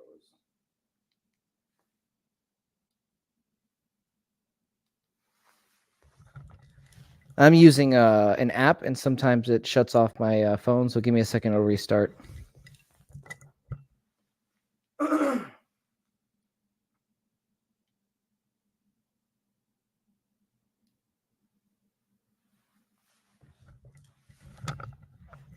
Anyways, we will be starting with 60 hertz. We're going to put 60 hertz into the system and see how it affects the reference circuit versus the output. How much we're pumping in versus how much we're taking out. And then we're going to put it in resonance, which is around 800 hertz. And we're going to compare it. Now, what you'll see is that the output circuit will flip and get more powerful than the input circuit when it's in resonance.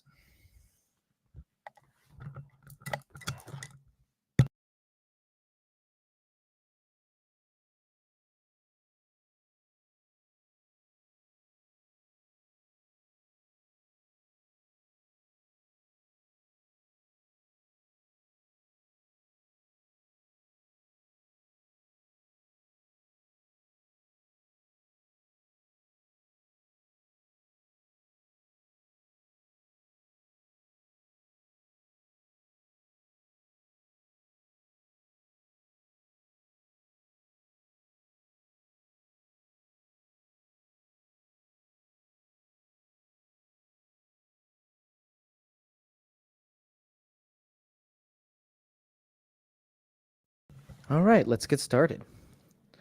We are now turning on the tone generator, pumping 60 hertz. There's no power going in because I don't have the gain turned up on the stereo amp receiver yet, though. So as you see, I slowly increase the gain on the stereo amp receiver. The lights are going on. Lights came on the output circuit as well, but they're a lot dimmer.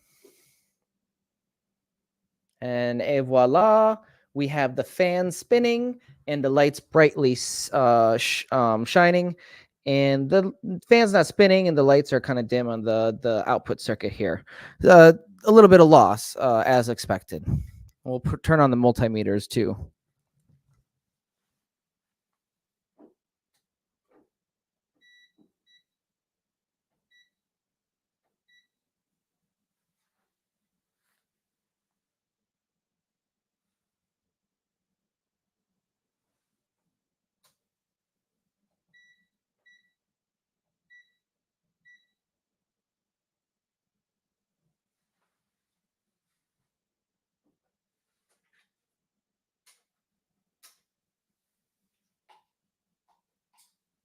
There might be something wrong with this multimeter.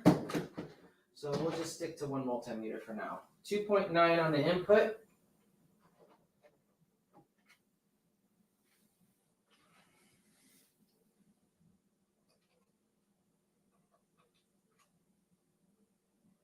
No, it's accurate. Okay, so it was, I don't know if you can see this. Here, I'll show you guys. There is a frequency indicator, and it was indicating way higher than it actually is. So maybe that's just off on that multimeter. I have no idea, but the voltage was correct. So we'll put it back on. Let's put that back on then.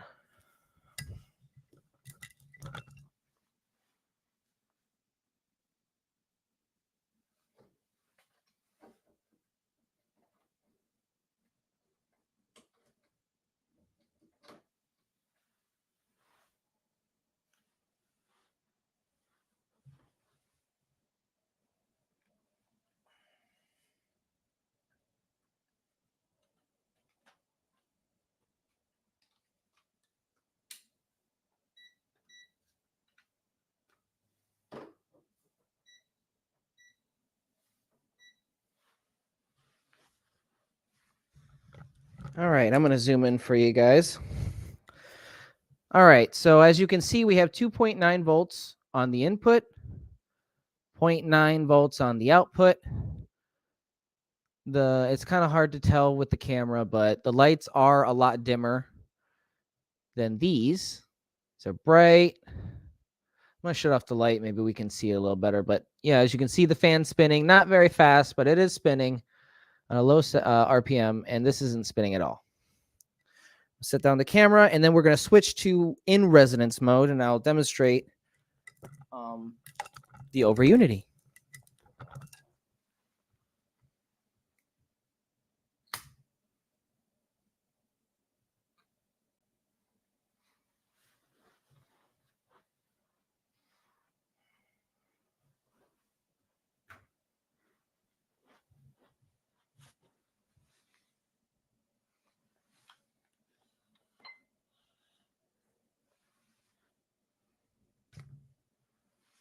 All right, so we're going to change this to 800 hertz. We're going to turn it on, but let's turn down the gain all the way just because we don't want to blow anything. Turn it on. Turn up the gain a little bit. Oh, nothing's happening over here, but what is this? This started turning on, but there's nothing. So I just have a tiny bit of power going in. This light's just started turning on. Nothing's happening over here. 0.8 volts on the input, 1.3 volts on the output. Let's see what happens when we increase the power just a tiny bit more.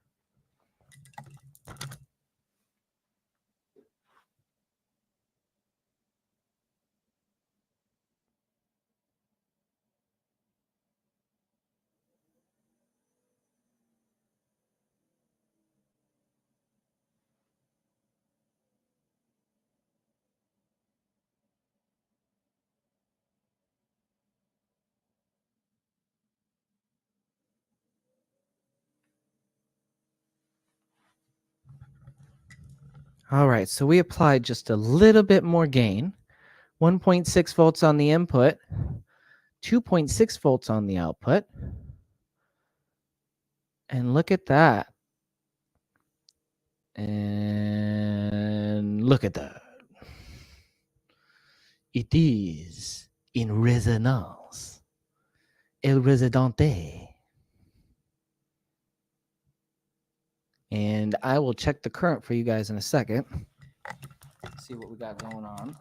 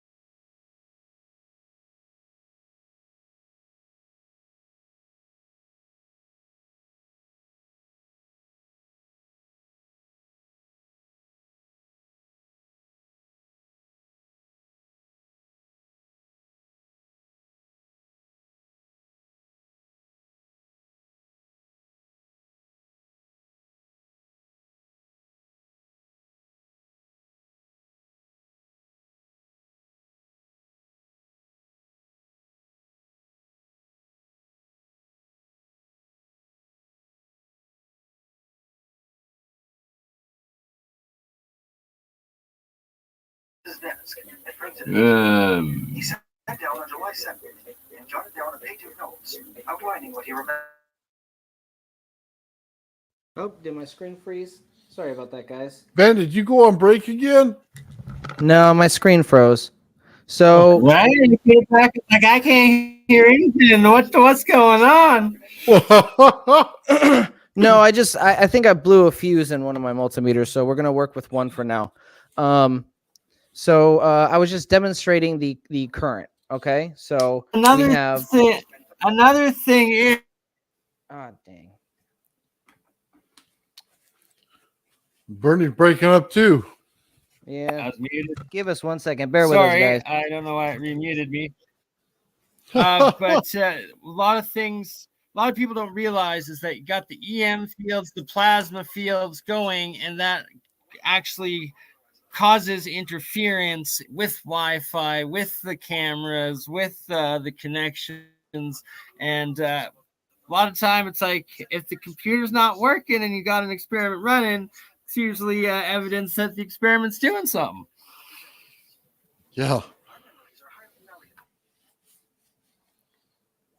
All right. Well, while he's off fixing that stuff, let's find something to look at, guys. Give me 1 second. I'll pull something up for everybody. Oh, let's see what we got.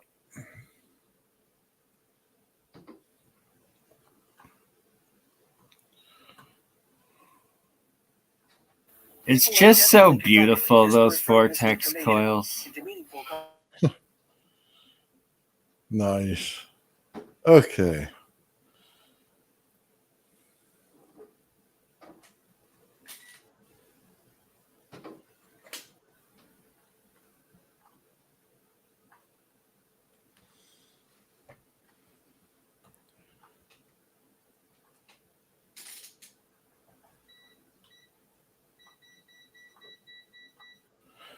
So, I'll show you this, guys. This is my Slayer exciter circuit.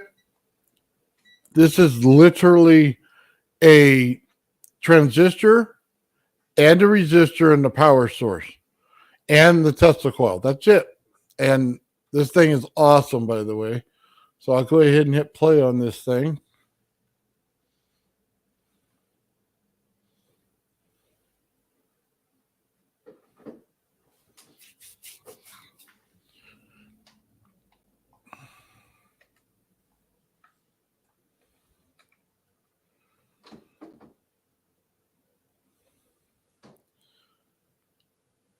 So as you can see, I'm getting breakout. Guys, I don't have any capacitors connected to this. Zero. This coil is in such resonance. Pulls it off with a transistor and a resistor. Yeah, look at the distance you're getting out of this. It's not normal. It's not usually you don't find something in this good a resonance. So I just wanted to show you guys that.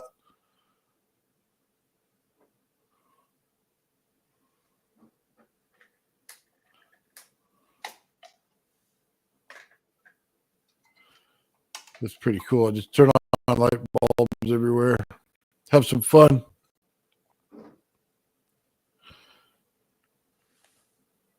There you go. It just lights up over there too. All right. As you can see, we're getting about 0.035 to 0.035 amps on the input.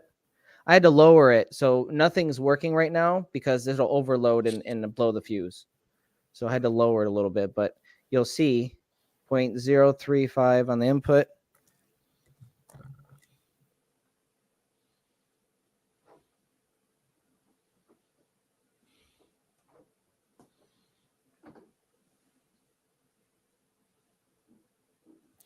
So, okay, I think Ben was doing something. Is this intuitive? No. I had a YouTuber contact me with this transistor. He said, try it on your Tesla coil. So I tried it, and I did it at an out of resonance Tesla coil, and I could push 40 volts and get 3 feet out of it. And as soon as I put it on this one that had the thing in resonance perfectly, it just kept pushing it out.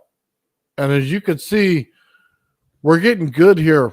Guys, if you have the Tesla coil in residence, you can pull out the field quite a bit with simple little parts. Like I said, transistor, one resistor, and that's it. You got your power sets connected. The only other thing I connected to this was the little fan, and that's just to go on the transistor to cool it down. So that's basically it. That's how you do your Tesla coil. If you can get it in resonance, this is what you're going to get. Now, I got about, 4.5, 5 feet out of this thing of just pure distance. The more it sparks off, the less amount of distance you get in the resonance. So what does that mean? It just means that the lights will not light up as far as soon as it starts sparking out. But when you extinguish the spark, the distance will go out a little bit further. So just kind of a trick on these Tesla coils. Let's see if I have another one on this. I should have made a full video, and I think I still will.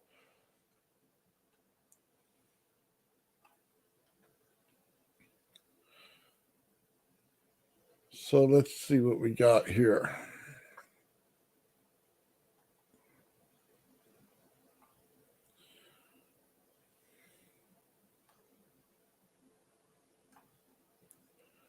That's that one. So we have 0.5 on the input, Nathan. 0.5 on the input. 0.5 volts on the input. 0.4 amps on the input. I'm sorry, 0.04 amps on the input. And then on the output, we have 0.04 amps and then also 0.9 volts. So Nice. So it's pretty crazy. I'm sorry, continue. You were talking. No, it's okay. I love the updates. Go over it one more time, Ben. Okay, so I had to turn down the power a little bit because I didn't want to blow the amp when we're measuring current. This is rated very low. So we have 0.5 volts on the input, and then I'm gonna switch it, and it'll be 0.04 amps on the input. And then the output, it's the same amperage, but 0.9 volts. So I didn't adjust anything, just plugging in one multimeter and then from the input into the output.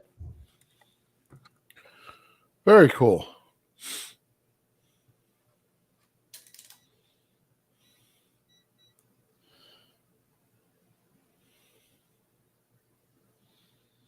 So that's the amperage on the input.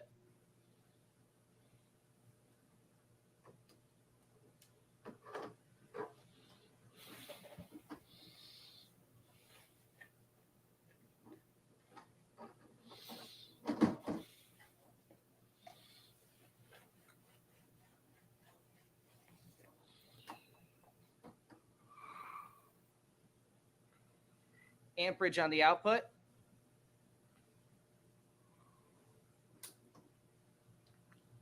So you got a bit more amps coming to the output, huh?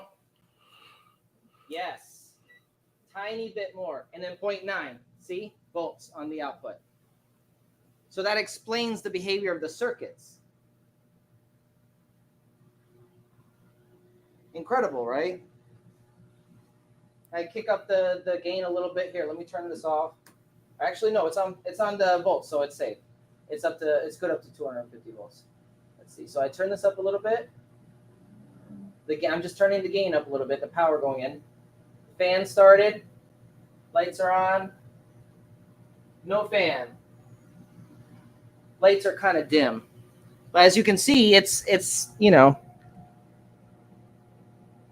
actually incredible. It's putting out a little bit more. Nice. Very nice.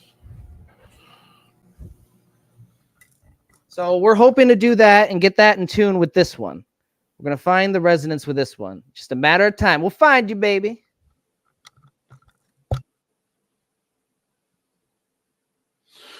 So, real quick, let's go back to the regular screen.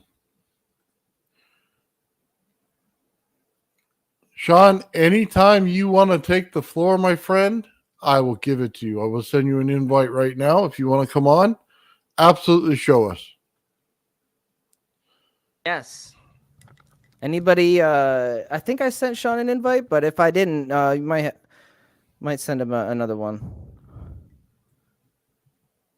Let's see. Turn that. Okay. Heading back over. There you go, Sean. I put it on your Facebook. If you want to come on and show us how to calculate stuff, that'd be amazing. So I'll clear everybody out and let you have the floor.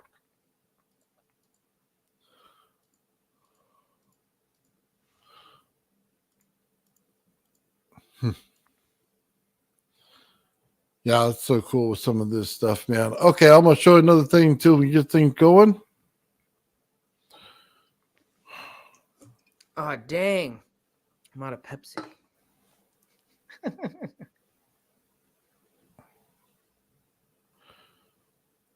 So now we'll just have a little fun. I showed this on Wednesday when we did it, but we got those little gas tubes and we just light them up. Man, I love these things. Oh, I you blew got a this one curved out. one. That's so cool. Where'd you get that one? Amazon? Sean sent me that. He sent me a little kit that had them in it for the little mini Tesla coil. Uh-huh. And I ordered the little tips for it so that I can get that going, or else I'd be zapping everything in my garage. But these came in the kit. That's so cool. You know, I was trying to figure out where I could find if they even manufacture such a thing, like a toroid shaped one. You know, just a ring shaped containment for the noble gases, so we can maybe try to spin the plasma around in a circular motion. You know, like the mercury.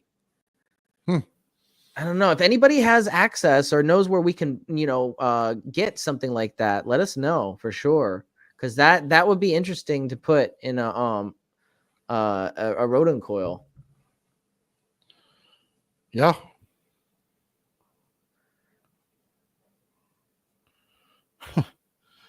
Sean says cool. he's on vacation right now, so as soon as he comes back and he does everything, he'll do another presentation with us at some point. So.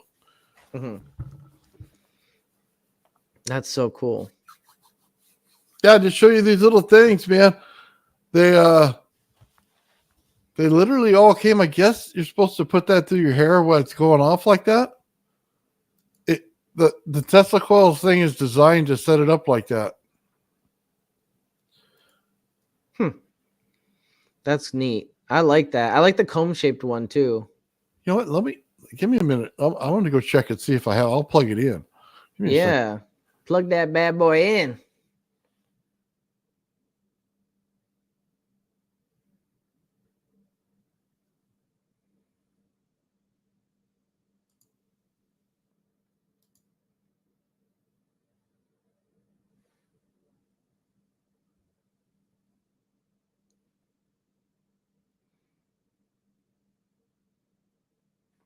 Oh wow, Michael's build is coming along real nice. Yeah, I've got about 3 more loops to go in the counterclock, and then when I get to the clockwise, I'll do what you said and just go one down basically, and then carry on. Right. Yeah, the peg right below the start. The peg right below. Yeah, that's right. Yeah. So I just do one step down, right? So I just go down. So. Yes. But I mean, it depends because you'll be flipping it. So yeah. When you flip it, it'll be up. But yeah, just one over and one down to start, and it'll end up being kind of like a upside down 125 degree angle roughly. Yeah. You know, like a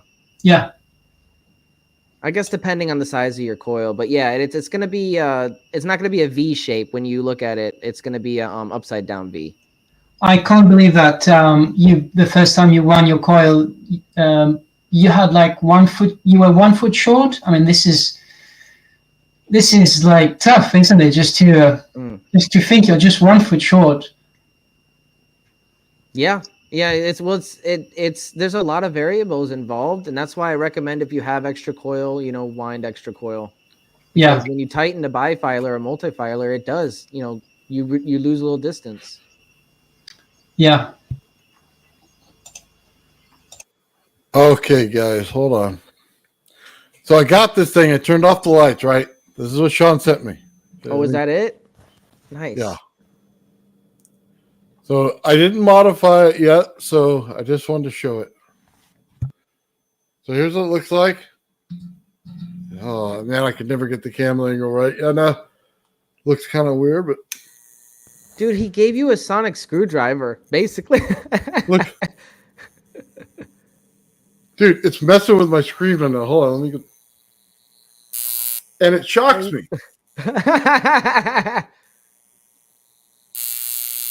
Oh, I'm feeling it on my finger right now. My screen is like flipping out. Hold on. Oh, dude, it's getting me. Okay, I gotta Dude, turn your it lights just flickered. I don't know. So hold on. Let's try the other one. Oh man, so I love cool. trying stuff. Definitely not as bright as the Tesla coil makes it. That's for sure. All right. Oh, you can hear my computer in the background. Oh, there's the lights. It just shut off. That's the portable Tesla coil you made, right? No, Yeah. I didn't even modify it. This is how they sell it out of the box. What is it? What do they sell it as? Dude, it's I don't know. It's supposed to be like something that you put on your skin. Okay, hold on. Oh, I'm gonna turn like, this what thing the on. heck? You can see the color, right? What? That is so All right. cool. Let's try it. Oh, I shot. Oh. That was awesome. Let's do it again. Hold on.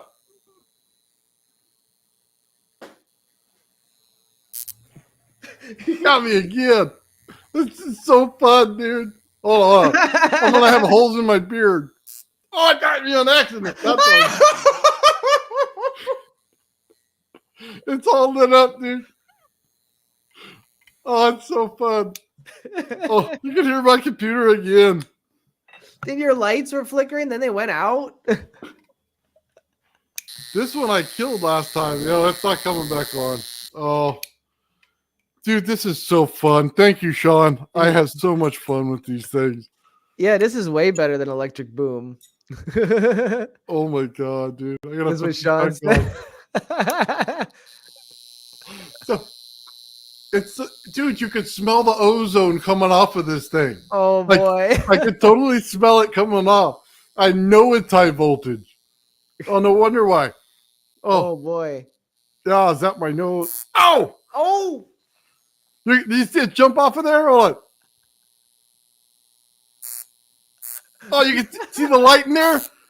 Hold on. You see it on my finger? Watch. Wow. It's shocking my finger.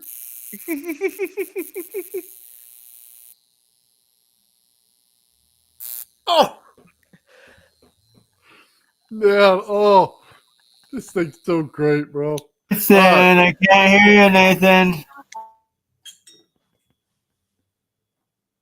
Yeah, because my mic's not working. Hey, Lulu. And Nathan, I can't hear either of you.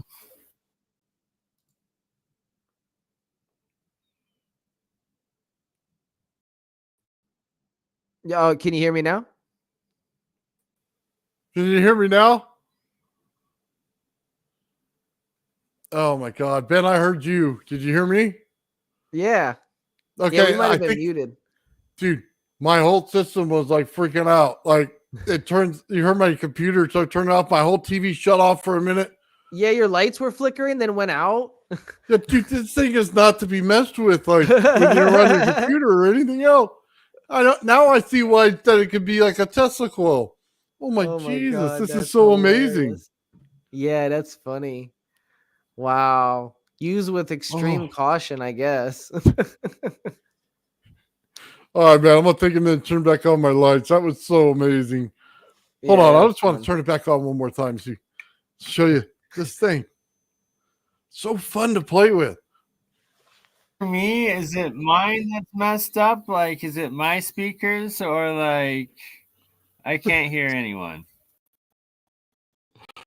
I think it's you. Yeah, it's got to be you then. Hold on. Let's see if we can hear my computer as soon as I turn it on.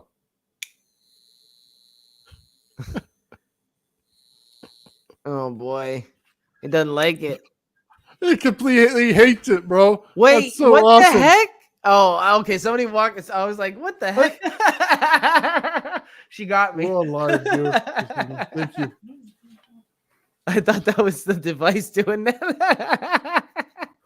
Oh man, that's so great, bro. Yeah, That that's is so awesome. amazing. Oh, hold on. Let me set this down. Just having too much fun with this thing. Hold on. We're building coils and Nathan's setting off his computer for permanent damage while zapping himself. Oh, How do you put this thing in your hair? Like,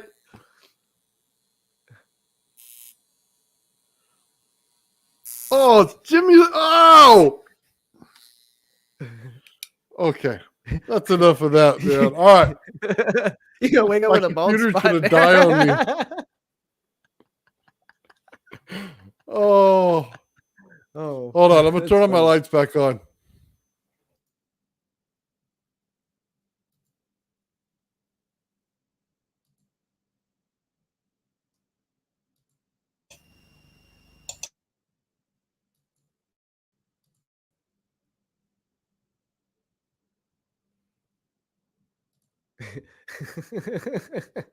Here, 101.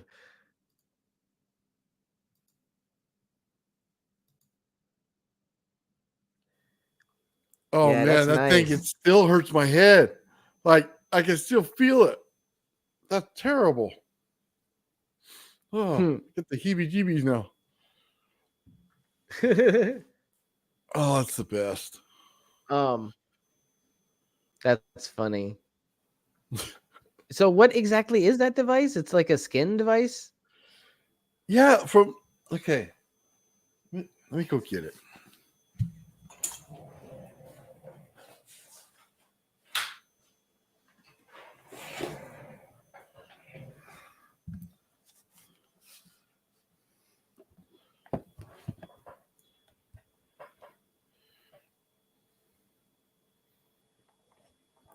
So a light therapy wand, okay?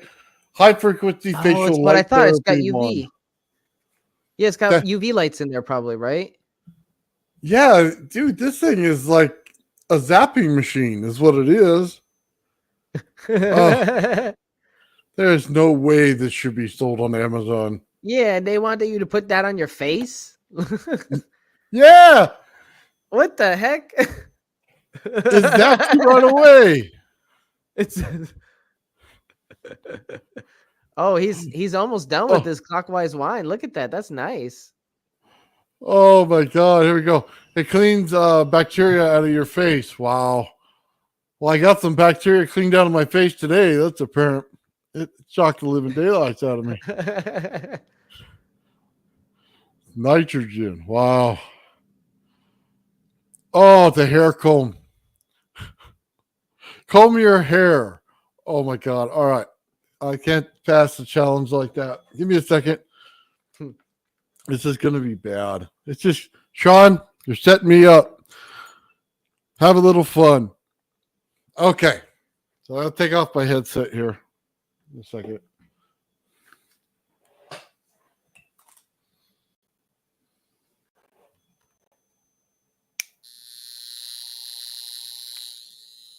It's gonna comb his hair with it. Oh,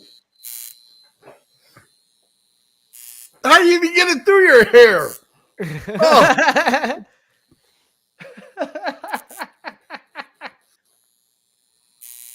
Oh. Oh! Oh, you can see your hair like standing up afterwards, so it's not combing anything.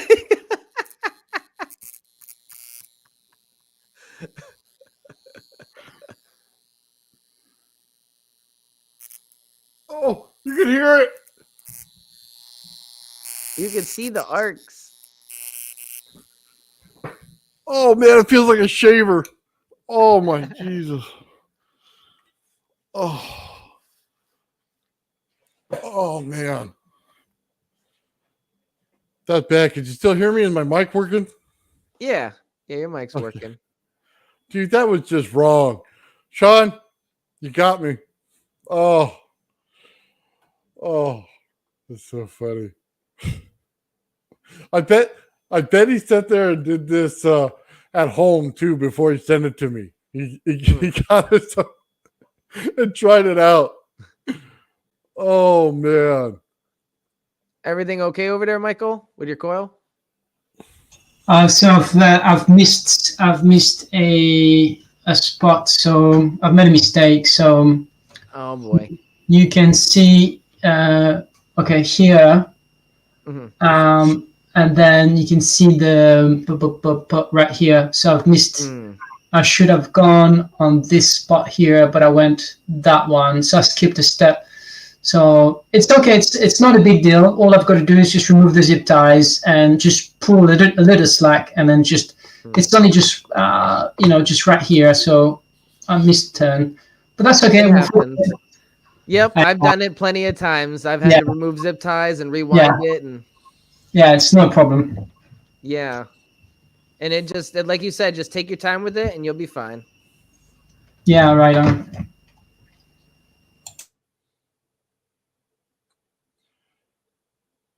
Oh my. Okay.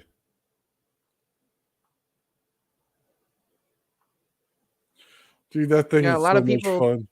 Yeah, we got a lot of people cheering you on, Michael. Sean says, "Great work." Thanks so much. Yeah, appreciate it. Is Sean coming on, or is he just going to be chilling in chat? No. Like I said earlier, Sean's out with his family and stuff, so it'll be another time he comes and visits us. Oh, okay. That's right. You did say that. Yeah. Sorry. I sent out an invite to Ian and a couple other guys, so hopefully, and Lulu too. I did send out an invite to Lulu, so if you guys didn't get the invite, let me know. Well, send it out to Lulu again. I know she's out there. Yeah. Let me resend it then. Oh man, here I am zapping myself with a coil. That's so funny. Oh, dude, there's no way they could sell that stuff. Yeah, how do you do that? Oh, that wasn't natural. Oh, still get the heebie-jeebies. That's pretty cool stuff. Okay, I resent the invite to Lulu, and let me check, see who else I sent it to. Sent to a bunch of people. Hey, Mike, how's it going? You'll see Mike out there.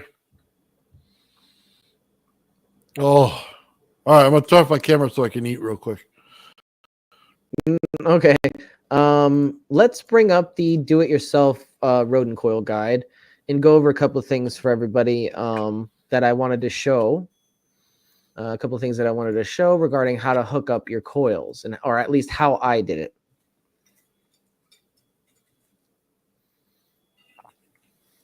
Let's see.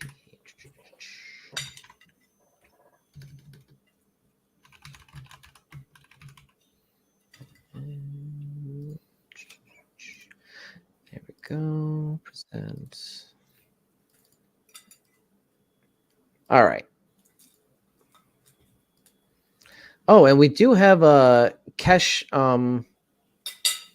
nanoparticle coils to go over in a little bit too. I forgot about that. But here is the Rodin Coil guide. It is linked to in the description, and I'll also put it in chat. So you guys Hi, Lulu. have it. Hi, gentlemen. Hello. Hi, gentlemen. That coil is looking really good. Oh, thank you. That's very kind of you. You see that coil zap the living daylights out of me? Yeah, they use this in facial places. I've used it before. Like, it clears up the face, the complexion, and it helps promote collagen buildup. It's pretty good. Does it zap you though?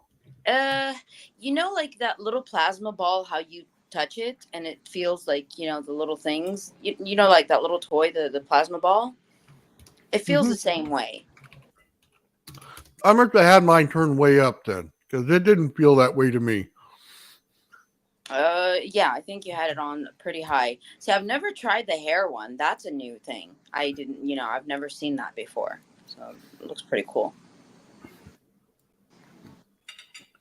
I think Sean sent me a torture device.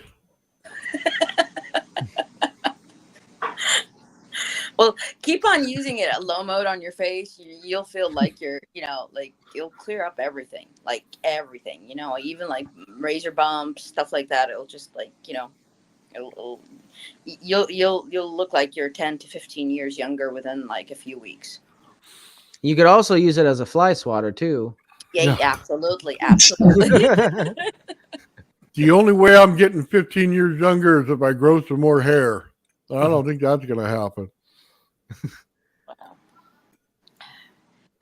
There are a lot of like homemade remedies, but I don't know how well they work. But I used to see my grandmother like crack eggs on my uncle's hair to regrow his hair. So I don't know. I swear to God, she used to crack eggs and like massage it into his hair, hoping that his hair regrows. I don't know how well it worked for him, but that's a home remedy. So the coil frame since this morning. I'm sorry. You've been at this since this morning. Oh wow. Yeah, I started at 9. I started class at 9, and Michael's been working on his pretty much since the start of class. So are you gonna do this every week, or how's it gonna work? No, not every week, but as often as I can. Anytime I make a new coil, I'll probably have a new workshop. Honestly, I think that's a good way of doing it, because I'd like to document the process as well, because I learn from my mistakes. I've made plenty of them, and but I was just going to tell everybody the coil frame that I use is by Dragon 7, and it is linked in the do-it-yourself guide right here. But there is also a link for a whole host of frames to choose from Jordan's channel from Alchemical Science that you can try out. And we do have Michael is working on he's trying to reverse engineer the 432 Advanced version 3 coil from First Stop Energies. Yeah, so he has that's a 3D very printer. exciting. He could 3D print the frames very easily. Mm-hmm. Yeah, so we got a bunch of different people working on these, and it's really exciting to see what they have going on. Everybody's doing something a little bit different. These coils are kind of like an all-in-one system. They act as different things depending on how you hook them up. So there's a couple of things that I wanted to touch on just to show you, because it's hard to see my camera, my setup, until I get better equipment. It's hard to see everything, but here you can see the back of the stereo amp receiver. And this is basically how I have, there's only 4 terminals on my little one. This is the old stereo receiver I had that blew up, the Insignia. It's a surround sound, so it's got 4 channels, 2 for each speaker. So basically, the new one just has the 4 terminals, and we have the reference circuit hooked up to the left one, and then we have the coil input hooked up to the right one. And that's basically how I have it hooked up right now. And I'm not using the open circuit method at the moment to get that over unity production that I was just demonstrating. Just straight up, red wire to input, black wire to output on channel A of Rodin Coil. And then the channel B is reserved for the load. Very simple setup. Did you get it to work from last night? The other side, the other fan? So, well, the old system is still working, yeah, but the new system, I haven't found the resonance yet. We got it to spin the sphere quite nicely, actually, with very low power, something that this coil wasn't able to do because it's a lot smaller. I'm assuming it's got less power potential, but at any rate, we did get the neodymium sphere to spin with this setup without blowing it. So that tells me it's magnifying the magnetic fields a lot more evenly and a lot more nicely. It's compressing them in the center because it is more symmetrical than the Mark I right here. You see, there's kind of a couple of bends. But we weren't able to find the resonant frequency for over unity production on the big one yet. The Fireball is still, the resonance of the Fireball is still a mystery to me. We got it working. I mean, it's working. It's just not outputting more. It's outputting less, like a traditional system would. We haven't found the resonance. And it took me a couple of weeks to find the resonance of this smaller one here. So You know, it's not going to happen overnight. I was really hoping it would happen on camera, be easy, but it might be a little more difficult because I don't know, you know, there's so many different, there's so many different variables, And since the Mark 1 isn't perfect, you know, like maybe those imperfections affect the over unity production. And so I have no idea, you know, I have no like idea. if the wire is bent a little, it could like lose that, you know, resonance, right? I mean, Right. Yeah. Okay. Right. Or the spacing is incorrect, right? I have How no long idea. did it take you to build it? So the old one or the new one? This one, the one that you have on camera. On the screen? Oh, Mark 1. So this is the old smaller one. This took me a good, I want to say 5 to 6 hours. Okay. Maybe 8 hours. Yeah, because it took a little bit longer to do the wire. I remember I screwed up the first time. The wire was totally messed up the first time I twisted it. And the second time right here, it's, as you can see, it's not perfect. And I did confirm that I'm using I think it's 23 gauge wire, not 24 for this old Mark 1 system. I don't think I was able to get 24 gauge. It wasn't in stock or something. And I don't see it on, like, I ripped the opening on the top where it would normally say, so I can't see what the package for the spool says. So, but it is thicker, and that's why the spacing on this is a little bit more close. Well, it still works somewhat. Yes, it still works. No, that's the thing. It still works, and it does what we want it to. The coils are going to be, I mean, this one's smaller. It's going to be used for different things. This one's going to be a pickup coil, you know. The main one's going to be a driver.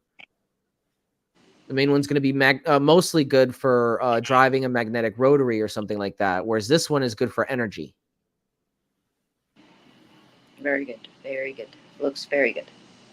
Yeah, but I'm really hoping to find that resonance range so we can at least demonstrate the energy production with the new one.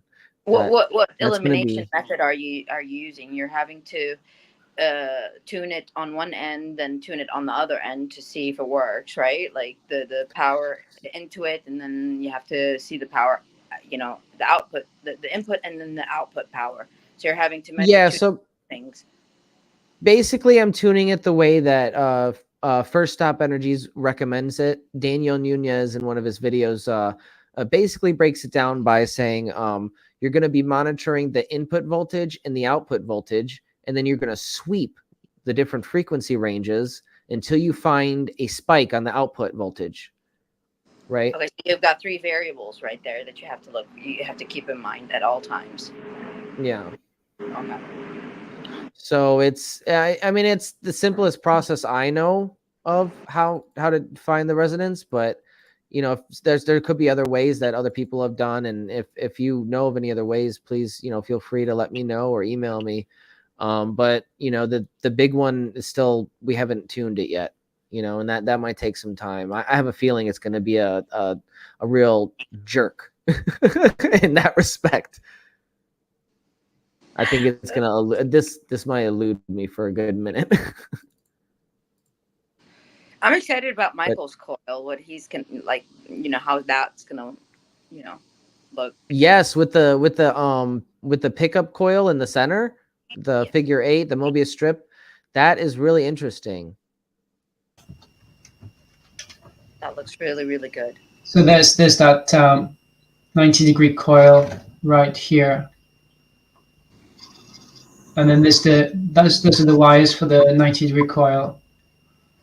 Yeah, I think I'll try to do this Mobius shape, and then try to change the frequency on the channel A, for example, and then try to see if we get anything out from that center pickup coil, which is right in the center, like right in the center of the torus shape. Oh, yeah, I see that. Yeah. Right here.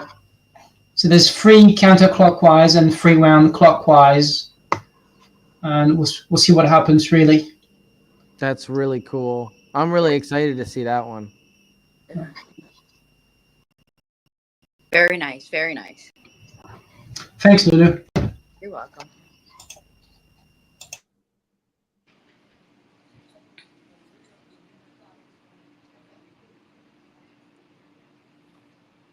All right. And Oh, and Nathan's back. Perfect.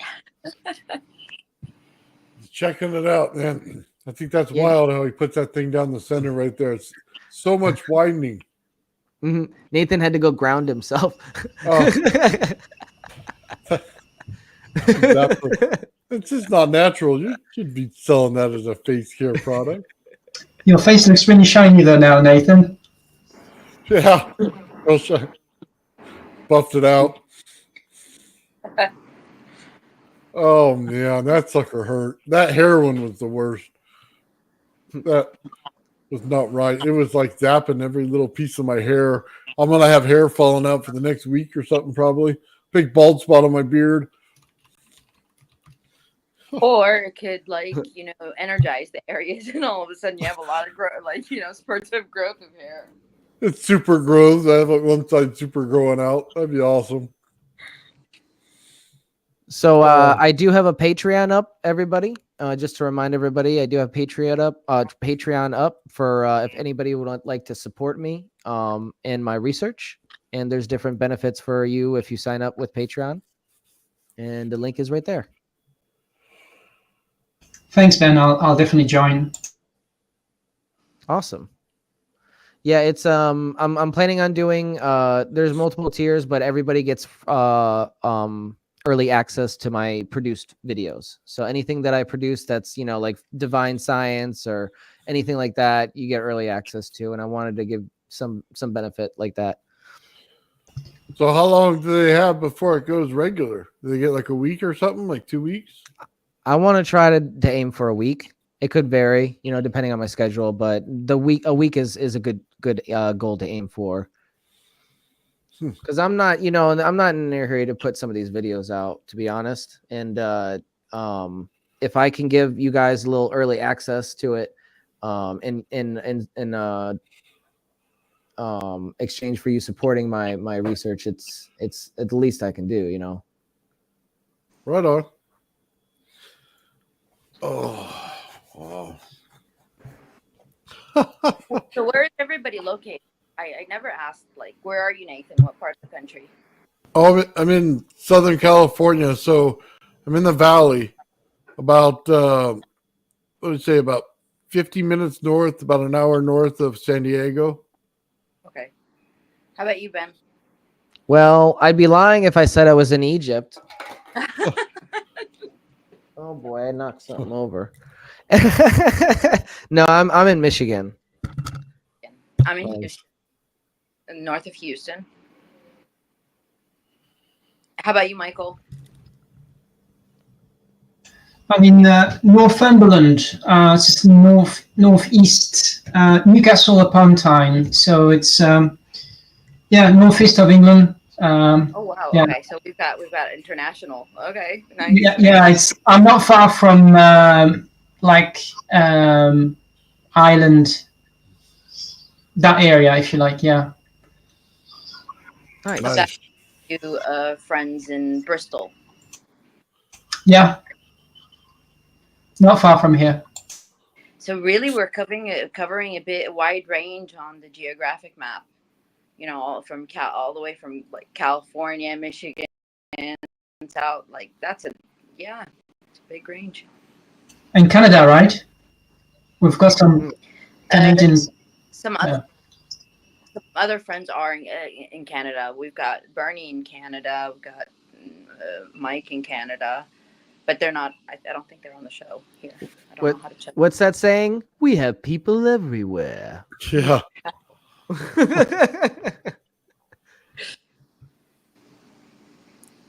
Oh, I wanted to show you something, if it's okay, guys, real quick. Yeah, go for it. Merkaba got a hold of me, and this is what he's working on right now. So there's a center right there for his neodymium to sit in. Ooh. And then, see if I get the right way. There's the bismuth material. That one looks more like silvery than it does the other colors. what does he use the bismuth for? That right there. So that's his center ring where the actual center of the neodymium sits right in the middle of it. Oh, so is it like an amplifier? Well, we're going to find out when he starts it up. He Oh, needed yes, it something has harder. Remember, this is the problem he was having with it would cut in. So in order to stop that, he went ahead and made this. Right. Yeah. I saw the thread marks the last time I seen the video. I'm like, yeah, that's probably creating a lot of friction between, the maximum potential of this sphere spinning. Yeah, so it's pretty Is cool. that why you had it in a glass instead of a metal case? Oh, it's a different experiment. This is what Merkaba has his in, this little cube. Mm-hmm. So it's a bit different than what Ben has it in. Ben has it in the glass. Remember, Merkaba's doing this one right here, this machine. Yeah. So yes. wild. Oh yes, yeah, I remember that. Yeah. That's so cool. So Wow, anyway, that's a big one. That's a big machine. Yeah, he was talking about, because him and Ben are both using stereo receivers. So he was talking to me about how we're going to set it up and do this stuff. And Gerald has a device for him running a stereo receiver on a coil. So I think by this Wednesday, if everything goes well, we'll have all that out there so that everybody can be on the same page going forward. So real quick, Bite Knight 64 has a really good theory. My theory is that instead of twisting the wires, keep them parallel and have the layer maximize surface area, which I'm thinking is key part. So this is actually the technique that is used for the advanced version 3.0 432 vortex coil. You just have to have the frame right, and you have to place the wires individually and delicately on top of one another. Instead of twisting them in the pair. So there's a couple of different ways to do this. I think the easy, garage mechanic way to do it is twisting the bundle. But if you were like the more sophisticated engineer and want more out of your system, you'd probably, or aiming for more precision, you'd probably do it this way, the advanced version 3 way. That's good. I like that. Thank you, Bite Knight. Very cool.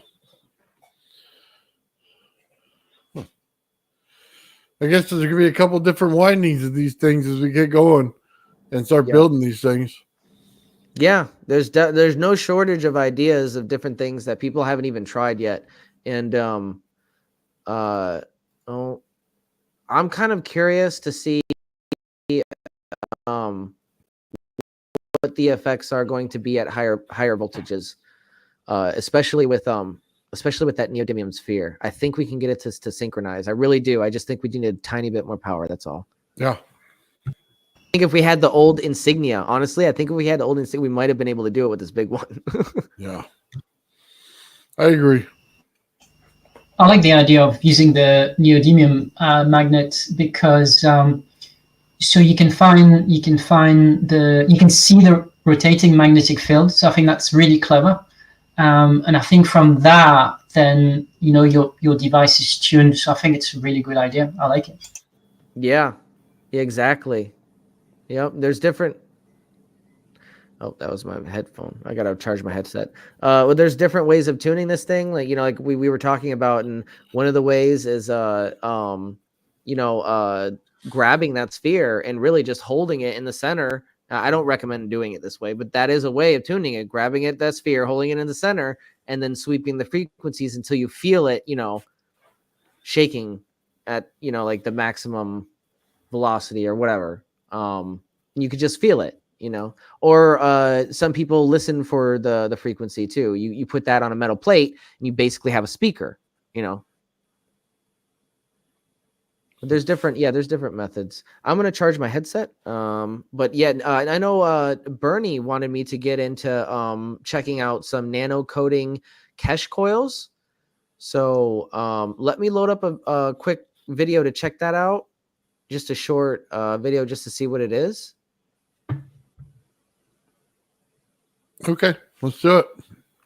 Yeah, vanilla advanced copper. I'm not sure if this is it though. I have something pulled up, but I'm not sure if it's. Well, I'll pull it up anyways. Let's see. It might be. Share screen. Okay, you guys can see that.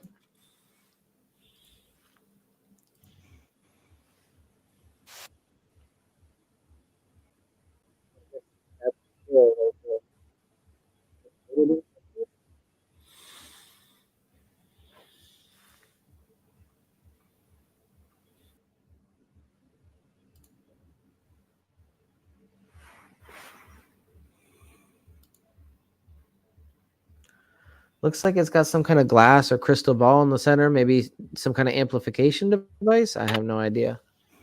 Let's see what the description. It says perpetual energy with magnets. Huh.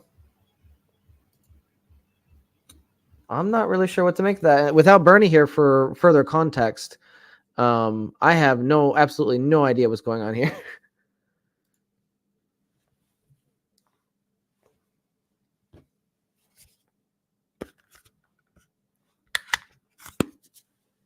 How many feet of wire are you using for that coil, Michael? Around 60 feet. So I went over the board. I think I heard someone saying it was around 50 feet to do those things, but I didn't want to take any chance. So I think if I've got extra wire left, I think I'll do, Daniel and Erica Nunes had those 2.5 inches little coil. So I think I'll use that wire for the tiny little 2.5 inches coil that they had made. So just for fun. Yeah, no, I totally get it because I started with 50 and I came up short, so going a little bit extra, I highly recommend if you have the extra wire, Yeah, I think it's better to always to have extra rather than, and end up short. Yeah, thanks, Lulu. Thank you. Yeah, thank you.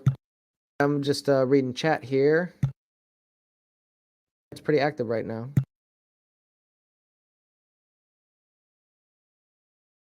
I can't see the chat comments. I can see only the comments, but not the chat through this. That's interesting. I don't know. I have no. This is Nathan's StreamYard, so he knows more about this platform than me. Yeah, I have no idea. I think I need to start up my YouTube channel so I could help you guys, broadcast it through that to get you guys more exposure. Yeah, Mine's just networking is definitely important. But yeah, maybe I should. Because if it's just one person, you're in a tiny corner of the internet screaming, shouting, trying to get a message out. But if you have like a whole team networking together, that could amplify exponentially. So it's the grassroots effect, right? Absolutely. And I do believe that with a grassroots effort and leading by example, showing people like Michael and I are doing, like Nathan and everybody else who's building these coils, just demonstrating how easy it is. I think people will start to catch on eventually. I mean, it's not easy, but like they're time consuming. Maybe it might be easy, but they're right. It's time consuming. I mean, but compared to some of the other like complicated free energy devices that are out there, like even a Bedini circuit, it's a lot more. You have to know a lot more about circuits and all that stuff. This is kind of like a plug and play system. Like it's like an idiot proof system almost, where you set it up the way the instructions have it, and you plug it in and it works. And there's really no like you don't have to know the intricate understandings of how the circuits are working to get it to work, like the Bedini circuits. And I don't know, it's simple. That's why I like it. It's pretty too. It looks really nice. Yeah. Like a piece, Yeah. They're art. Honestly, they are. They're all art pieces. Absolutely. They very much have aesthetic value, and that's why that I wanted to make sure I had like a nice orange, and I matched it, the orange, with the nice fiery red. It's I didn't want to put the green on there on the orange and green. What is this, Christmas or the pumpkin? No, I wanted it to be a fireball. And this one looks nice too. This is gonna have some interest. Hopefully, have some interesting effects. I'm really excited to see what results that he gets from this coil.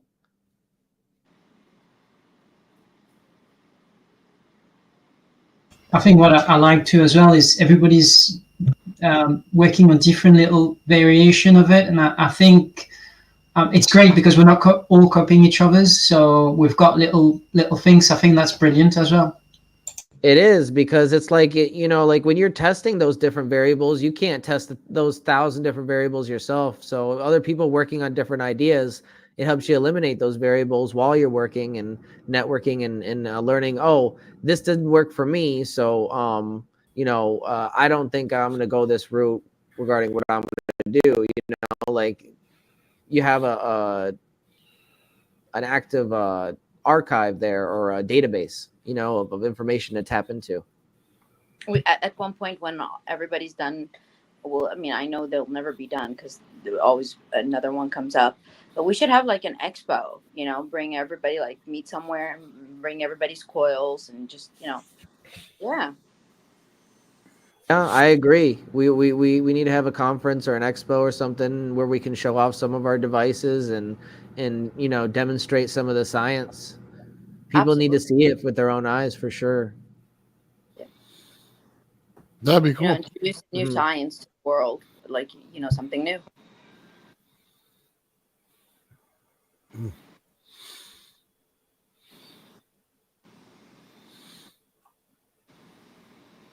So in the center, the wire that you wrapped around in the center, how many feet is that? The center part, is that like part of the original wire, the 60 feet, or is that by itself? Are you talking about the length of wire? Yeah, no, I'm not talking about the length. I'm talking about the wire that you put in the center. This wire here. Yeah, the white one. Yeah, I think that white part. So you're talking about the height or just the length of the? I thought there was a wire that's wrapping around the center of it. Oh yeah. Sorry. Yeah. My bad. So this flat bifilar here, I don't actually know the length in I've guessed it really, because the frame is 10-inch, so you'd probably talk about maybe 9.5-inch times. So the circumference of that, it would be pi times 9.5, and that's the circumference, and then you multiply that by 6. So 9.5 inches times pi times 6, and that's the length of the flat bifilar inside. And that's not part of the 60-inch original coil. That's a separate one.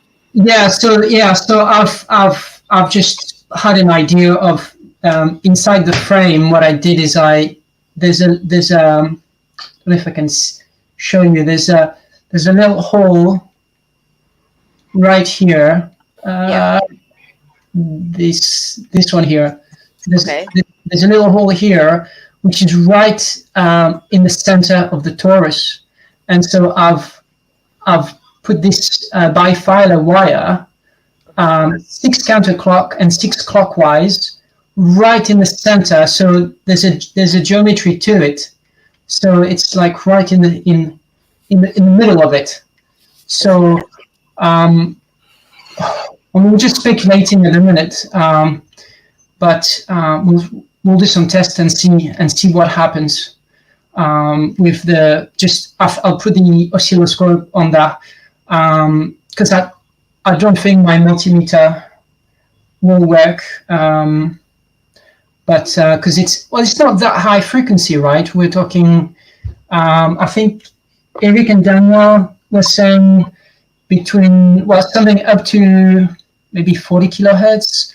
So it's not that high frequency. But I still use the oscilloscope for that.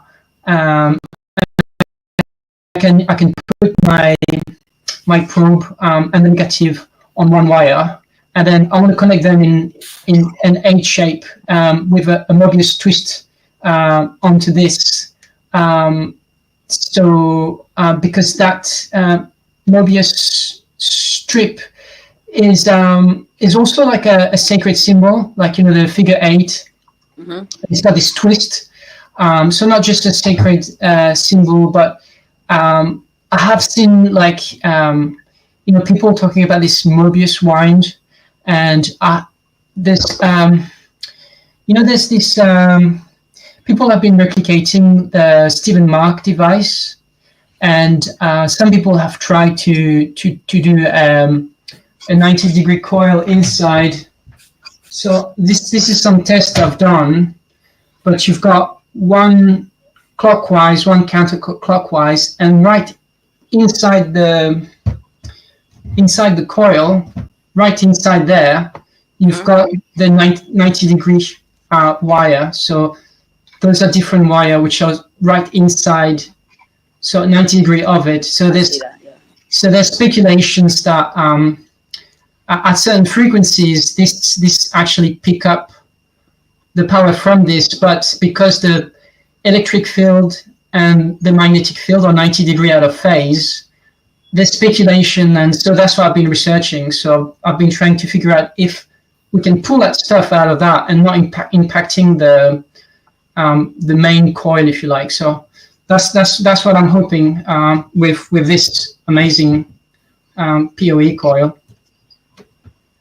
Very good. Very good. Thank you. It's okay. Yeah, great work. Thank you. I know I'm definitely going to be trying it if it produces anything unique. Some of the other coil frames that you provided us, I'm definitely going to try, and we're going to solve the mystery of how to wind the 432 version. So I know that's been something that we were working on, and there's no real like tutorial online anymore. If there was, it's not there anymore. So we kind of just have to piece it together. And I know you've been doing a great job doing some of that. Yeah, there it is. There it is. That's so nice. So on that small one, I spent 5 hours winding it layer by layer. And what the mistake I've done on this is that because it's free, I was wanting to use 3 different color wire. It needs to be an even number all the time. So 3 times 10, for example, would be 30. So we need 30 grooves. When I designed it, I did only 28. So it didn't add up. So I couldn't actually even do it. So after 5 hours, I just ended up cutting it in pieces, and this obviously not going to be able to use it. But again, 432 is subject to interpretation. We don't really know. Yeah, we don't know what it is. What it is.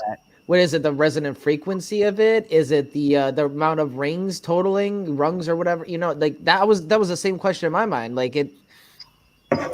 Ben, and honestly, if you look at those short videos that Daniel and Erica have done, and sometimes they rotate it in the light, and you can see like some patterns, like some mandala flower pattern on the coil. So there could be more to it than we know of. How do they use like geometric numbers? Like those 4, 3, 2. Perhaps those are the numbers of the pattern that they use. They've got like stars, little flowers in there. It's a work of art, Yes, it is. It really is, and something like that isn't easy to wind. That's small for sure, but we'll crack it. We'll figure it out. It's just gonna take time. That's all.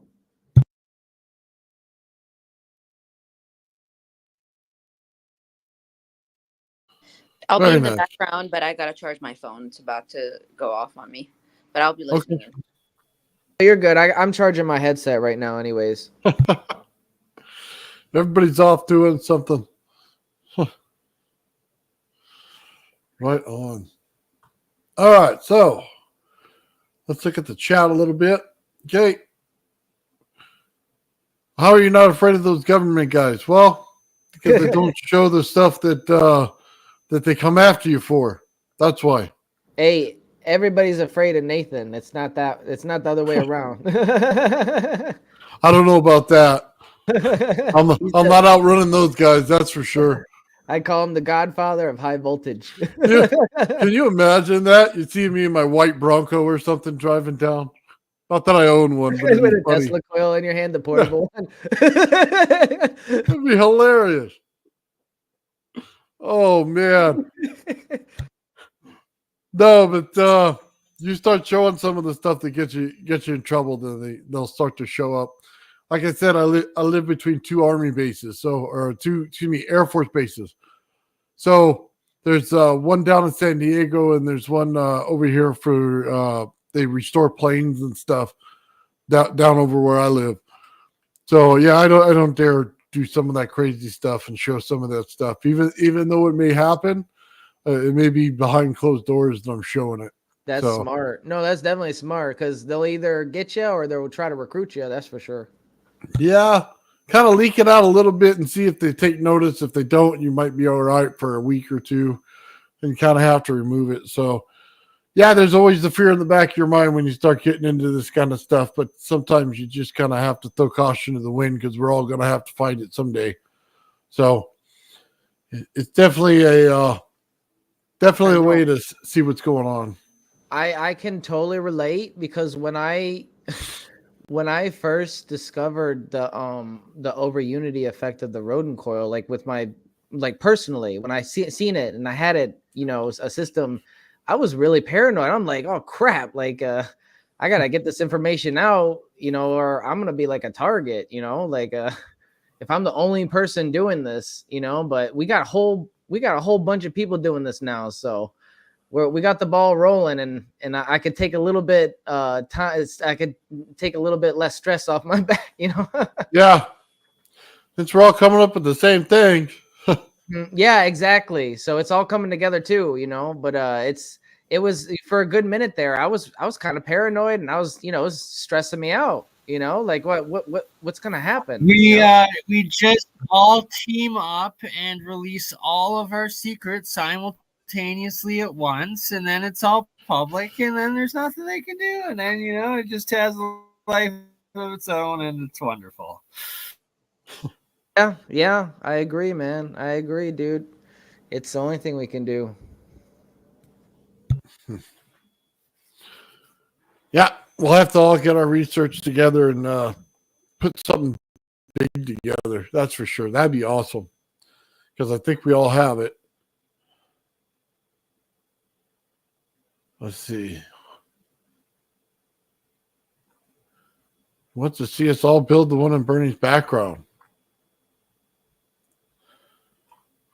So let's pull that up right there.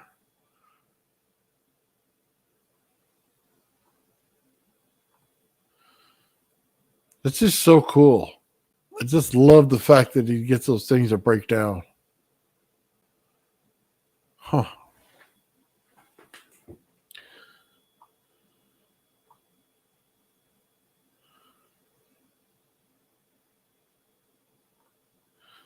Bernie talks about Kishi coils. Yes, he was talking about that today. He says not that one.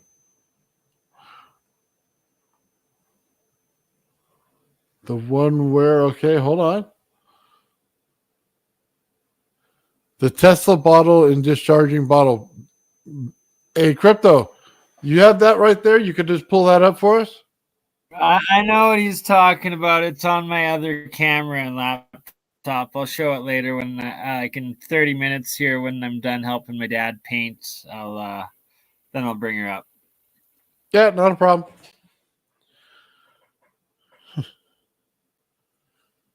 Right on.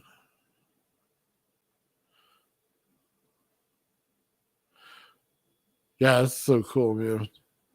I like that whining though. Michael's almost done with the first. Looks like the whole first winding of it right there. Yeah, so like Ben said, when I got to the junction, which is the starting point. So when I got to the starting point, which was above that's my starting point right here. Okay.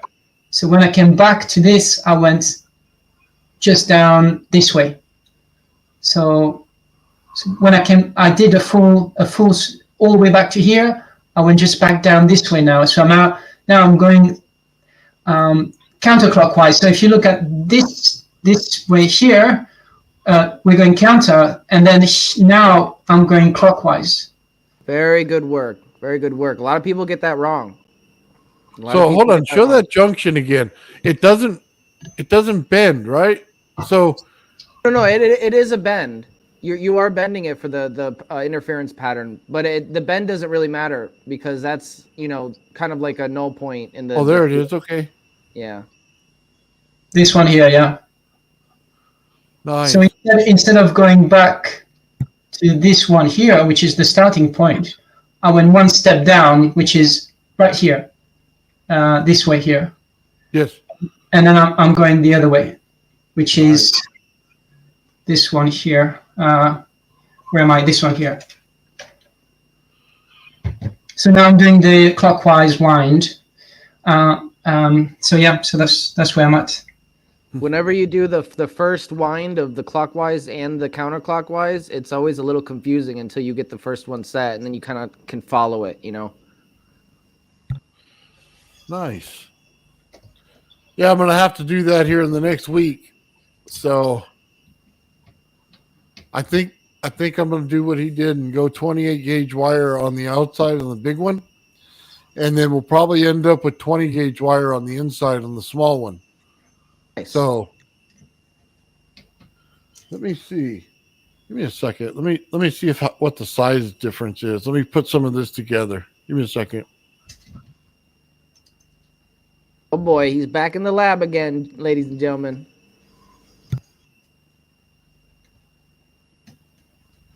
I have to get Nathan the lab coat.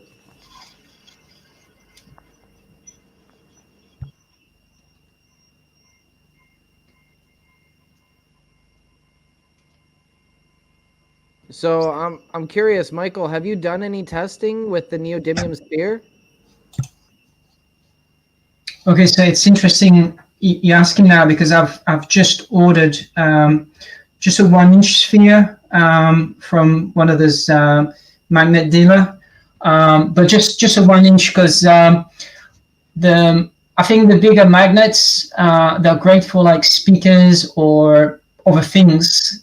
But I think a 1-inch is relatively a good size. It's not too big, so it doesn't need a lot of power to spin.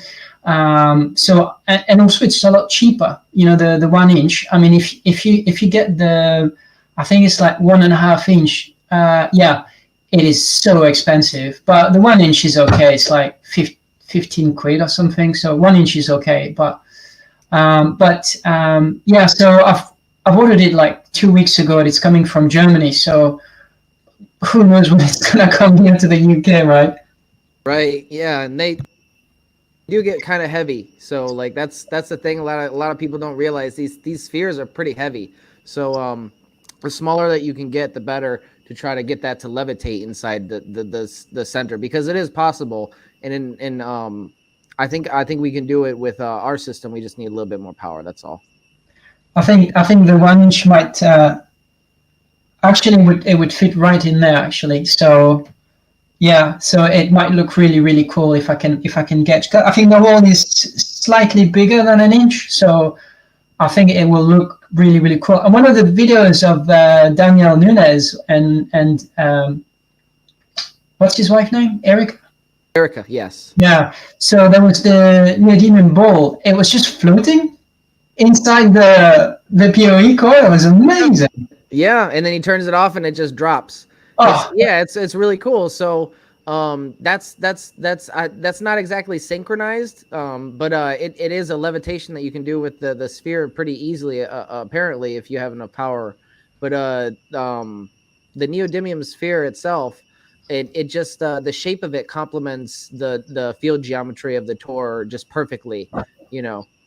And one thing that I will say is when you're doing experiments with that, just keep an eye on the sphere. And if it's like scratching your wire on the inside wind, you know, like if it starts touching the wire, you know, maybe put something down like a plastic wrap or something like that to prevent it from scratching. Because I've seen it in the videos, and you know their frames are perfect, but ours are not really designed for what they were doing. So we got to keep an eye on that it doesn't damage the wire. Wow, Nathan, this looks amazing. Wow. Yeah, that's really cool.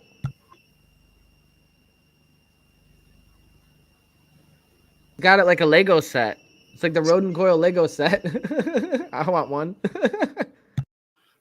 They don't always agree. So sometimes, like, because I use a bigger nozzle. So I use a 0.5 nozzle instead of a 0.4. And sometimes these things don't agree. So you got to take a little bit of sandpaper here and go in there and clean this thing out. So just clicks in, no glue. Somebody asked. There's no glue on this. It's so tight you don't even need it. Yeah, that's cool. I heard it click. Yeah, Nice this thing, snap. man, it's some pressure you got to put in these things. Nice snap frame. That's cool. Yeah. Come and do a coil workshop. You better have something printed off, man. I got mine, but man, is it? You got plenty of Tesla coils to show off. That's for sure. You got those nice big ones in the back. I see. Oh yeah. Those ones. You said what? I have about 7 of them. 7. And I don't show some of them because they're for my experimenting. But they got some rocking awesome circuits to them. So stuff that, you know, you get in trouble for. Yeah, like it just affects you like you said, it fills your whole room. Well, like when you can change the how do I want to say this? When you know how to lower the frequency on a Tesla coil, there's nothing out of your reach. So if I want to resonate 432 hertz, I could do it. And I can do it very easily. Okay. A lot of people won't, because they don't build coils like that. You have to build a secondary part to your coil to do it. And that's kind of the important thing. So one of the tests that I have coming up is resonating a tuning fork with my Tesla coil. So, and trust me, it wasn't easy to build that Tesla coil either. So I'm just sanding this thing out as I go. And they're starting to pop in. Yeah, there's so much pressure here, Ben, you don't need to glue this one.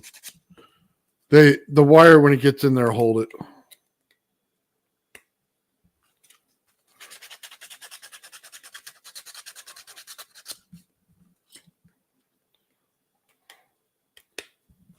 Cool, I got like 3 more. So that's the inner ring of that coil frame in the background? Yeah, it's the inner ring. So What would be considered another nested coil inside that frame? Nice. Yeah, the problem was I did the wrong one, the wrong color. So I took the big one and put it on the other one, and I shouldn't have. So I have to go back now and reprint a few more, which is not a bad thing. And lucky it was that part, not the other ones. But here we go. Oh, that's fine. Just reprint it and send me the screw up. I'll mess with that one.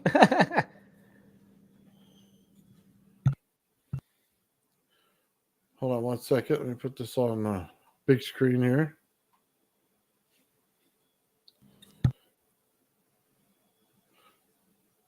So there you go. That's the center one right there. Yeah, that's the nested coil that's going to go inside the Rodin coil frame. Let's say another Rodin coil inside of a Rodin coil. That's so cool. I can't wait to see this. This is something that I've wanted to see for a long time. So as you can see, I didn't line them up properly. Like I said, this ring was too big, and the other ring I have, I haven't printed off yet. So you know what I mean. But I have the file for it. But this one, it'll end up going right in there, but you see I put the wrong ring on there, so it doesn't Right. line up right now. But when it does, it's going to be amazing. Wow. No, I've But seen. I really like the color contrast that it's coming out as. Yeah, that's neat. It's almost like a Mad Max type of theme going on there. Like I said, when you start to build them, go in with both feet if you got the capability, and I did. So I already have 28 gauge. I got 5 pounds of it, so that should get me the outside of this thing. So I got to do one wind with the oh my god, I can't even think right now with the rope. Once I get that, I'll be able to tell the measurement of it, and then I'll add probably 4 feet to that and just run it. That way I don't run out. And any kind of, bend or anything in it won't slow it. I mean, lose too much in the winding. But I think the inside, and I got to see because they're very small, okay? So let me set this back down. The inside here is super tiny. And here's just a regular screw, right? So if I put that in there like that, that should give you some size difference there. We may not fit, 6 windings or 6 20 gauge wire in there. So I don't know until I do it. That's the only bad thing. Right. So. Well, I'm excited because the only other person that I've seen actually wind a nested coil, a Rodin coil, is Jordan from Alchemical Science, but he never demonstrated it, which, I've always wanted to see somebody actually use one and, see the effects of it. So this is going to be really exciting for me. I've been wanting to see this for a long time. Yeah, Ian has one. Really? I didn't see that. Yeah, Ian's got one. I was trying to look for the picture of it, but I'm not sure. But I'm going to tell you, I believe Ian's got one. I wonder. We have to ask him if what kind of effects he has from it. As a matter of fact, when I downloaded this, he was in the comments talking to him about it. So I know he's got one, and we saw. I was looking through my email, and I couldn't find the picture right away. We should have next time he's on the Fringe Think Tank podcast. We should have him demonstrate it if he can. See if he can hook it up to something. Yeah, I'll send him an email. See if he will.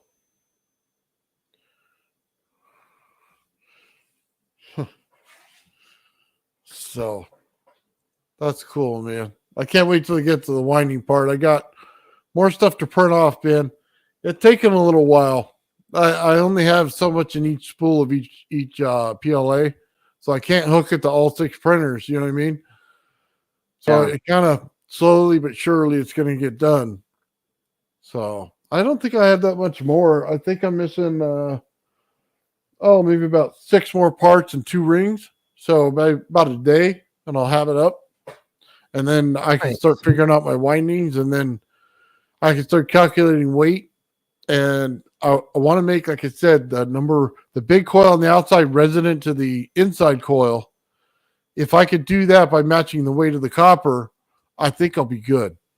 And then, man, it's off to the races on testing that thing, because I'm going to come up with every circuit in the world to do it, or I'm gonna get Gerald to show me how it works. You know what I mean, on the circuitry. We need to have a like Lulu said, we need to have a conference. Like even if we do it online, where we demonstrate all of our coils, like a show off, like a event where we demonstrate all the different coils that we come up with over the year. Well, I agree with that. Well, I think the biggest thing is when Gerald released his circuit, he was supposed to do it this last week. He got caught up with family stuff. And then if we can get him on Wednesday to show us the circuits and we all buy the parts, I think that's going to go a long way to getting everybody on the same page. Because then no matter what it is, we can always print off the coil, put it in the right wire, and have the same thing. And that's going to be awesome. Yeah, for sure. Yeah, we're really building a scientific empire here of knowledge, and I love it. Like it's really everything's coming together. Like we started out, and basically, at least where I started out, like nobody was listening. Like I was talking about all this stuff, and nobody was listening. And now we actually have an audience which is great. You know, we're on the ball and getting this message out and trying to get more people involved in building these systems. Really. Yeah, check this out, Ben. I was telling you guys about this earlier.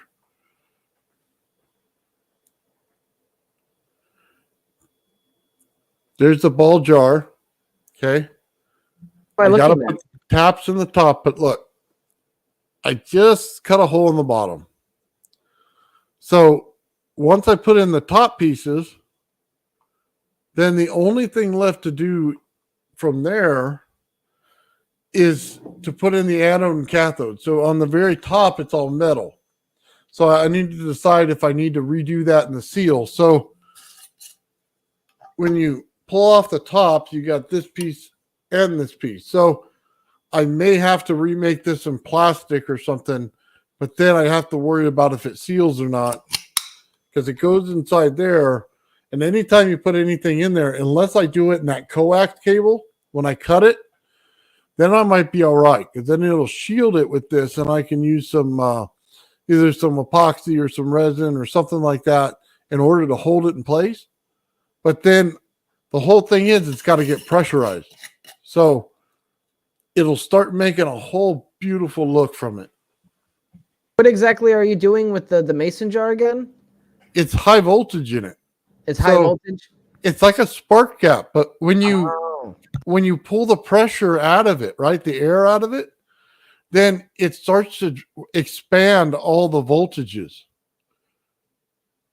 So just think about it.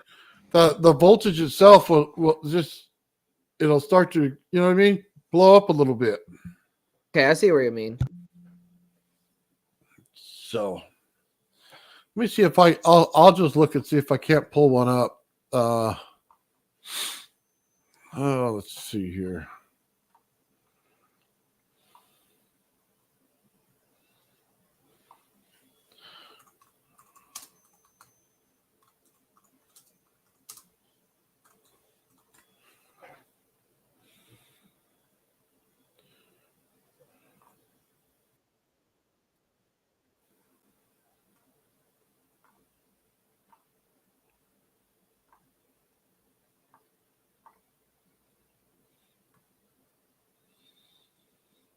Sorry, it's taking a minute, guys. Go ahead and talk, Ben, while I'm pulling this up. I kind of want to zoom in on what Michael's doing real quick, just to get a better look at his coil and the interference pattern. Looking very nice, Michael. Very nice.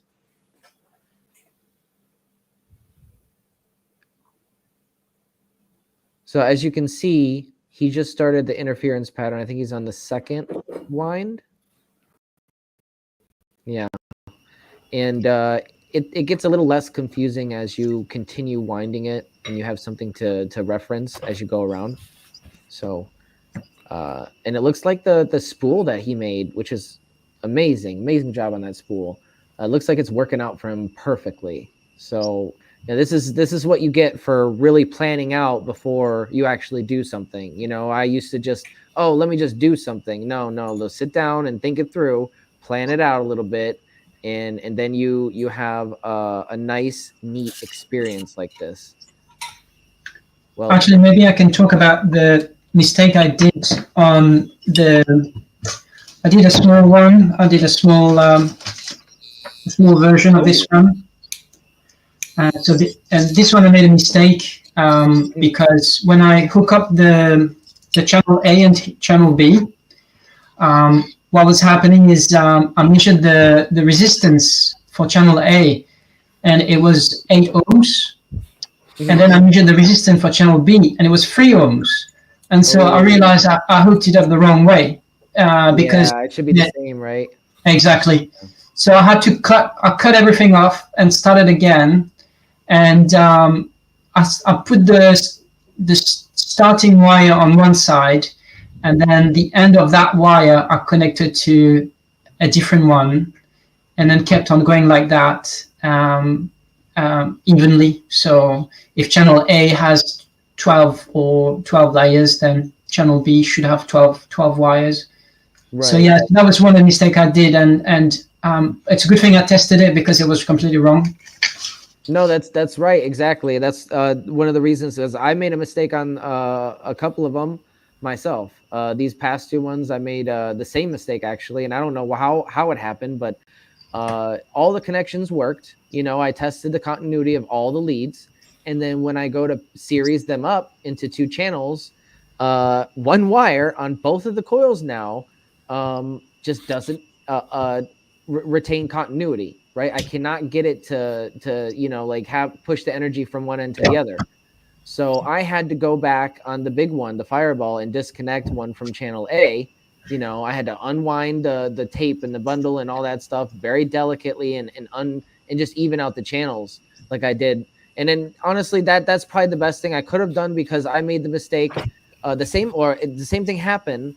Well, I'm not sure which mistake I made. If anybody knows what could have caused that, please let me know. But the same thing happened in Mark 1, the smaller Rodin coil that I built, and it's working. So I think the best thing that I could do is try to replicate that as close as possible, you know, and you know, that's using 11, so I'll be using 11 for the Fireball. It works out, but it's just unfortunate, you know.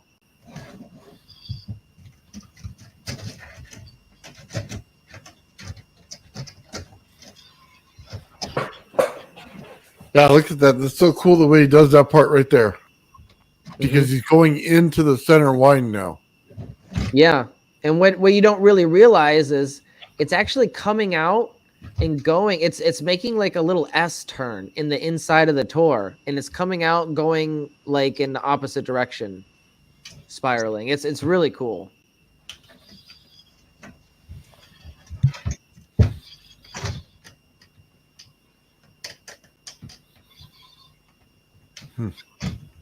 And this one looks a lot closer to Daniel and Erica Nunez's frame.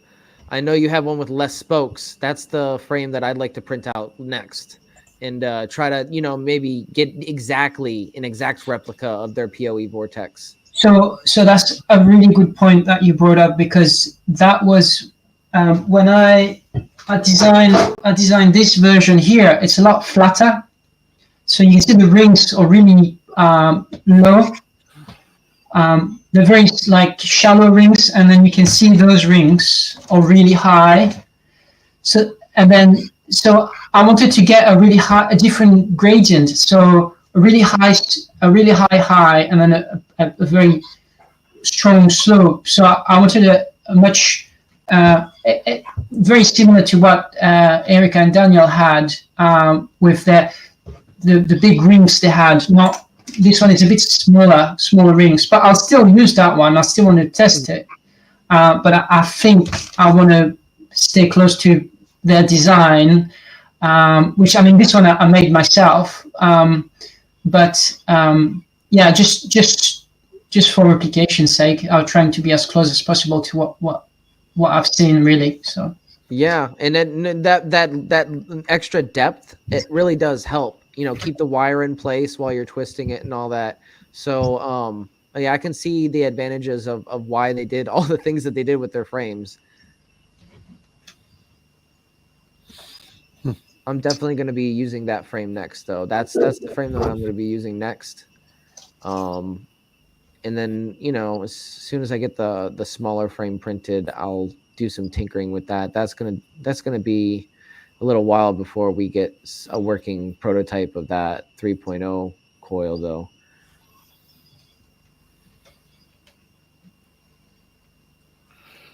All right, Ben, I found it. You ready? Yeah.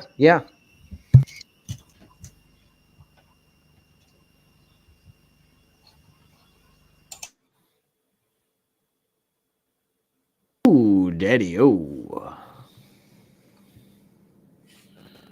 So that's what we want to create right there with that bottle. That's creating, it looks like a wave pattern, or is that the glass?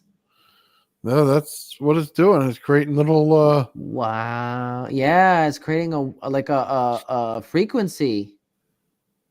Yeah. Or yeah, some kind of, I've never seen anything like that. What? The funny thing is, those little things I was showing you with the Tesla coil, they do exactly that, but it's a smaller version of it. Well, that's cool, huh? Yeah, that's neat. So,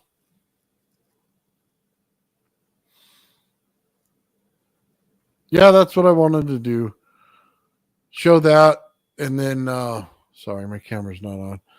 Show that one in high voltage, just like he did. I think that would be amazing. Yeah. So, I'm really not that far off. Once you get that bottle cut, you're ready to go. You know what I mean? It's just cleaning it up. So,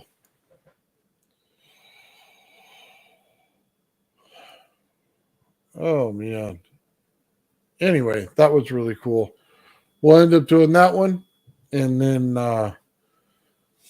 yeah, we'll work on some other ones. Oh man, I got some stuff on my desk here. That sanding got all over the place. It tends to do that. Yeah, I sanded and drilled the PVC pipe, and it just got everywhere, all over. Yeah, that stuff's a mess. It's a messy business making these coils. Anyway, okay, he's almost done wine. Well, yeah, it doesn't look like he's got too many wines left on that coil. Yeah, coming right along. It looks like he's still got a bunch of wire though. Last time he threaded it through. Yes, that's what I like to over. see. I like to see a lot of extra wire because, like you don't want to get to the oh crap moment like I did where I'm like, oh crap, I'm sure. Well, you may have a whole nother coil sitting on that winding there. Maybe. That's a lot. Yeah, you could probably use it for the small one. Yeah. Yeah. Well, why not wind them all at the same time if you could do the calculation? Yeah. I mean, it's good to have a big one and a small one. Like I said, you need a driver and a pickup. Yeah. That's cool. Mm-hmm. But I mean, I guess this one is both of those combined, like yours, the nested design, right? So it's the same idea. It's just a different way of doing it, but yeah, exactly the same thing. Mm-hmm. His will be easier to change out, that's for sure. Right. I guess the theory is since it's nested inside the vortex, it's going to tap in and synergize with that energy a lot more. Well, it's going to be one field driving another. That's what's cool about it. So it all depends on exactly where it lands inside of it. I don't think this is centered out in the one that I have where it'll center in it. I think it's kind of towards the inside. So it may flow differently too. Yeah, it could. Yeah, I mean, I'm curious to see what a pull detector is going to be with your nested frame, Nathan. Yeah. Well, look what I found. Look what I found, guys. Look at this. Wouldn't this be a cool thing? Oh, a stencil. Would that be a cool thing for a coil? Yeah. Those in series like that. And run the wire through them. Wouldn't that look really cool? Yeah. Interesting. They build motors like that. You know that? No, that exact winding is flat in a motor. Oh, cool. Wow. Yeah, I thought it was pretty. Yeah, geometry is very important, ladies and gentlemen, and depending on what kind of geometric field you're producing with these coils, you have very, very different effects. Like the ones that he has, like on the coil that Michael's working on, like those things. If this was one of those, and we run the coils through that.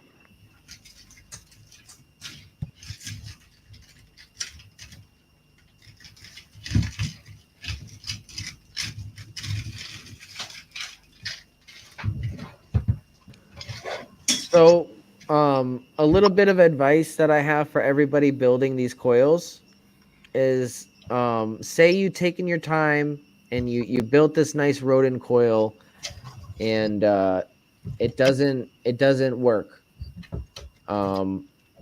Like it produces power, but it's not producing the effects that you want. Like I've seen, we're not tuning it. We haven't tuned it yet, and you're getting frustrated. It's not doing what you want.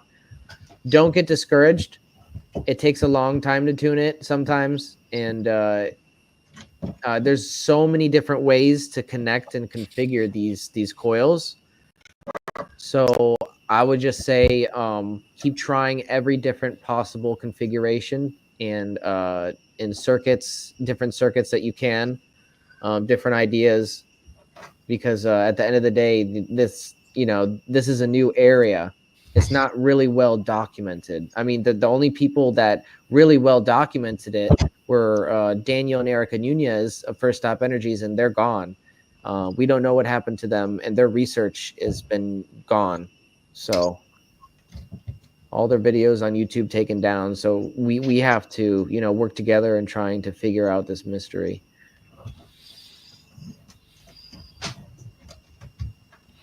So, Ben, did you ever read the thing that goes with that file that I printed out for mine?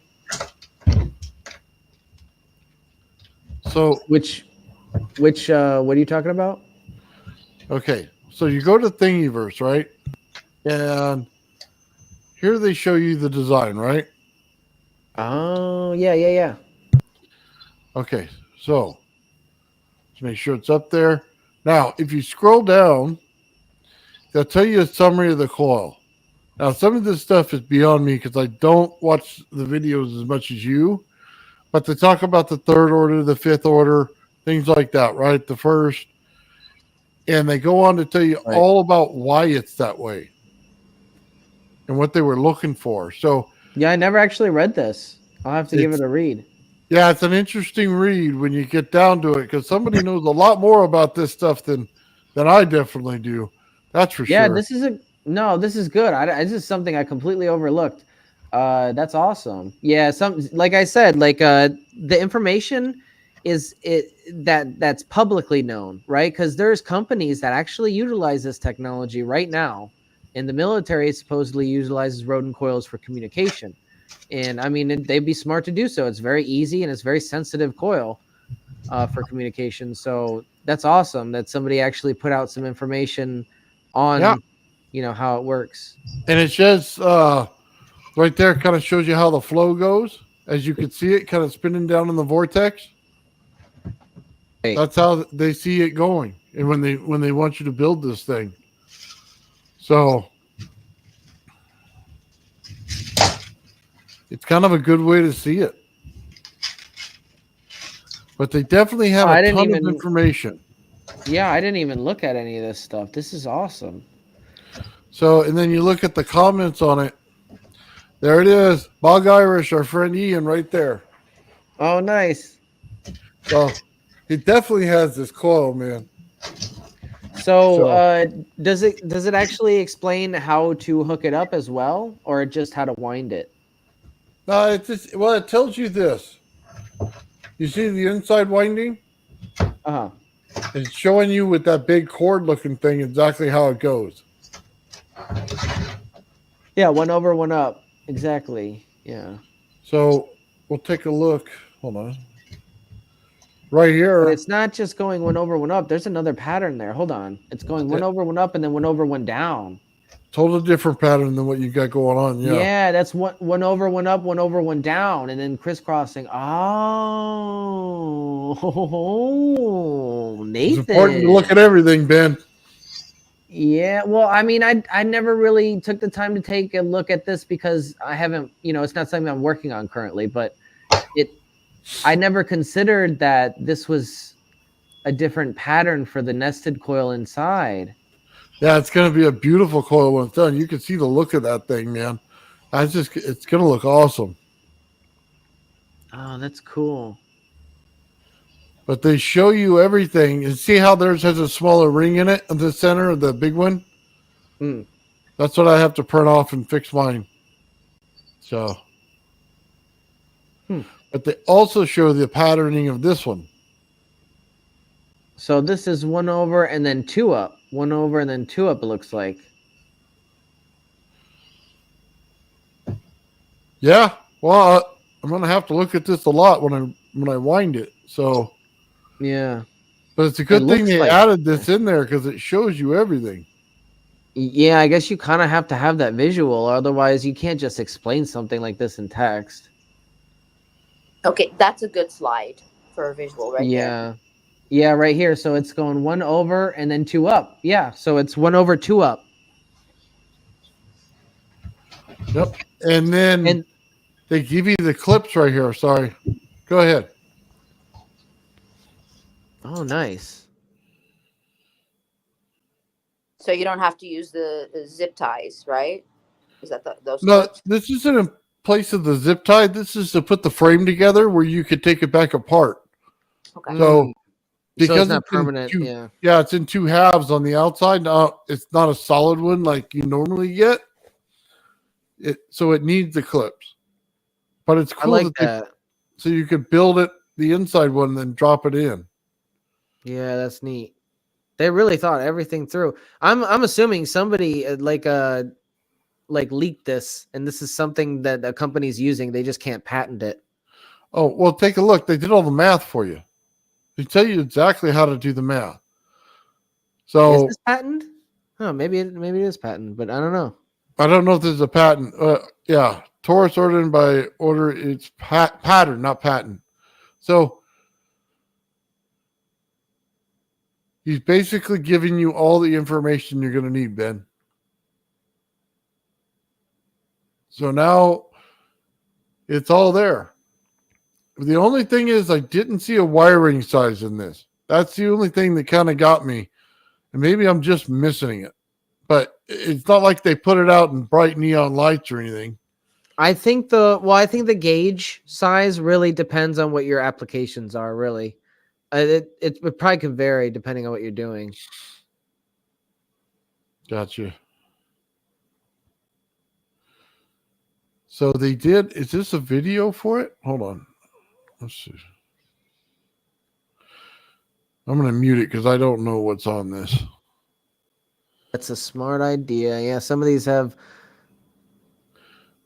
Well, okay. Well, they're doing math for you. Look at all those numbers. Mm, Well, there's your answer, Ben. You're it's going a to have to sequence watch pattern. this with the sound on at some point.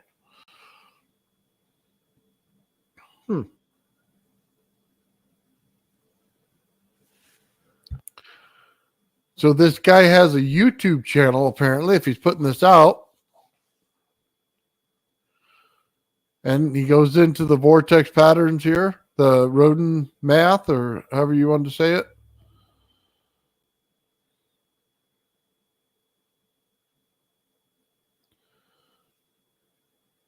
Mod 9 numbers. Ian kept talking about Mod 9 numbers.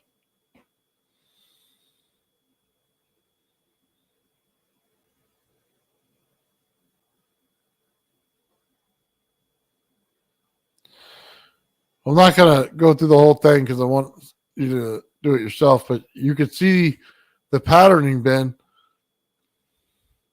It's showing you everything you wanted.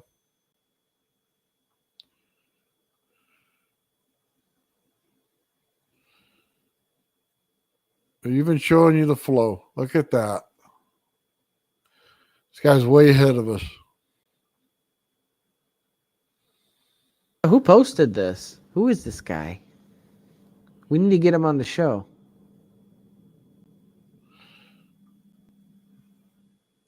Let's see. It says Tom Barnett. This is Tom Barnett. Oh, okay, that makes sense. You know who it is then? Yeah, he's done a lot of work with Rodin. But I don't know if we can get him on the show. He's kind of hard to get in touch with, I heard. But if Anyway, I just thought it Is was he still interesting that alive? you got to see the rest of it so that you can go back and read it and kind of see what he's doing and watch the video. Because I'm going to have to do all my homework on this before I wind it.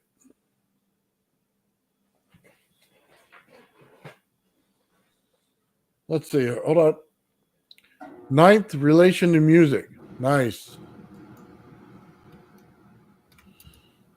Very cool graphics. I absolutely agree with that.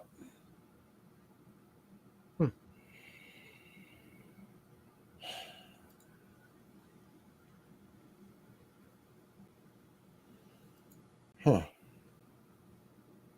So we'll probably go another hour and a half on the stream before I end it. Okay. That's a long one today, Ben. Yeah, it's been a long class, and I think at this point, everybody's probably getting tired like I am. So we'll end it in about an hour and a half to give us a clean 9 hours. End it when you get that when Michael gets this thing wrapped up. Yeah, Or no, whatever. that should be plenty. Honestly, that should be plenty of time for him to finish that. I'm assuming because he wrapped that pretty fast. And that spool, having the spool that is able to fit through that donut hole really helps speed it up.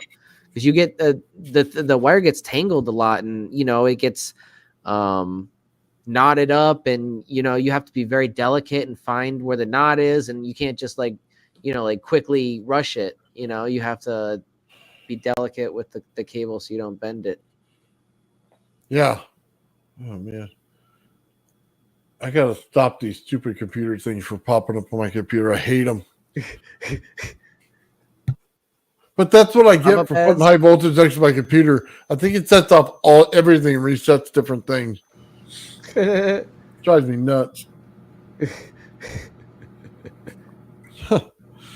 Well, you do too much high voltage in your garage, your computer settings are all wrong by the time you get over to check it again. It does it to me all the time. I have to constantly reset stuff. Nice. It's a wizard staff. Nice. It's a wizard. Huh. Oh, man. Oh. Bug zapper. Now that's about what that tool was Sean got for me. That's a different bug zapper right there. So I can't wait till I get the little needle things in the mail. I'm so excited. Let me just tell you, with all the different things that I have in my garage, I am going to just literally hit everything with that thing and see what it does. That little mini handheld Tesla coil. High voltage in my hands. Oh, man.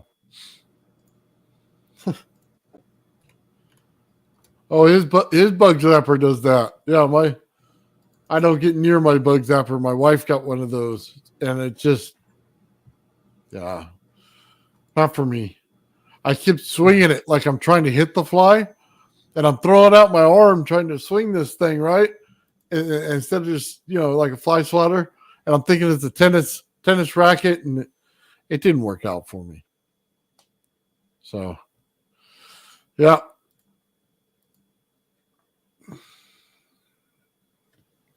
Ben, you really can't hear anything right now, can you? So I am actually reading email real quick. Oh. Yeah, I had an email what's going on. Yeah. Sorry, guys.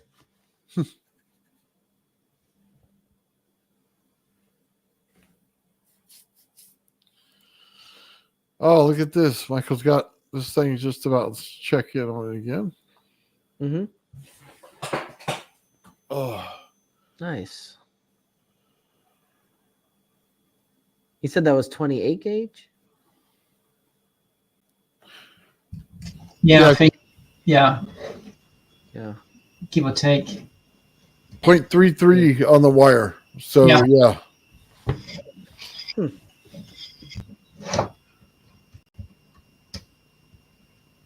And how many strands of that was there, Michael?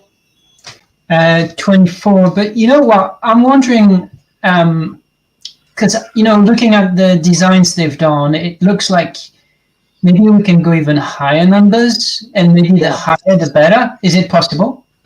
Yes, I was thinking the same thing, Michael. And I was also thinking about maybe doing numbers that add up to 3 or 9, like 36, for instance. That's really interesting, Ben, because I was the more I work on those things, and the more I'm thinking about coil geometry, and so in Europe we think in metric system, right? But I think one of the was it the thunderstorm generator the guy was saying that we should really measure things in inches because those comes from the qubits. They are like the God's numbers or whatever they're called. And so I think next time I design a coil, I want to do it in inches because this is not exactly 10 inches, So I want the where the coil sits, I want it to be exactly 10 inches. And then same for the height. I want to do everything like really like precise. So the minute it's not very precise, nothing is very precise. So sorry, Ben. Oh no, I'm sorry. Go ahead. I was just going to say it just when I hear Marco Rodin talking about numbers 369, it's all those numbers and it's a precise thing, right? So I want to, if I can get the frame right to start with, and then obviously the numbers are the more important. I think there are some experts on that show about coil binding, about doing the star-shaped coil and all that. And it can be applicable for this, but I don't know how to wind this beautiful mandala pattern, for example, because this would be amazing to have a mandala pattern, but I don't really know how to do it. And perhaps the trick is to go back on the flat coiling, the coil, the star, just like Nathan's been doing. Nathan's been doing some incredible job, and I got inspired actually from Nathan about the stuff he's done. The sacred pattern that he's done in his program, and got really inspired on that because it is so true. And if I could apply it to a 3D shape, then, but obviously I don't know. Like nobody taught me how to do those things, right? So. No, exactly. It's it's something that we all have to learn as we're doing too. It's a process that we learn through experience as well. These coils, you can't just look up how to build one and just right off the bat build a perfect one. And you're gonna make mistakes and it's gonna happen. But going back to what you were saying about God's measurements, that's very important and something that I hadn't previously considered until now. You raise a good point because just to think about how we kind of gone to the wrong tuning in the 440 compared to 432, right? I guess it would be kind of analogous to that. We're close, but we're not precise, and that little bit off could be what's creating or not creating some of the effects that we're trying to look for. 100%, yeah.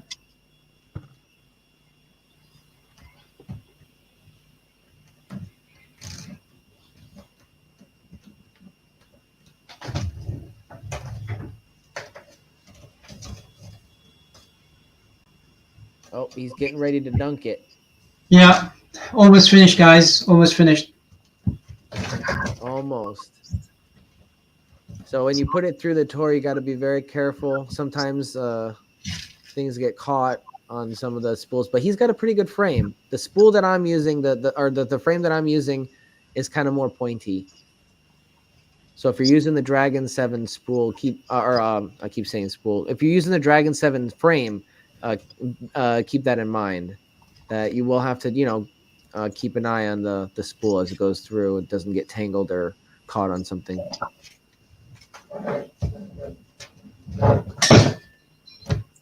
So I just wanted to show you this, if it's okay, Ben. Mm-hmm. Yeah.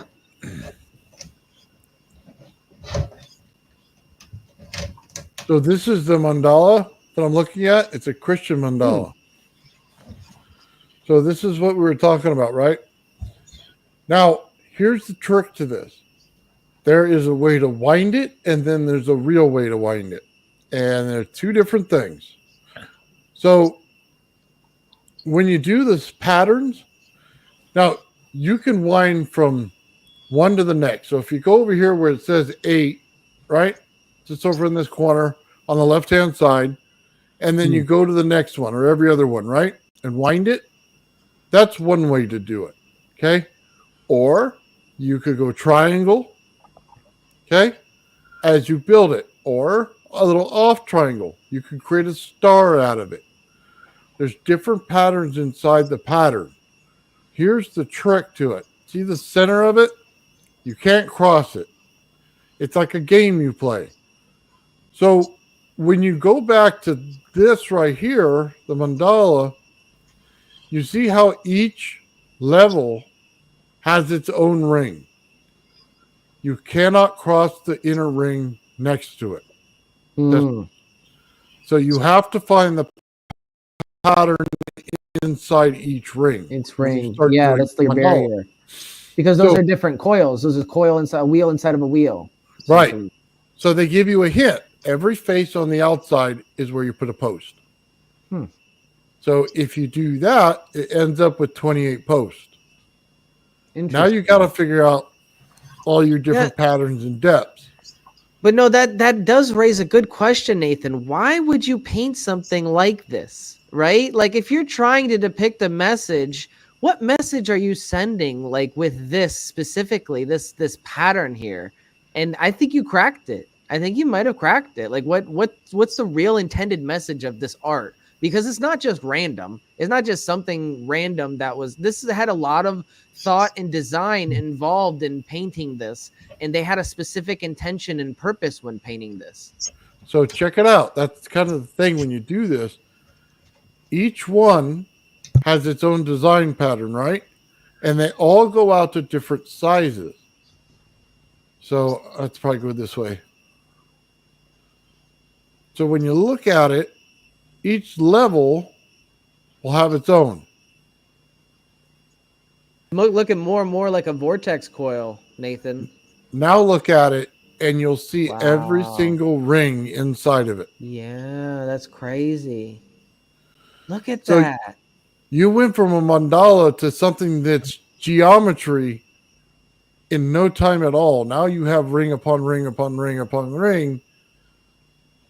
That's Now- how you identified you found the pattern. That's right. Now it's my about how to God. wind it. So this is not my expertise in this. This is Gerald's. He will tell you everything.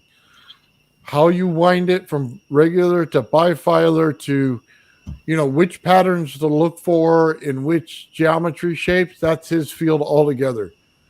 I just know that it's in every mandala that you look at, and you have to be able to identify that first.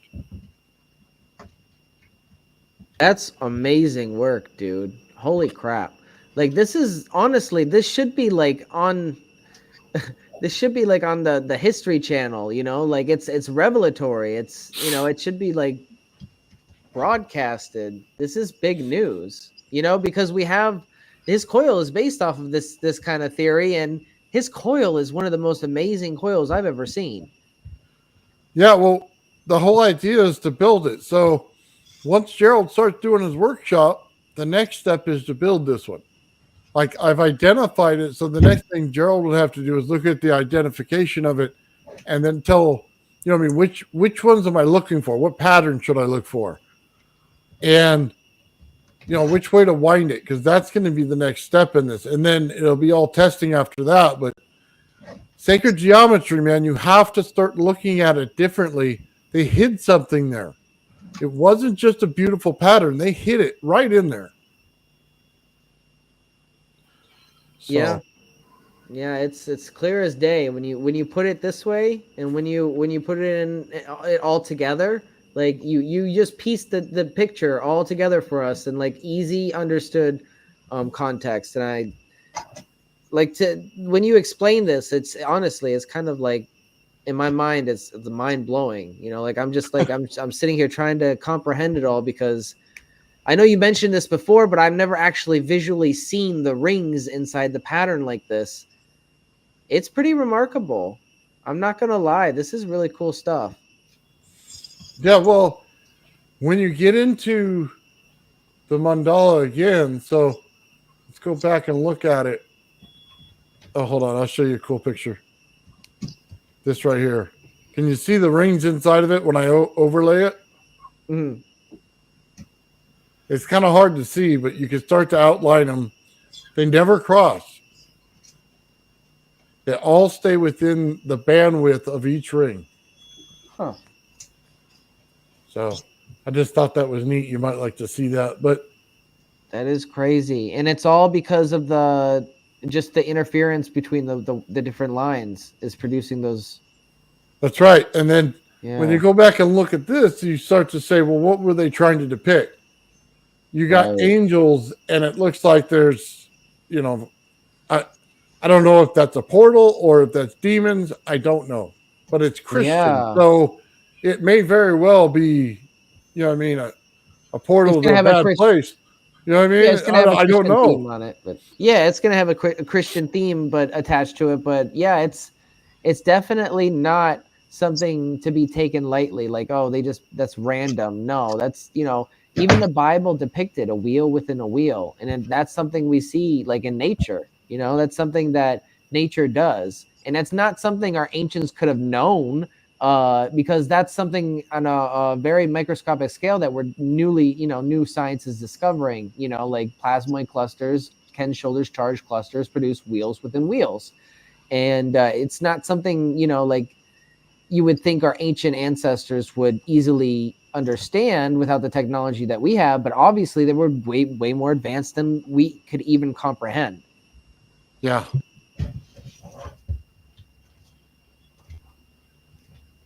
So, give me a second. I was looking up something else that had to do with this.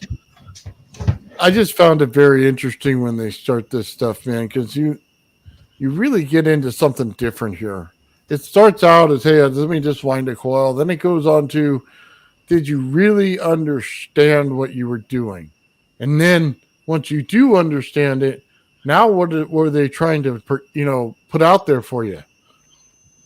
That's what I think is so cool. So just show you real quick. This is actually Ian's coil, so give me a second to bring it up.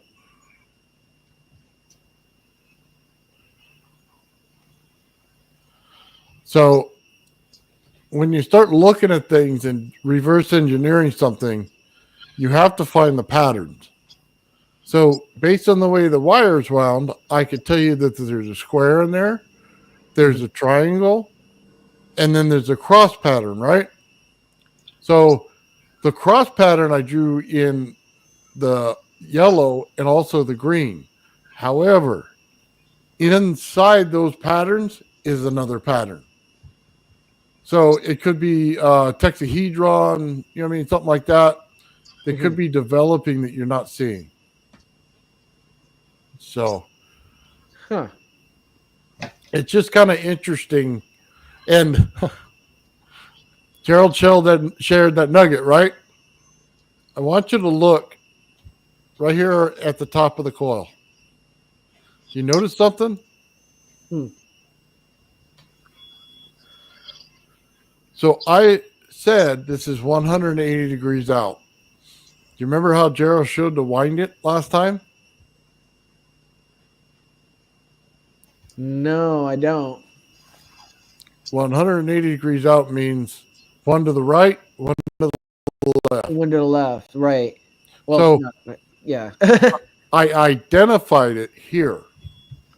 I could not comprehend it. So it was new news when he said it, right? You needed to visualize it. I knew it was going on. I didn't know exactly I was right or wrong. And this, apparently, I had something in the right direction. Yeah, it helps to have a visual like this because these wires get really confusing when you wind these coils. There's Gerald right there checking in. Hey, what's up, Gerald? Bible tells of all. The Bible tells us all about the thought and symbols and allegory. And sorry, my camera's in the way. Of the story itself was written within his mind. So there you go, Gerald. Gerald, did you see that right there? I did see it 180 out. Obviously, I got the arrows too far apart. But remember I showed you this like 3 weeks ago? So I obviously knew something. I didn't know how to put it together in my brain.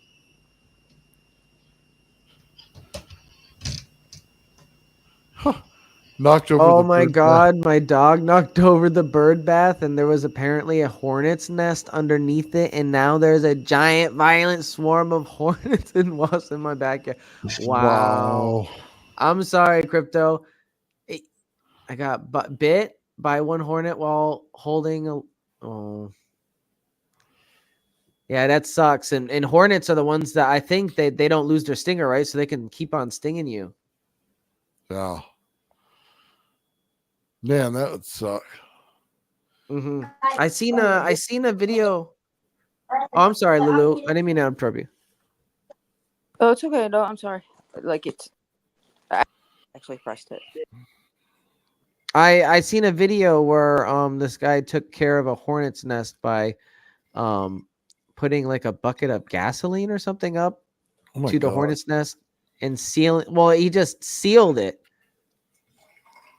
Yeah, into I'm fumes or something. I'm not sure. not against nature in that way. I don't kill animals or things like that. Not in that way. Yeah, I wouldn't know how to handle a hornet's nest personally. I'd probably have to have somebody show me how to do that, or have somebody else do it, because that's Here not it is. my Look. area of expertise. There is. Yes, you did. Yeah, If you put but a I didn't paper want to point bag- it out so you understand it. Gerald, how could I understand it unless you told me? To be honest with you, there was no way. If you crumple up a brown paper bag and put it next to the hornet's nest, they'll think it's another one and they'll leave. Did you know Really? that? Yeah, just get a crumble up What? a brown paper bag, stick it next to their nest. They'll think it's another hornet's nest that's competing for the area, and they'll leave. That's crazy. That's awesome. I didn't know that. Yeah, and that's why you don't kill them. You don't. There's nothing inhumane. You just Yeah, there's always a safe way, and yeah, there's always a humane way to take care of the people who do that violent stuff are just lazy, honestly. Yeah. So check it out, guys, on the coil thing. So you can know how something's wound. This is what I was talking about. You can know that it doesn't cross in the center, right? But if you don't know the exact shape you're looking to build, you'll be lost in how to build it. This is why so many people fail on their coil, because they're not understanding this. I don't personally understand it. Gerald does. I know that there's a shape there. I know I can identify a shape, but how each layer is wound is unique in itself to the effects that you get. And only a person who's done it hundreds of times can figure it out. And me and my first few tries will not figure it out that fast. So even if you can identify it and break it down a bit, it's a lot more complex than that.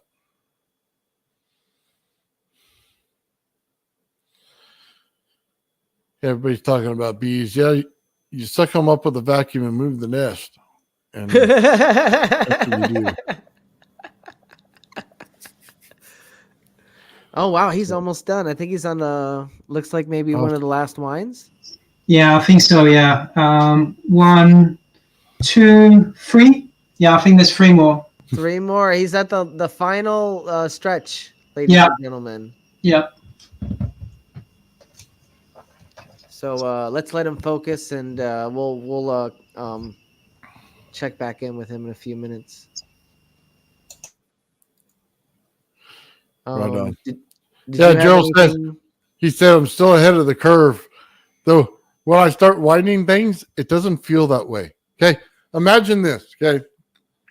Here I am in my garage for about 9 hours straight. And I'm not joking about this. I took a wire that could wrap around my coil pins about 8 times. Okay. And I literally started running permutations on every single one of them.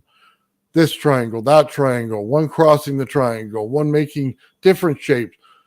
Let me just tell you, as fast as my mind can pull up the numbers, I did the shape. It is the most difficult thing in the world to get it right, because you have to know more. You just have to. There's tricks to it. And for instance, you have to know that as you go in and out of a sequence, you can't cross back. You have to cross around to get the flow. You cannot pinch when you cross back. You cannot cross back over. You cancel fields out. There's a lot of little things to figure out when you start winding these things, because even though you want the shape right away, you can't get the shape right away until you flow the coil correctly. So that's one of the things, the ins and outs you'll have to learn right away when you start building them. And the reason I did it the way I did with running them so fast the way I did is I wanted to find out every single part that was like that. Where's the field canceling? Why is it canceling? So when I start wrapping in a certain direction, is it wrong? Is it right? Okay. What's the flow telling me? Which way can I imagine the flow going? So if you can imagine me sitting in my garage and I can do math as fast as I can write it. Okay. So this is a real barn burner for me. It about melted my brain one day trying to go through all of this. It was not easy to figure out. See what Gerald says. You won't feel like you know it for a while. It took me over 50 coils before I understood the fields of each coil. Yeah. So check it out. The one thing I will say, right circuit, one coil. Test out every part of it. See where it goes. Then counter test it with the next one on top of it. Okay? Piece it together is what I'm going to do. Then I'm going to ask the master for advice. Did I get this right, that right, or this right? And we'll see where we go. And I think with that, I could be able to tell you exactly how much wire is in a winding to a T by the time I'm done. So we'll figure it out. I think it's so cool, though, because I love doing the inside work that nobody wants to do, the grunt work to get you there. Because I'm going to find everything that's the wrong answer so that when I get the right answer, I have no troubles distinguishing it. Exactly. So, anyway, all that on top of what I normally do.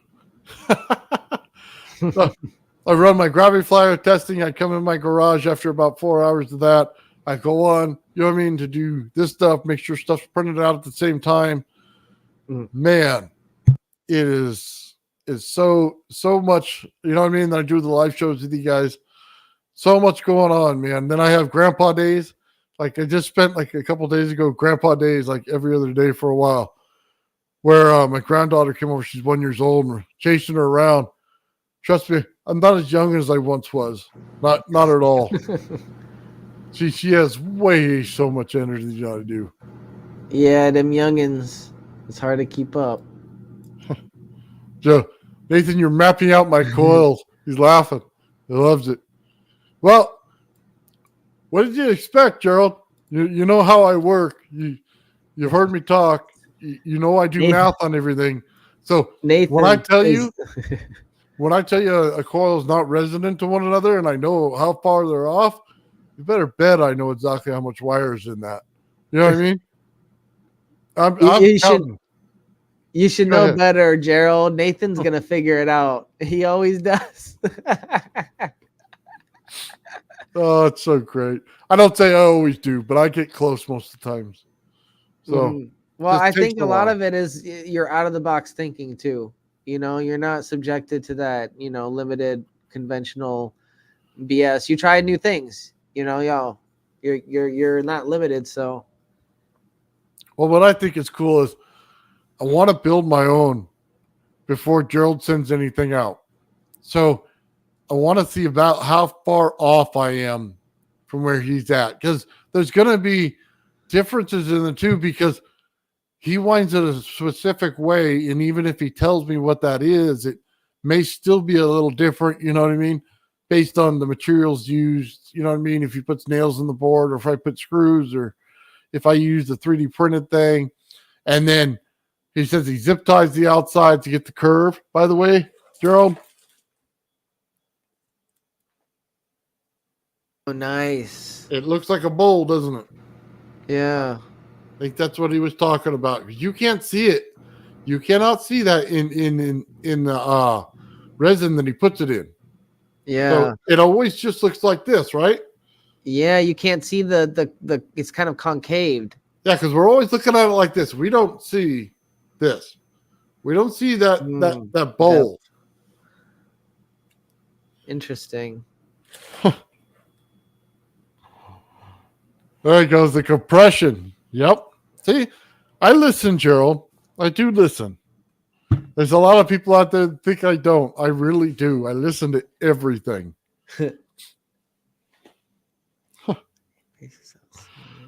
Oh.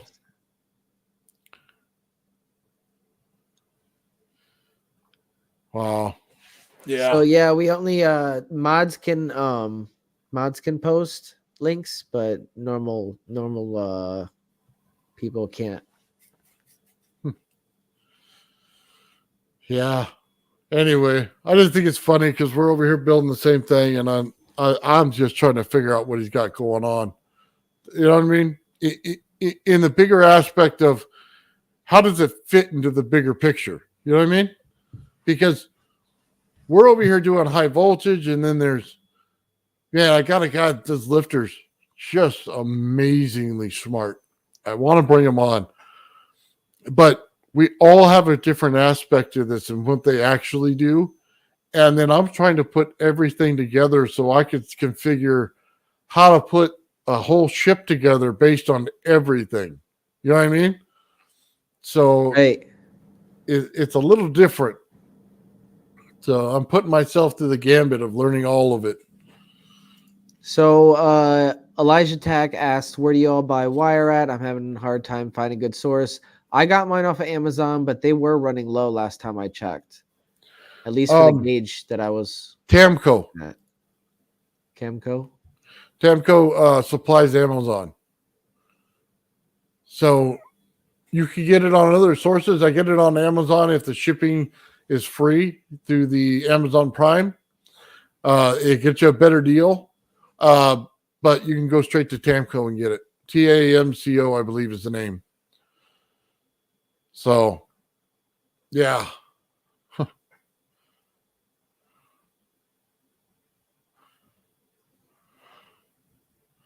Let's see. There's a very big picture that has not been shared so that the understanding goes out at the same time. Yeah, I believe that, Gerald. And I think, honestly, it's when you get those circuits in line with your coil is when you start to see it. And I don't think you'll see it until.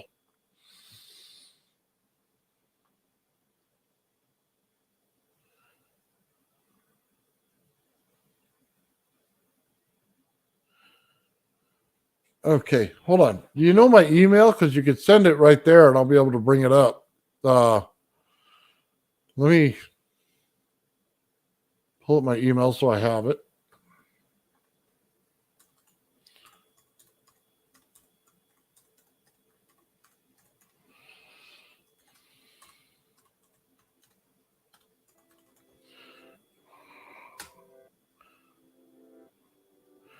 There you go. There's my email right there for you, DU, and then send it to me, and I'll take a look.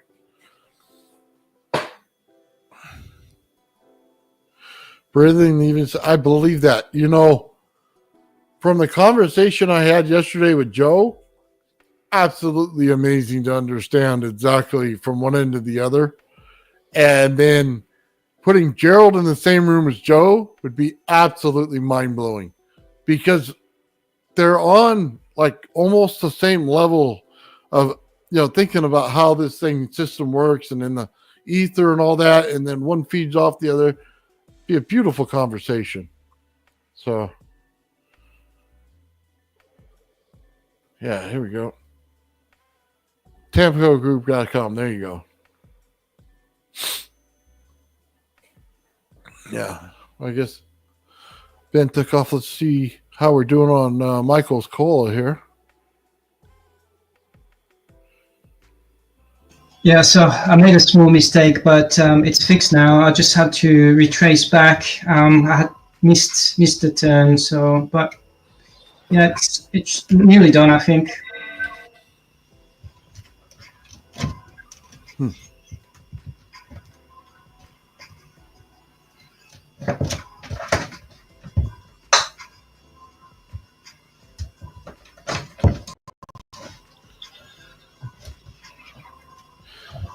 Man, you're winding it fast. It looks like you just got a feel for it, like after a while. Yeah, I think I'm just following. I'm just following the. Oopsie here. I'm just following this one here. So the path of this one now. So I think the first few turns are the most difficult, and then once you've got your lines set, then you can just follow the next line. And somehow I managed to make a mistake in the way, but I'm getting there now, I think. Yeah. Nice. Very nice. It's okay. Yeah, it's looking good, man. Thanks, man. Very, very even, very straight, very neat.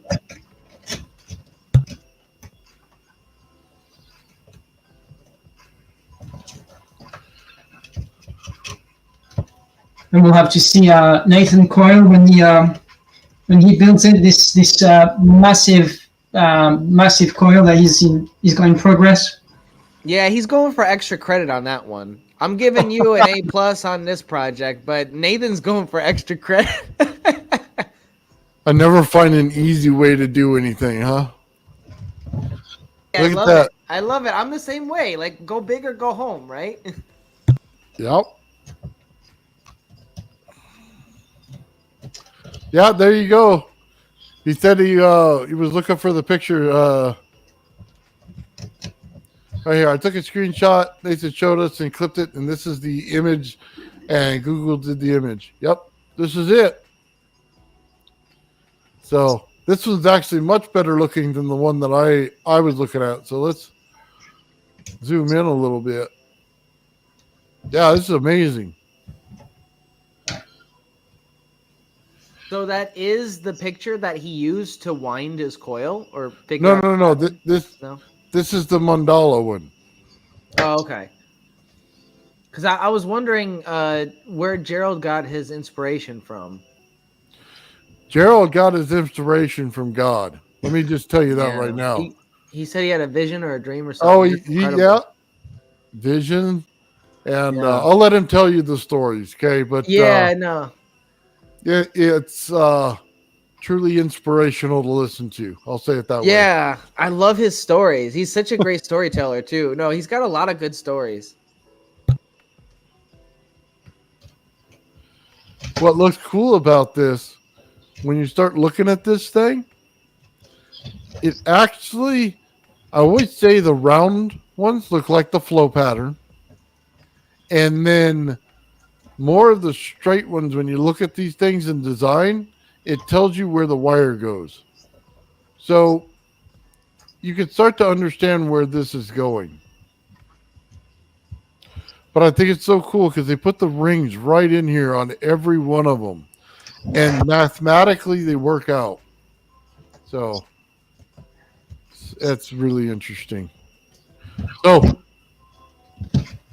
we had Joe on. Okay. And I think, honestly, I was saying that Gerald and him should have a conversation. And, yeah, I believe it should truly be an epic conversation right there. So maybe we'll work something out there, Gerald, because I think that'd be awesome.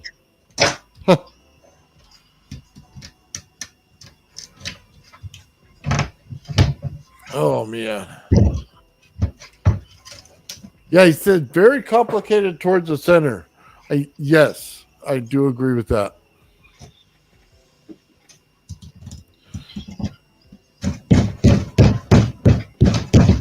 Yeah, mandala is crazy, man. Yeah, I agree with you.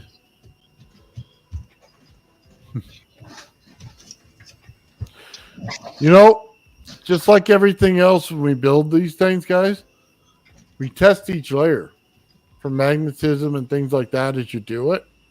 And then you'll know which field is which. So when you go to comprehend what multiple fields are doing, like that one, there's 9 of them. So, man, are you going to ever have to know the little intricacies of everything when you put them together? That's kind of the fun of it, though. I mean, yeah, it sounds like, hey, you're going to build 100 different coils based on one coil. Well, yeah, but I want to know what each one does. And that's the point of it. So I'd rather have the understanding of doing it through hard work than just giving it to you right away. I want to be able to fail on my own so that I can learn what not to do and why I shouldn't do it, not just the way it succeeds. Because that leads to ultimate failure when you go to describe systems or get on a show like this where you have to explain it, and then you're going to get that dumb look on your face and not be able to do it.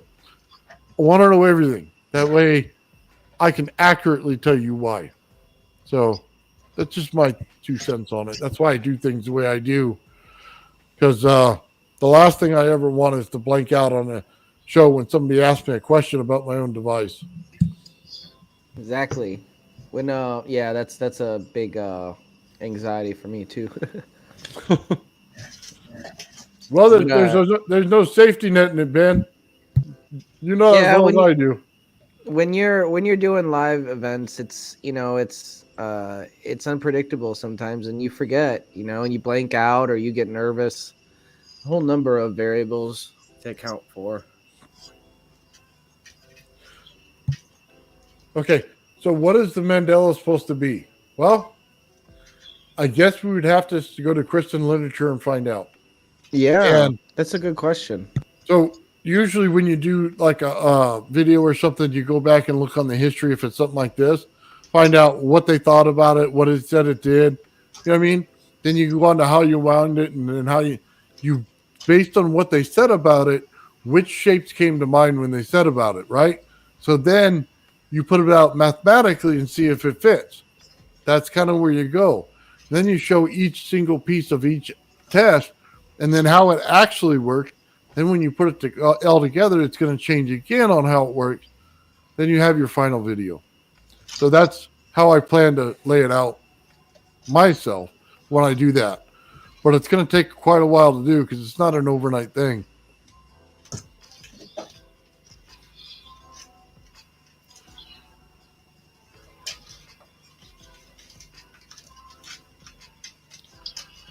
Sorry, as he gets closer to finishing the coil, it's dramatic. It's like the anticipated climax of the whole stream here. Oh yeah, let's put it up. Actually, I've had to backtrack a little bit because I've missed one bit, and if I don't backtrack, I just want to get it right. So I've got to backtrack now. Yeah, sometimes that's the best, so you don't get confused or whatnot, or tangle the cord. Yeah. So I'm just trying to figure it out as we go. Live. Yeah. What happens when I get like that is I'll re-spool it as much as possible. Yeah. Just to eliminate the slack, and then work from there. That's what it looks like he's doing right now, is re-spooling it and trying to just take the twist out before anything bends. Yeah. Yeah. That's all you can do, really. You may have to re-sew that through there. There you go. It's so funny, man. I took home ec back when they offered it in a junior high, man. It definitely pays off. Yeah. It was the only class that I aced. Yeah, isn't that weird, huh? Yeah. You learn cooking and everything else, too. It's so great. Dude, those are the days. I wish they had those for my kids, man. They wouldn't ask me to sew anything. Be able to iron their own clothes, do everything. Yeah, we learned how to do all that. I don't think they have that anymore, right?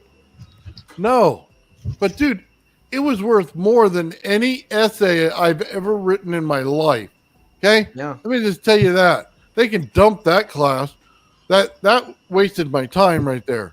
Reading books? Oh, yeah, you got me real far. Wasn't even interesting, the books that they put out there. It's just, dude, nobody wants to be an English major all the time. There's some people that just love it. I'm not one of them. Okay? Like, one page into the book, and I'm taking a nap. Whether I was wide awake or not, I'm taking a nap. But if you put me in a physics class, oh, good night, man. I'm going to run that class by the time I'm done.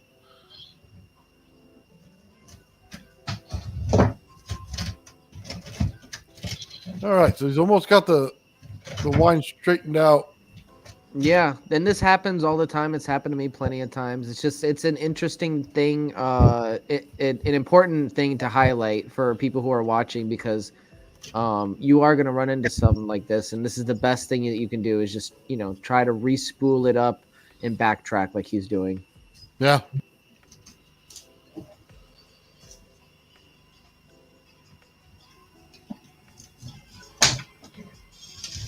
Man, he must have had that thing in there deep because he's gone through a couple times now. Yeah. Yeah. Jinx.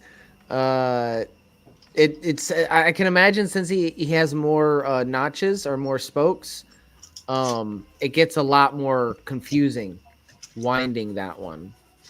Yeah.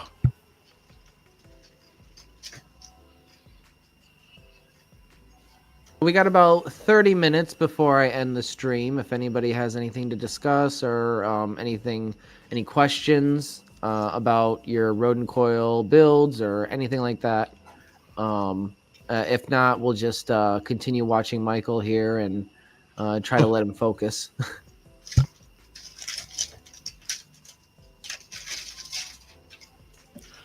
Man, that wind is getting nasty right now. Yeah. I think it's just gonna get worse before it gets better, right? So Yeah. it's just Just take your time and take a deep breath, man, because that's like I can tell you by he's the- got it. He's got it, and he Yeah, doesn't. that's the minute, right? So the important thing is he didn't actually like bend the wire, like you know how like you sharp bend it, you know, like that's how it kind of like twists. That's what you don't want, or try to avoid at least. It's happened to my original coil, so I can imagine it still works, you know, but he didn't do any of that, and if he's really delicate, he can manage to pull this off. It just looks like he said it's going to look nastier before it gets better. The coil, you know, as you backtrack, you unwind a lot of it, and it gets in the way, and it's a small area to work with. I'm just gonna tie this up a bit just so it's easier. Yes, that's a good idea. I like that. And I really like your spool, by the way. That I had something similar. It was a when I did the smaller Rodin coil, I had I didn't have access to a PVC pipe or anything like that, and I got a Swiffer. Those Swiffer a handle for a Swiffer duster, and it's the same thing. It's got the fork at both ends. It's just a little flimsy and it's a little shorter, but it worked. Hey Ben, you'll have to get a 3D printer, and then we could just make forks. Yes, just print them out. Yes, yeah. No, that's something that's on my list, Nathan. I really need to get a 3D printer because I need to be able to experiment more with different frames.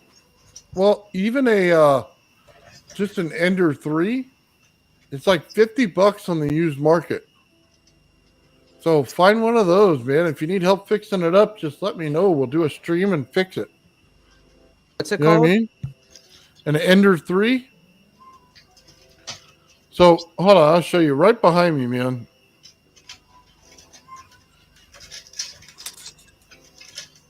I have a bunch of them. Oh, next to the RTD2. Yeah, they're just, what is it, 235 millimeters by 235? Something like that. I believe that's the number. It could be close. Anyway, it's basically about 9 inches. So 9 by 9. So you can build just about, it's Ender 3, ENDER 3. Ender 3. Okay, I'm going to look that up right now. You said so those are about $50. And then if you want to step up to a 300 by 300, it's about $100 on the used market. New, yeah, I see one about $300. There's 137. Yeah, look, buy a used one. I'm telling you right now, do not waste your money on a new one. Yeah, I'm looking on eBay right now. I see a lot of good deals. There's this one's $37.99, and it's the same one. It's just an Ender 3 version 2. Version 2 is different. It's not the same thing. So don't go to version 2. Ender 3 Pro, is that what I'm looking for? Yeah, Ender 3, Ender 3 Pro. Version 2, if I'm not mistaken, is a totally different system. So that's the one I found on eBay that I'm looking at currently that I might get. Do you have OfferUp? No, I don't have OfferUp. I should probably install it. It's an app, right? Yeah, I think it's just a website, Ben. Yeah, you can it's a website go on there and save your stuff and everything else, but it should just be an app that pulls. I mean, you should be able to just pull it up. Oh yeah, they do have a website. Yeah, no, I know it as an app, but let me go to the website and see. Ender 3 Pro.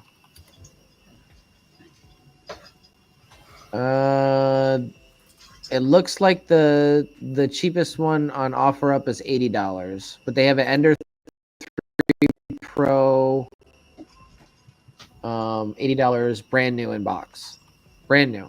So I don't know if that's cheaper than the market price. I assume it is a little bit. Okay.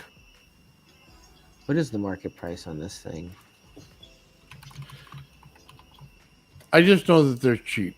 Okay, I found out like watch, hold on. Went over to Facebook Marketplace. Mm-hmm. And I'll pull it up here in a second. And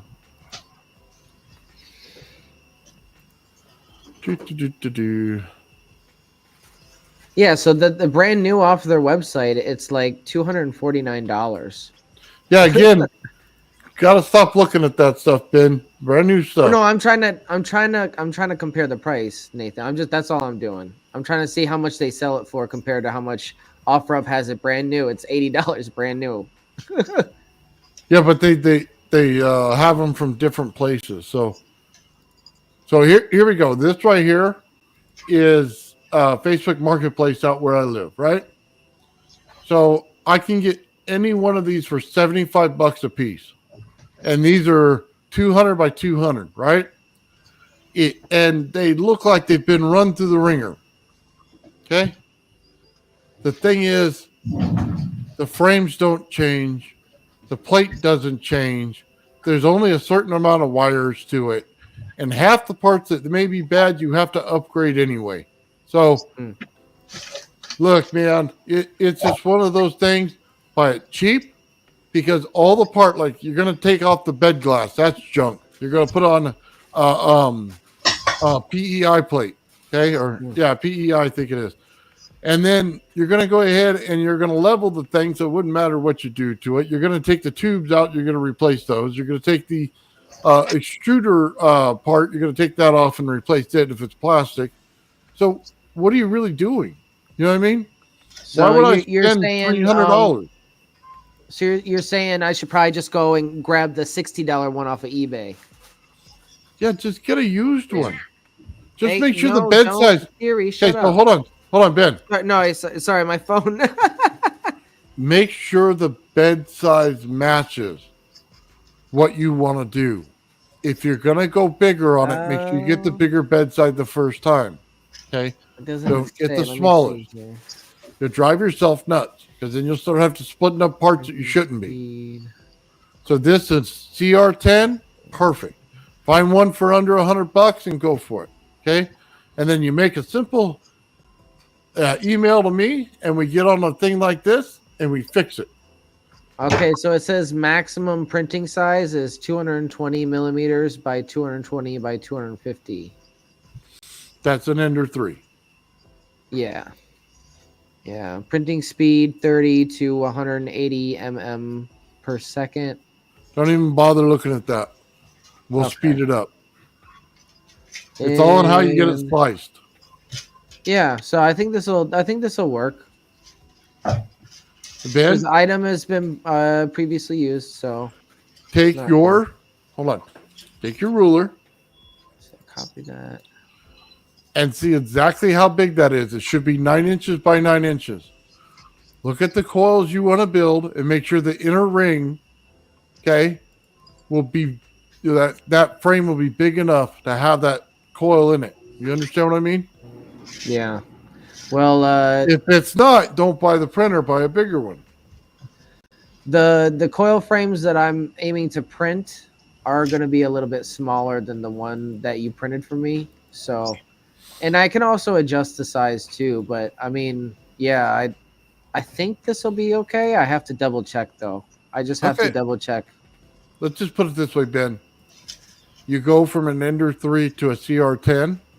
The difference right now may be $30, but it saves you the initial investment of wasting your money.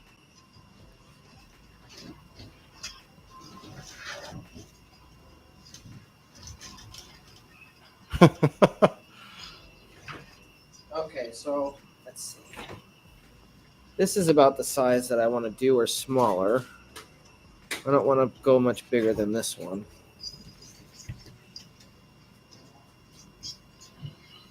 Where's the screen? There it is. Okay. So this is the Mark 1. I'm going to measure it.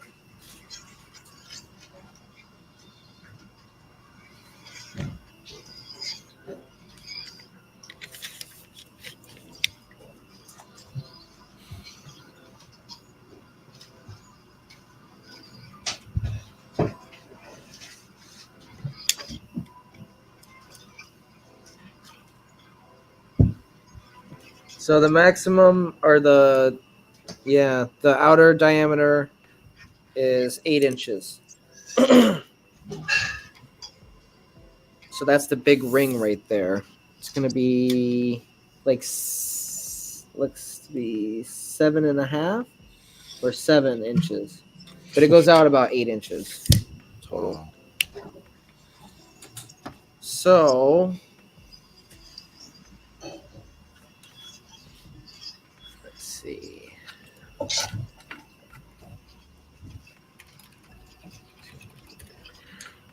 So Ben, this is your big coil. Check it out. 203 millimeters. This Okay. is Yeah, I think we should be okay. Look, this is a junk one I had that didn't print right. So we can see the inches, right? Here's the thing. Okay. This is 10 inches. My CR10 goes 12 inches. My Ender 3 goes 9 inches. Yeah, 9 inches. Yeah, I'm seeing that 9 inches is going to be enough for at least this size. No, listen. This is the centerpiece right here of exactly your orange coil. The Ender 3 is 9 inches max. This would not fit on an Ender 3. That's what I know. That's what I'm saying. This is smaller. What the Mark 1 is smaller. I'm not aiming to do the size that you printed. I want to do smaller coils. So it should be okay. I'm trying to help you for the future, Ben, because it's going to get real quick, real fast on when you start to get better at it, at printing. And I hate to see you put money into something and make it pimped out where you could have just gone a little bigger originally. Well, do what you want. I'm not aiming to buy anything this week, so fortunately I have some time on there to look for a good one. But the Ender 3, if I can't find anything bigger or better deal than that, that is a good option to start with, like a good starter one, I think. Okay, just don't sell yourself short. Make sure you look up a CR10 first. Okay? Just take the extra 5 minutes and do it.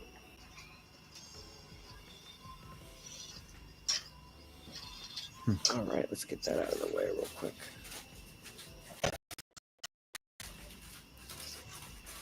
No, I haven't tried that infill pattern yet, to be honest with you.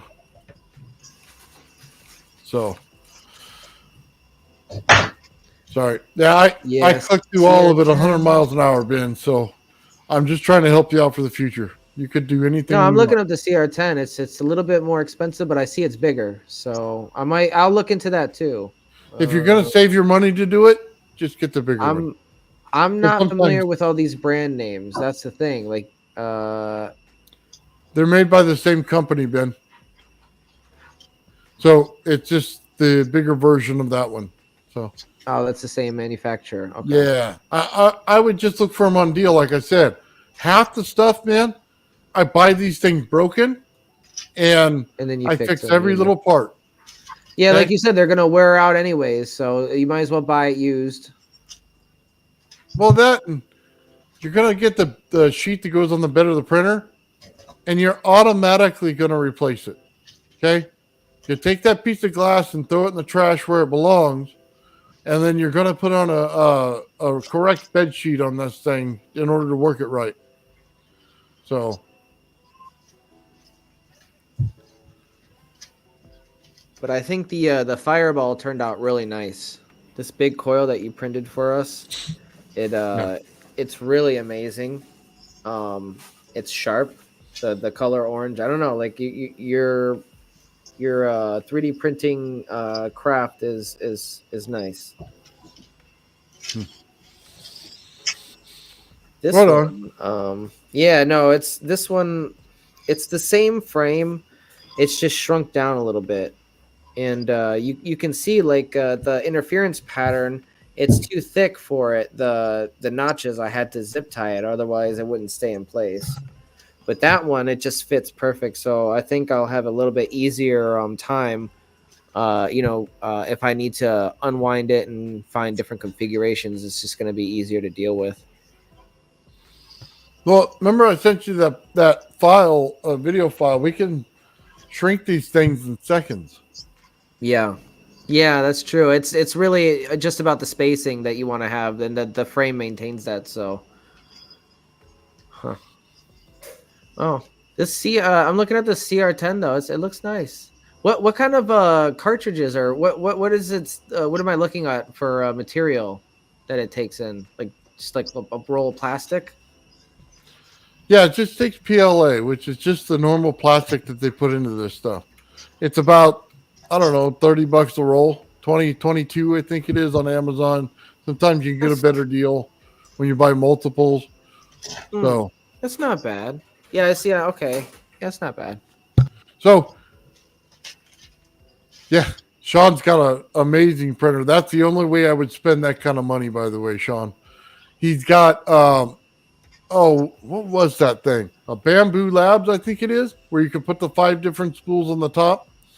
That I would spend the money on. But as far as regular everyday printing, nah, not a chance. I'm going to buy the old one, and I'm going to rebuild it, and because I got to throw away half the parts anyway. So, right.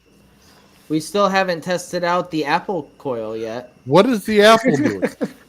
Somebody asked that earlier. What is the Apple doing, Ben? It's just a joke. It's a joke. Okay. All right. Well, next time you get your joke, drill some holes in that Apple and put that coil winding through it. And then let's put on some high DC volts and let's see if we can't get that thing to burn up. Okay, we'll get a ZVS going where it just creates that magnetic field in there. Hey, that'd be sick. Dude, if that thing explodes like all over the place, that'd be epic. Yeah, like Gallagher, right? Yeah. Oh man, that would be the best thing ever right there. Just destroy different fruits with high voltage. Yeah, an apple that defies gravity. There we go. Fry it and find out. There we go, Ben. That's what you need. Fry it and find out. We need. Oh, dude, I'm so getting an apple now. All right, Ben, that was a great idea. Yeah, I'm gonna hook my ZVS up to it, and I'm gonna fry an apple. I gotta find out. I know it'll heat and probably try to melt, but I'm hoping it explodes first. Yeah, it's the perfect structure that it could explode. It really could. If We you get can hot make that apple apple sauce. fly, Newton would have a problem with you. Newton's apple. That's so great. Oh man. Get tired and delirious on these things, man, after going 8 hours. We're talking about blowing up apples.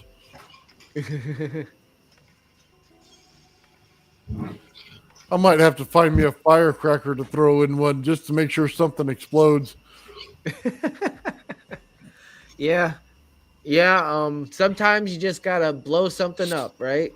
Oh, dude, yeah. Try that little thing that you were playing with earlier. That little static thing, the one like for the face. That little device that clears up the complexion. Try that on an apple. See what happens. Yeah. I think I'd have to try something with thinner skin because that thing it zaps you, but it doesn't get you all the way. We're gonna experiment with this little apple here. Hopefully it survives. Maybe it doesn't. Yeah, Ben, too bad you didn't live in California. I'd just give you a CR10. I'd just give you a printer. It's I got okay. a bunch of them. I got so many of these things. I sold off like 9 printers already, and I still have a bunch. It's okay. No, honestly, like I was saying the other night, I did apply for the Space Force, and they contacted me, but they offered me a position, but it was like in California. So I was thinking about it. I was thinking about moving. There was a good minute where I was like, I don't know. I'm bad with change. So. Did you read that? Yeah, but that's like a once in a lifetime thing. So, if I were you, I would have taken it. Like, you could always go back to it. Yeah. Yeah. No, that's true. I don't know. There's a lot to consider there, but the offer is probably still available. So. Did you read the mission statement for Space Force to protect and defend Earth against space invasion or something like that? Or, I mean, it's a pretty strong mission statement, isn't it? Really? Yeah. Well, I don't like the idea of working for anything militarized, but Space Force it does present opportunities. So, like if I want a shortcut to go to space and do experiments in space, that's probably because NASA's hard to get into. You got to be the best of the best, and only a handful of people get to go up to the International Space Station. So. You guys in the chat talking about California. Yeah. I'm not a fan of San Francisco, but I would go. Also, I am a nomad, so I don't have home ties. I almost said tires. God, I'm getting tired. Yeah, we're gonna close up the stream soon. Maybe in like 15, 20 minutes. Oh. I think I'll probably have to show you the finished stuff next time then, because I'm going back to halfway mark. I think I must have missed a spot. Oh, it's fine, Michael. You have to take your time with these coils. I understand. Yeah. It's not something you want to rush. You definitely want to, and I recommend everybody take their time with them. If you have to set them aside and take a break or, come back at a later point, because you don't want to rush it. You don't want to get overtired and make mistakes, which when you're sitting down for like 2-3 hours at a time, it can happen. You get tired. Exactly, yeah.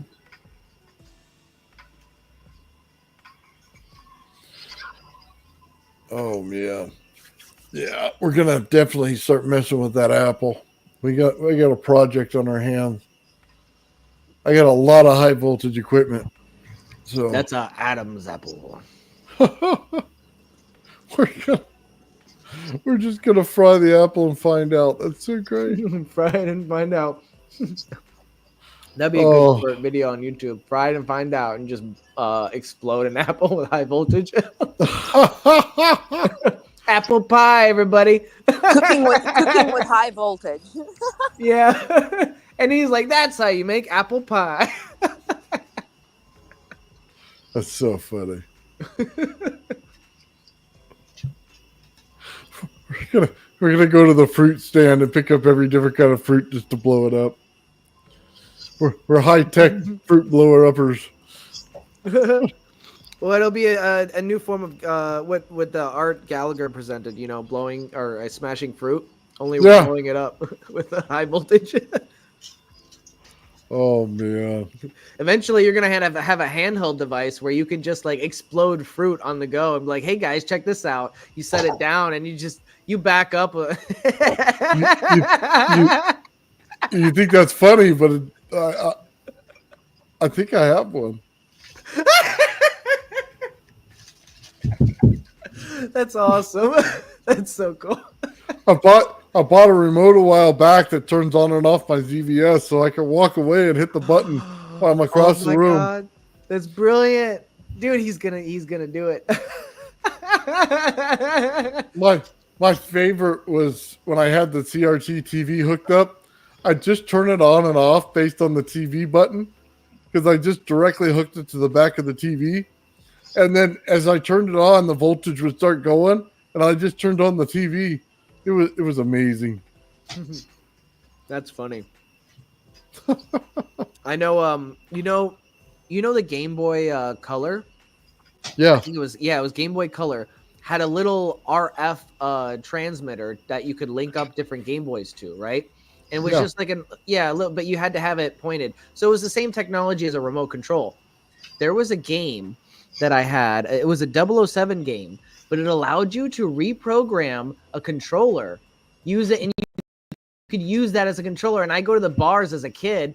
My dad would take me to the bar, and they would have sports on. I didn't really like sports, so I changed a freaking channel with my Game Boy.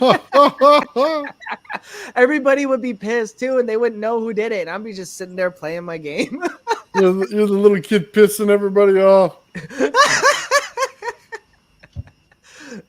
Oh my god, that was cool technology though. Like that was for back in the day. I thought that was really neat. Like you could really like do some stuff as a kid, like, oh, I want to watch cartoons. Screw this sports. Oh man, that's so bad. Yeah, that's funny though. Oh, definitely got to do some of those fun things, man. Break up the monotony. Well, you figure, I mean, how much high voltage sparks can you do? I mean, it sparks, great. And then what next? Now that it sparks, now we got to find out what the cool things are about it. So why not an apple? I mean, we could take a strawberry, would a piece of cabbage light on fire? Could you get all that water out of it? Right. Vaporize the cabbage and maybe just, you could find a new way of cooking something. Who knows? Dude, it's going to smell so bad in my garage. But if you do it's chicken, smell though, like it'll cabbage be fine. farts. It smells like cabbage farts in my garage. That's what it's going to be. That's why you got to stick to chicken, and it'll be fine. Apple pie. Apple pie. Oh my god! What's going on, Bernie? Welcome back. Can tell Nathan's getting hungry. Oh, dude, yeah, getting tired, hungry. I'm about to end the stream in a few minutes. I've been going for 9 hours. Pretty impressive. Yeah. Well, yesterday I went all day almost too. I went for a long time yesterday. I know it. Impressive. It's crazy putting out real science, real development. Yeah. I thought about blowing up apples and cabbage. Yeah, streaming these long hours takes a toll. Apples and and cabbage, it's time consuming, but it's worth it because it really helps us get the message out there. I get more viewers from these long streams that we do than any videos that I put out. Like the videos obtain views in the long run, like over time, but a lot of people watch these, and it's important that we continue to do them whenever possible. At least I try, and I know Nathan tries. He's on he said 3 different shows a week, and we just try to, do what we can to, do the good work, I guess. Guy says, zap the apple in a big jar. I'm going to have to go buy a big pickle jar. See if they get it at the 99-cent store or something. That would be amazing. I think I got that covered for you. Oh, man. We got to get you some high voltage equipment over there, Bernie. Nice. Exactly. That's the one thing I'm missing and I need. Yeah. Or Bert and Ernie. That's what we need. Bert and Ernie need some HV. Oh, yeah. Oh, one day soon, hopefully.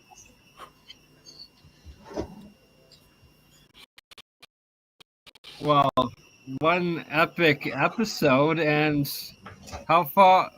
I guess we got to do a update on how far Michael's made it before we end, right?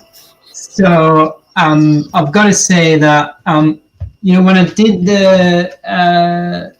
the clockwise turn, so when I went one behind, which is the clockwise turn, right at maybe 4 or 5 steps in, I made a mistake. So I was near wow. the end. I was two loops to near completion. I had to go all the way back to halfway mark. And when I did this coil here, I made 9 mistakes and I had to redo it. It took me over 14 hours. So if you make one mistake in a step and then you carry on, it's only at the end that you realize you've made a mistake.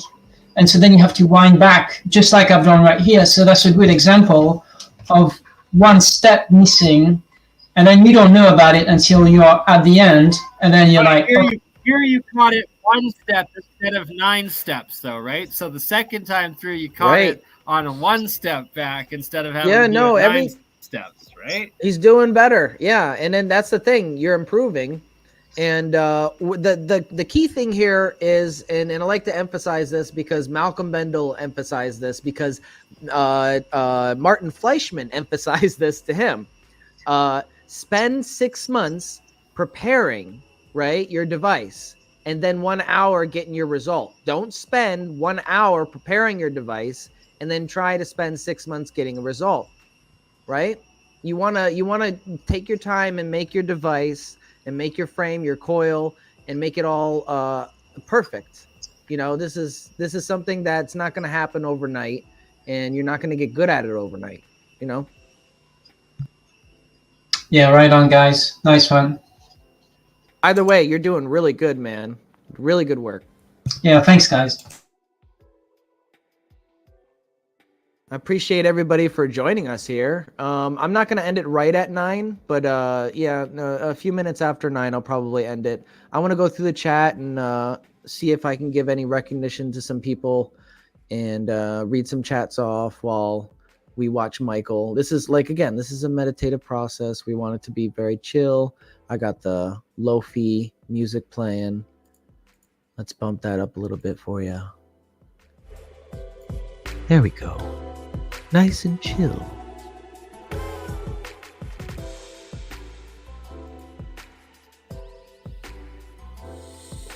Oh, yeah.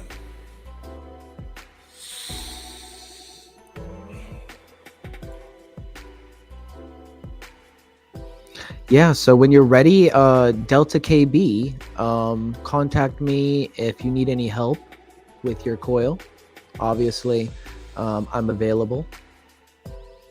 If anybody needs help, that is, if you have any questions about the do-it-yourself guide I put out, or the Rodin Coil in general, you know, feel free to email me, beneficencetv@gmail.com.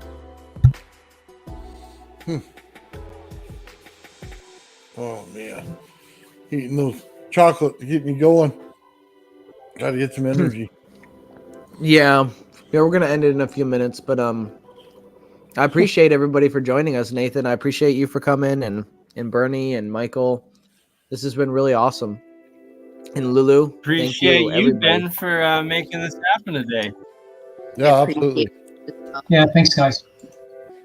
Very good. Yeah, it's turned out to be a really fun day, and I think we got a lot accomplished and a lot of knowledge obtained, which is the important part for me. Is collaboration often leads to insight, and that's what I like. You know, we're all learning stuff and progressing, and that's the important part here. I'm not just a teacher, I'm a student, right? I'm both, so nice. Because we all are. Well said. Right. So it's just important to remind yourself, you know, like you don't know everything, and there's still things that you need to learn, at least for me personally. That's why I like to remind myself. Oh, for everyone. Anyone that knows anything knows that they ain't know nothing at all, because they got everything to learn. I don't like getting caught in the Dunning-Kruger trap. You know, I often see that a lot. People who know just enough to think they know a lot about a subject, and they really don't. It's very frustrating to see, but it's just simple, you know, logic fallacies that you can avoid. Oh. This is a nice coil. Yeah. I really like this little small It one that really he's got. He is. said he's. Yeah, that little small one though. I'm really interested in seeing how that's going to play out with a stereo amp hooked up and a tone put into it. Specifically, like the way that I have hooked up, just with the stereo configuration, and seeing if he can find some kind of resonance there that doubles the voltage. So the Nunez method, the open circuit method, which is the non-traditional method of hooking it up, that supposedly when you tune it in, and I've seen this at the micro level, it times the output by 10, the voltage output by 10. But the way that I discovered, I guess I stumbled upon this it might be a unique feature with my coil. Maybe it's the size. I have no idea, but I'm still trying to find that resonance with the Fireball. But either way, it does appear to have an over unity where it's doubling the voltage and maintaining the current.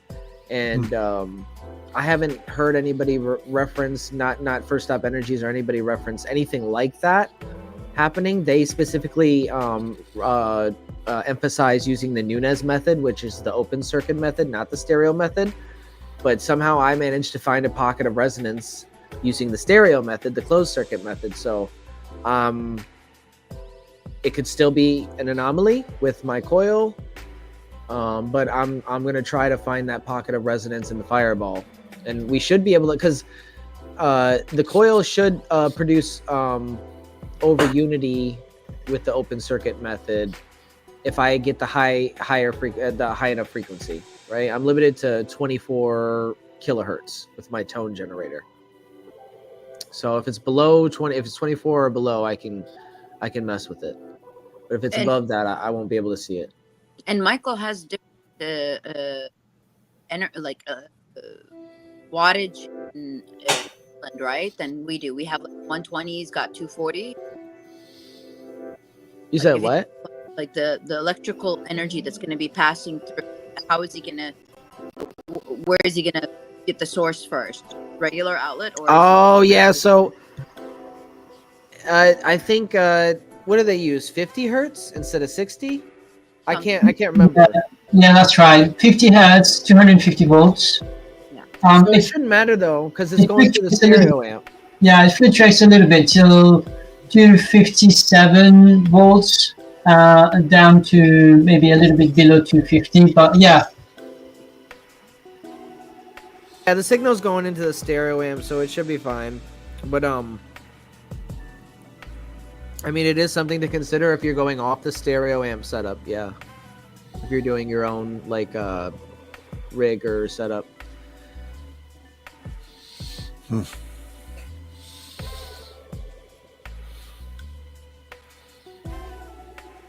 Yeah, that would be crazy if I was reading the Tesla book that I found was. You said what? I was reading I'm into sorry, you that said what? Nikola Tesla patent right there last night. There's some good stuff in it. Gonna have to be doing a stream just on it coming up. A lot of good info in that book. Yeah, let's dive into it and read it and dissect it a little bit.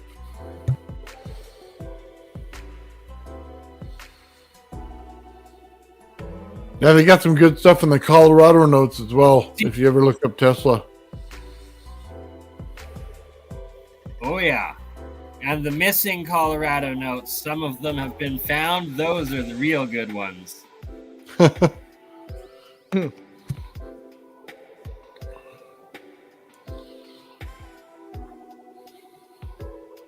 Yeah, unfortunately, I think with a lot of Tesla stuff, you're going to have to build it to find out.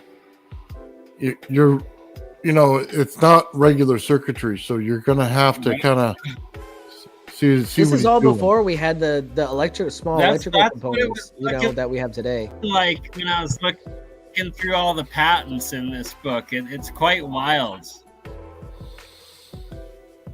Like he's got like 20, 30 different motors for like each type of motor and stuff. Like so many different patents and designs. It's quite wild. Right. And then remember, he's working in an era where they didn't have the small electrical components that we have today. It's not like he can go out and buy a capacitor. He had to make the capacitor, you know?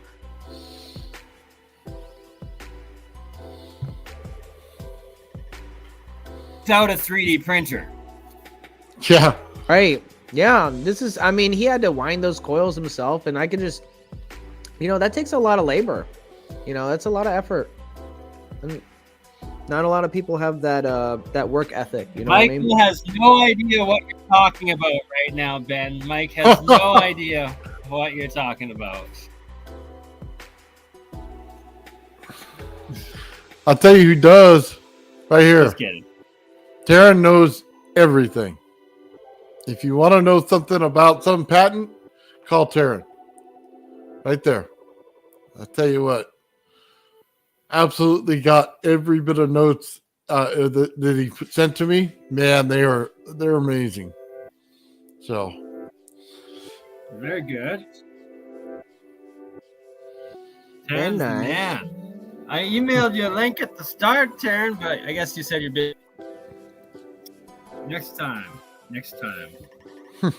I sent out an invite to Exotic Jeremiah as well. I don't think he was able to make it. But I tried to get everybody. As did I. Much obliged. So, the next one.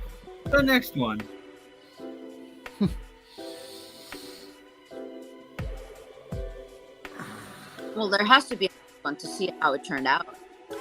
Everybody's kind of very curious about on how it's gonna work. Like see the live demo of it. Yeah.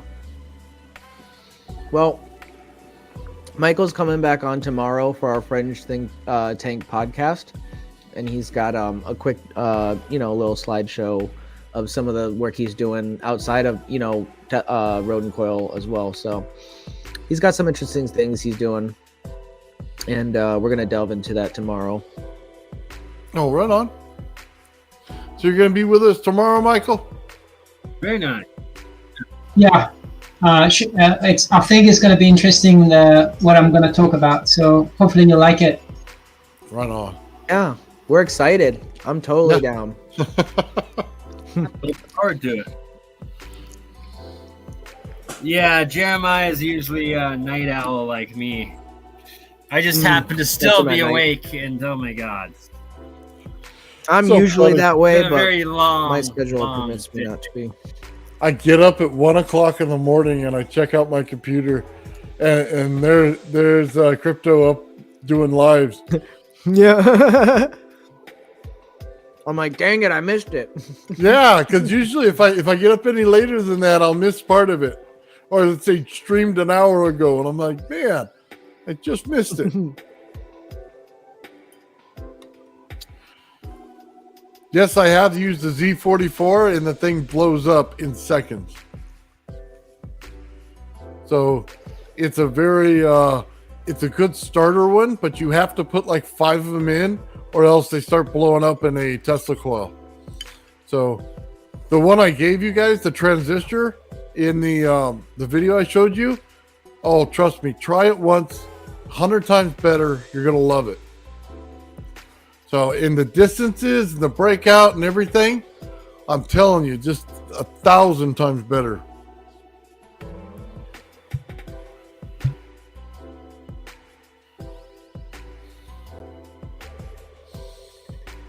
So here, I'll even bring it up for you so you can see it. Bernie, I was Go ahead. searching. No, go ahead. I'm sorry. You finish. Go ahead. No, you go ahead. Oh man, it's gonna take me a minute to pull this up, Lulu. Go ahead. No, go ahead. I have I was doing some on Google Maps yesterday, some research, just trying to find like these Pacific islands, like in the Pacific, and I found something that is called the Guano Act of 1856. And basically, this is a law that if you find an island that has pretty much bird poop on it, you can legally claim it, and you can mine it. And Britain has natural fertilizer and phosphorus in it. So I was thinking of a unique way of, you know, I don't know, like making money really, really fast in large quantities. And in the Pacific Ocean, there's thousands of little islands that surface, and they're in the United States territory that anybody could claim and decide to mine. And this is like an immediate business for, you know, like you could generate millions off of this, and you get protection by the United States government, and they'll put a small military, you know, thing there to protect your property, and because but read it. I think it would be really something beyond interesting if we could get a group of people to go there, and man, like to create something out of it. This could be our seed money for all of these projects and way more, you know. But you know, it's just a cool idea. Nice. Yeah, I mean, listen, it's things like this that really will make something, but relying on getting a grant or an investor or this or that, that's really hard. We have to create that opportunity, and it's just you know more, you know how to find these little opportunities that really nobody looks into these things. But yeah, I mean, look into it. It's a really cool law. You find an island, you can mine it, you're protected, and the government funds it too for you on top of it. Huh. Yeah. Oh, that's interesting. Yeah. I'm gonna end the stream. I really appreciate everybody for sticking with me for this long journey, but it has been a great day. It was a really great time. I'm very grateful and very blessed for everybody joining in. Yeah, thank you guys. Yeah, well, so you can catch us tomorrow. What's up? I'm sorry.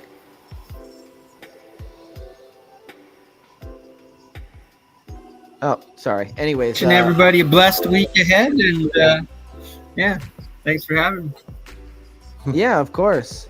You can catch Nathan and I tomorrow at 6 o'clock Eastern Standard Time, or if you're on the California side, 3 p.m. For Fringe Think Tank, and Michael will be on. We got Gerald there with us too. Yes, and if you're interested in being a Patreon, I do have a new Patreon available, and that helps me tremendously with my research and development of the Rodin Coil system. And all the support is greatly appreciated, guys. I really appreciate everything. Michael, Lulu, Nathan, Bernie, everybody for joining me today. It has been epic, and I can't wait to see all of you next time. Thank you. Bye. Thank you. Bye. Have a good night. Thank you very much, Ben.